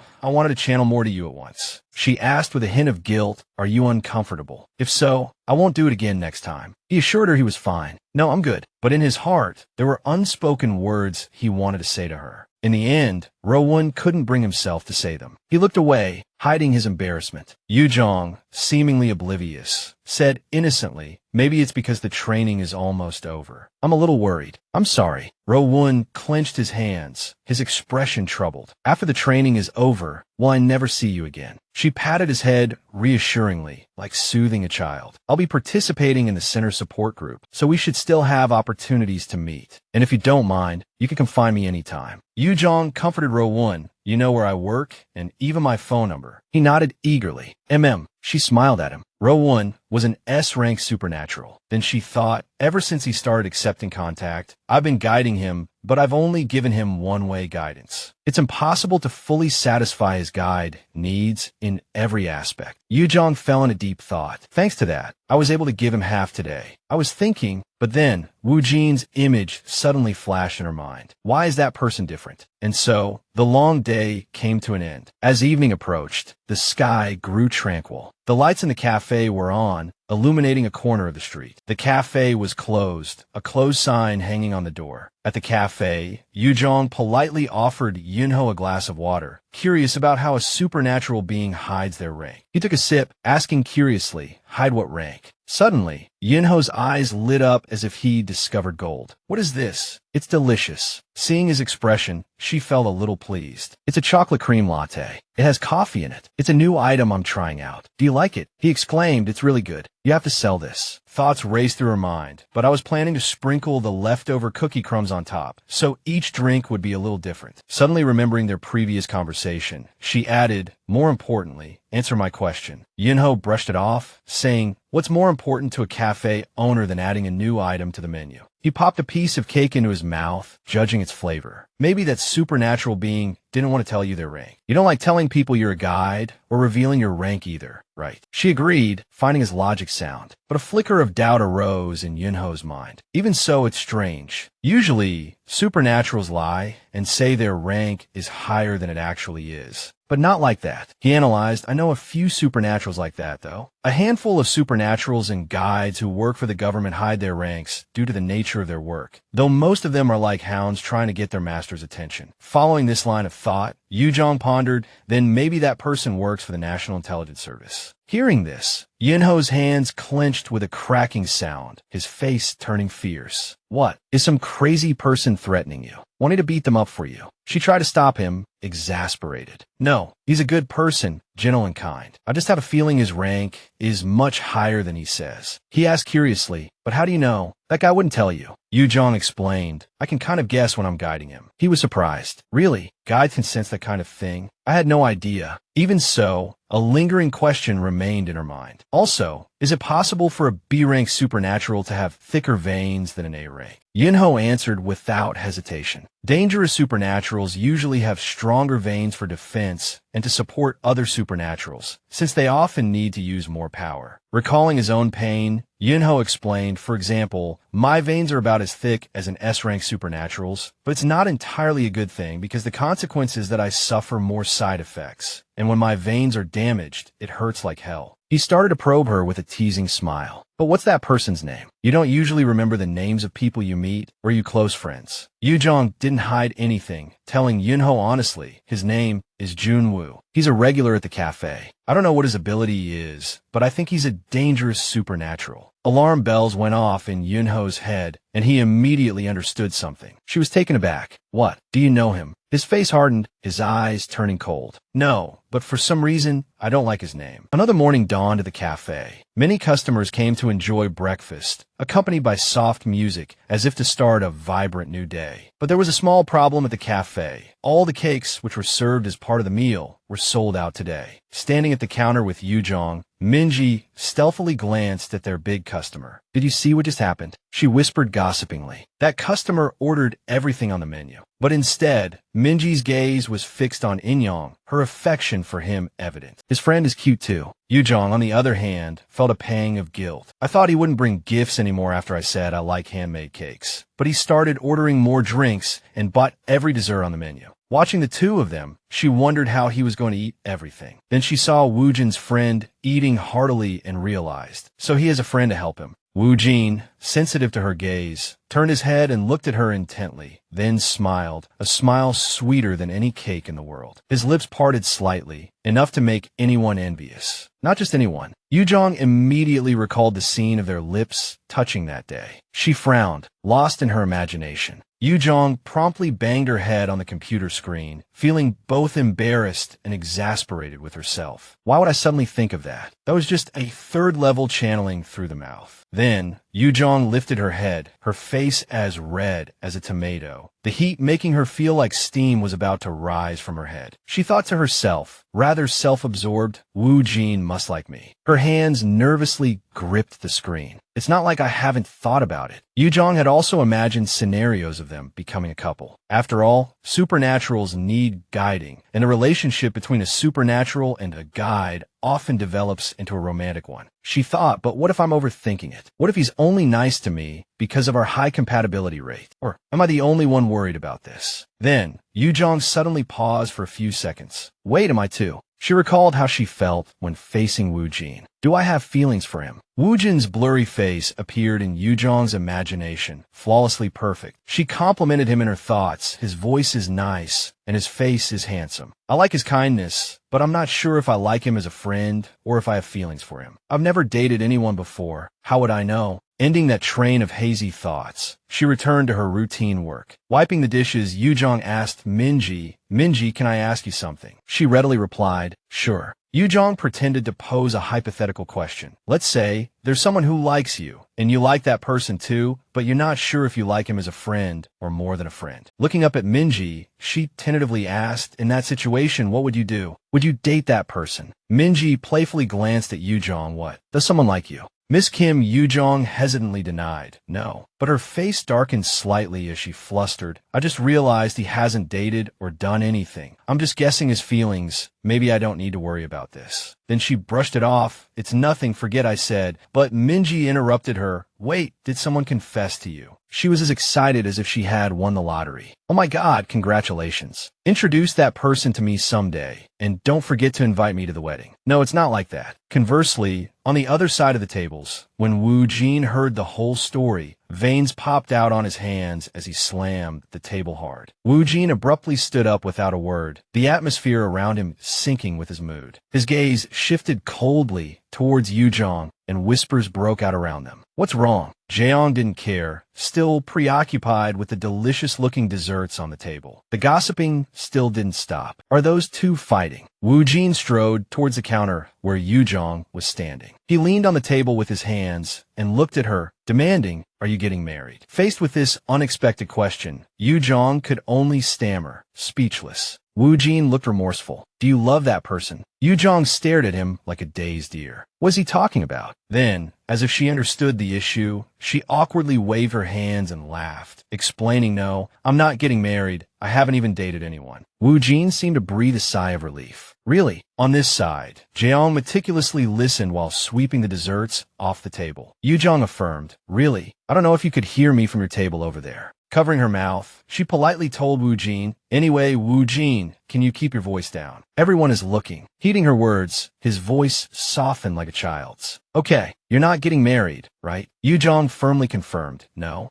Impossible. Seizing the opportunity, Wu Jin asked in a low voice, then are you free tomorrow? If you're free tomorrow, would you like to go somewhere with me? Without a second thought, Yu Jang agreed, okay, the shop is closed tomorrow, so I'm free. Suddenly, she paused. Wait, what? Not giving Yu Jang a chance to refuse, Wu Jin quickly set the date. So you're free, right? I'll wait for you at the cafe entrance tomorrow morning. The sky was clear, and every gust of wind played on the branches, the leaves swaying slightly as if giggling. How peaceful. Contrary to this atmosphere, Yu Jang seemed somewhat reluctant. I don't usually go out like this. She recalled the day she left Wu Jin's house. I thought after that day, Wu Jin and I would never see each other again. She had politely left him a message. Thank you for letting me stay. I'm sorry to leave a message instead of telling you in person. I wanted to talk to you yesterday, but I didn't have time. The key and phone are here. But upon meeting him again, Yu Jang was a little happy, perhaps because she had developed feelings for Wu Jin. She walked over in youthful, neat clothes. Up ahead, Wu Jin was leaning against his car. He was focused on his phone, and upon seeing her, he smiled brightly. You came. He politely opened the car door, inviting her in. Come, let me open the door for you.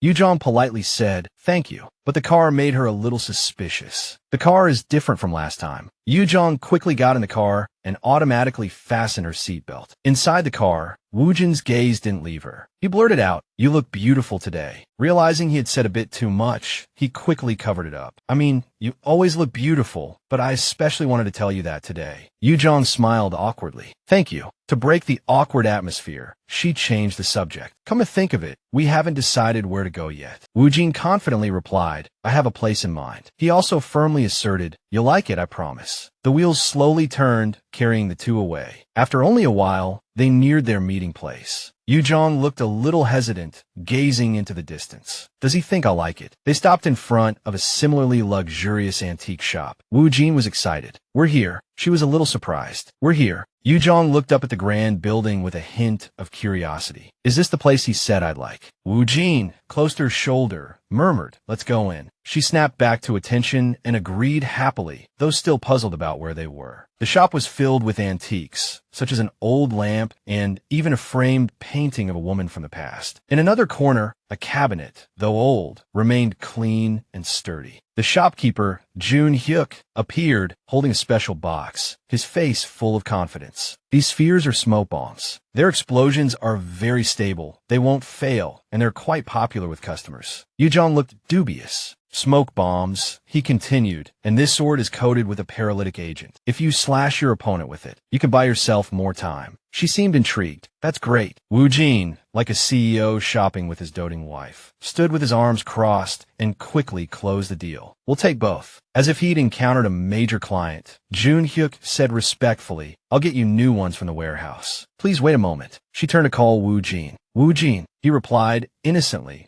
Only then did Yu Jang have the chance to ask him what she'd been curious about. Can you explain why we're here right now? Wu Jin turned his face away, blushing and embarrassed. Actually, I was going to take you somewhere I thought you'd like first, but I was a little worried. Yu Jang seemed completely clueless. Worried, he tugged lightly on her sleeve and asked, You're not going to refuse these protective items just because they're not food, are you? She hesitated, recalling what she'd said to him before. When did I ever say I wouldn't accept things that aren't food? Wu Jin earnestly shared his concerns. To be honest, an acquaintance of mine from the guild said that a new S-rank guide has appeared recently. His expression gradually grew serious. Coincidentally, she has the same name as you, and I heard there's only one new guide with that name this year. But Yu Jang's face was surprisingly calm. Yes, that's right. Wu Jin looked worried. If you're an S-rank guide, then you're very likely to encounter dangerous situations. These things alone might not be enough, but I want you to be safe in case anything happens. That explained the mountain of boxes in front of her. So all these boxes are protective gear for me. Wu Jin pouted. Don't you like them? What do I have to do to make you smile at me again? He remembered her only smile. You smiled when I gave you blue roses, but you didn't like any other flowers. After that, Yu Jang fell into deep thought. Other flowers. That's right. Another bouquet flashed in her memory. Then, she suddenly asked him, what's this? Wu Jin gently held the bouquet out to her. I thought you might like it. Yu Jang struggled to recall what she'd said then. I think I instinctively reacted and said I didn't need it. Wu Jin's hand still gripped the corner of her clothes tightly. He pleaded, so this time, I prepared something different. Yu Jang thought coldly. Then why do you want me to smile? To avoid wasting any more time, Yu Jang spoke frankly. Sorry if I misunderstood, but you like me, right, Wu Jin? The atmosphere around them instantly became quiet and tense, awaiting his answer. His face became radiant, strangely excited. Seeing this, Yu Jang thought, why is he making that expression? Her face fell, and she sank back into thought. Could he just be expressing his gratitude as an awakened? I shouldn't have asked him if he liked me. Yu Jang broke out in a cold sweat, thoughts churning. Did I really misunderstand? Is it because I've lived for too many years in another world? Could this just be friendly behavior between a guide and a superhuman? If so, seeing her flustered appearance, Wu Jin blushed and stammered,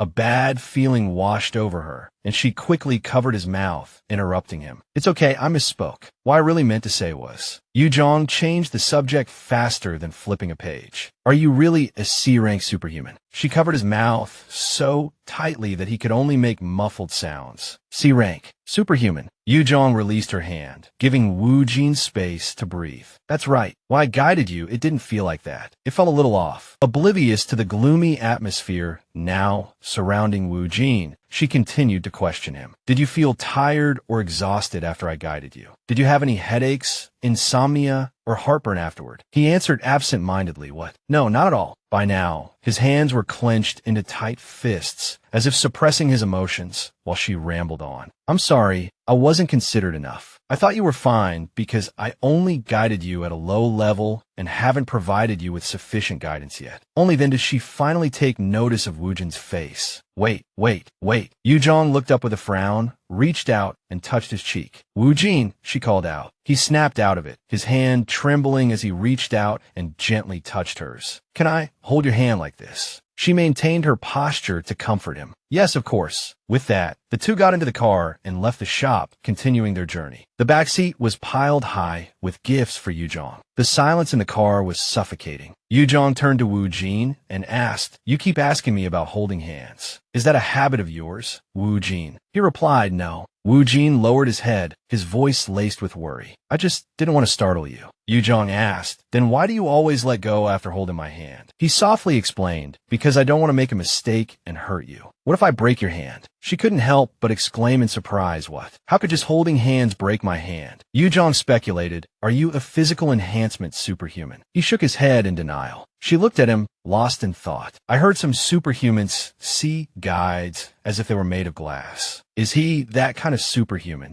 Yu Jang cheerfully held out her hand. Then, let me take this opportunity to tell you that a person's hand is much stronger than you think. She turned her hand towards him. Hold my hand, Wu Jin. He hesitated for a moment before extending his hand towards hers. His hand rested lightly on hers, and she felt the touch. He's not even gripping my hand. That's strange. Yu Jang spoke to him as if encouraging a child. Now try to gently squeeze. He glanced at his hand, hesitant. She immediately took the initiative to tightly grasp his hand and brightly raised it. Like this, it's fine. Can you remember this feeling? He nodded, a happy smile spreading across his face. Yes. Yu Jang spoke to him in a soothing tone, like one would to a child. From now on, you can hold my hand like this. It won't hurt, and you don't have to worry about breaking my hand. Wu Jin seemed to latch onto the key phrase, from now on. She withdrew her hand and changed the subject to avoid the awkwardness. All right, let's go to the next place. We're out to have fun, right? She asked him excitedly, where should we go next? His cheeks flushed. A hotel. Yu Jang seemed not to have heard him clearly and replied readily. A hotel sound good too. It took 3 seconds for her brain to register those 2 words, and she yelled in the car, wait, a hotel. And so, they really did arrive at a hotel, but this place looked incredibly luxurious. A huge, multi-layered chocolate cake was already waiting for them on the table. Not only that, but the staff continued to bring out delicious-looking cakes. In no time, her table was filled with food that looked incredibly tempting. This left her dumbfounded. Yu Jang suddenly turned around, trying to hide her embarrassment. I hate that I'm always jumping to conclusions. I kept thinking I barely had any such desires. Wu Jin asked with concern, "Are you feeling unwell?" She gave an awkward laugh and waved her hand. "No, I'm fine." He politely cut a piece of cake and offered it to her. "Here, please have some." She replied, "Thank you." Yu Jang seemed to be thoroughly enjoying the moment. As she savored the cake, she thought, "I'm not sure if this feeling is love, but I know I like Wu Jin and I want to stay by his side. How can I dislike someone who cares for and worries about me so much?" She cheerfully offered, "If you really need guidance, just tell me. I might not be able to help all the time, but if I can, I will." She added, "Of course, not because of these desserts." Wu Jin tapped his fingers lightly on the table. "Really?" His face lit up. "Then you won't abandon me again." Yu Jang retorted unexpectedly. "When did I abandon you?" He glanced to the side, pouting slightly. "But you left my house without saying goodbye." She immediately denied it. "Hey, that's not fair. I left a note." He continued to argue. "Even so, please tell me directly next time." Yu Jang fell silent for a moment. "Wu Jin, this might sound a bit cold, but what would change even if I told you directly? Even if I did, the result would still be the same. I would still leave." Because Yu Jang was a stranger, without a place to truly belong, just like she had suddenly arrived in another world and had to leave without saying goodbye. Wu Jin comforted her. "Maybe you don't need to leave." He then offered, "If you're having difficulties, I can help you." The two fell into an awkward silence again. Wu Jin spoke up. "Do you like the desserts here? I heard from a friend that the desserts here are amazing." She replied happily, "They're delicious." He seemed relieved. "I'm glad to hear you say that. I thought you would like them." Yu Jang smiled brightly and said gratefully, "Thank you for bringing me here. They're really delicious." That smile captivated Wu Jin once again, and he quickly turned his face away. He masked his emotions. It seemed that at this moment, he felt it was time to make his request. An idea struck him. "It seems I need guidance now. Please hold my hand." The atmosphere around them suddenly became quiet, and no one spoke. The only sound in the vicinity was the conversation between Yu Jang and Wu Jin. She touched his hand and began to guide him. "I think this nomadic life isn't so bad." He listened intently to every word she said. Yu Jang calmly recounted her story. "When I heard that jerk destroyed the apartment I worked so hard for, I thought about giving up and going home, but then I met you, Wu Jin." Wu Jin's gaze never left her. She spoke frankly. "I successfully opened my own cafe, found good employees, and now the business is doing well. Recently, everything has been going very smoothly, although it's a bit frightening." She remembered the day she and Minji were chased by monsters. Although bad things happened, it was a learning experience. She regained her composure. After the rain, the sky always clears. But she felt a sense of helplessness. "I don't usually express my inner thoughts, but I don't know why. Today, I just let it all out." Wu Jin's face turned pale and lifeless. He gripped her hand tighter, then gently pulled it back. Startled, Yu Jang asked worriedly, "Wu Jin, what's wrong?" He quickly covered up, "I just don't think this guidance session is enough." She hurriedly reached out to him. "Give me your other hand too." Holding both his hands, she channeled more power, but felt it wasn't enough. She hesitated. "I'm using a lot of strength, but it's still not enough. It's really hard to level up here." He closed his eyes, focusing his energy, but didn't forget to ask, "Do you really, really hate that person?" Yu Jang asked blankly, "That person? Who?" Wu Jin replied, "Yun Wu Jin." The name triggered memory. She retorted frankly, "Yes, I hate him," but she was curious why he asked. She turned her face away, avoiding his gaze. "I enjoy bad-mouthing him, but not everyone hates Yun Wu Jin like I do." 8 years ago, on May 25th, gates began appearing simultaneously around the world. The most dangerous one appeared in South Korea, the Red Gate. Countless monsters poured out from it, and naturally, the surrounding areas withered and became filled with toxic gas. In our country alone, hundreds of thousands of people died or were seriously injured, resulting in enormous losses. It was Yun Wu Jin who led a group of awakened and closed that gate. Since then, to commemorate the victims, the day the gate was closed became an annual Memorial Day. Every year on this day, a celebration is held to commemorate the closing of the gate. Around that time, Yun Wu Jin established his guild, Messiah, and set a precedent for guilds operating independently from the government. Thanks to them, This chaotic world began to establish standards and systems. Despite his achievements, this didn't convince Yu Jang. She thought, it's amazing, but for someone like me who's lived in another world, it's just one of many heroic tales. If you only look at the results, he's the culprit who destroyed my house multiple times. Wu Jin asked earnestly, can I ask why you dislike him? Yu Jang slowly explained, because he made my already difficult life even harder. My life used to be terrible. She spoke rapidly. People say time heals all wounds, but when someone experiences something unbearable, they often choose to escape and not think about it. Then Yu Jang emphasized again, Yun Wu Jin gives me that feeling. Just thinking about him makes me feel tired and stressed. I don't want to see him. Wu Jin hung his head sadly, and his condition made her panic. Wait, Wu Jin, are you okay? You're too pale. His trembling hand gripped hers tightly, and she softly suggested, please let go of my hand. He gently lifted her hand and placed a tender kiss on it. But I don't want to. Yu Jang was silent for a moment, thinking, maybe the situation is more serious than I thought. Her voice grew louder. Let go of me, Wu Jin. Wu Jin immediately released her hand. His expression was a mixture of sadness and regret. She reached out and touched his forehead, a gesture that startled him back to the present. Yu Jang sat up straight, leaned closer, and asked with concern, you're not sweating, but are you in pain anywhere? Tell me how you feel. If it's a problem with the guidance, I can help.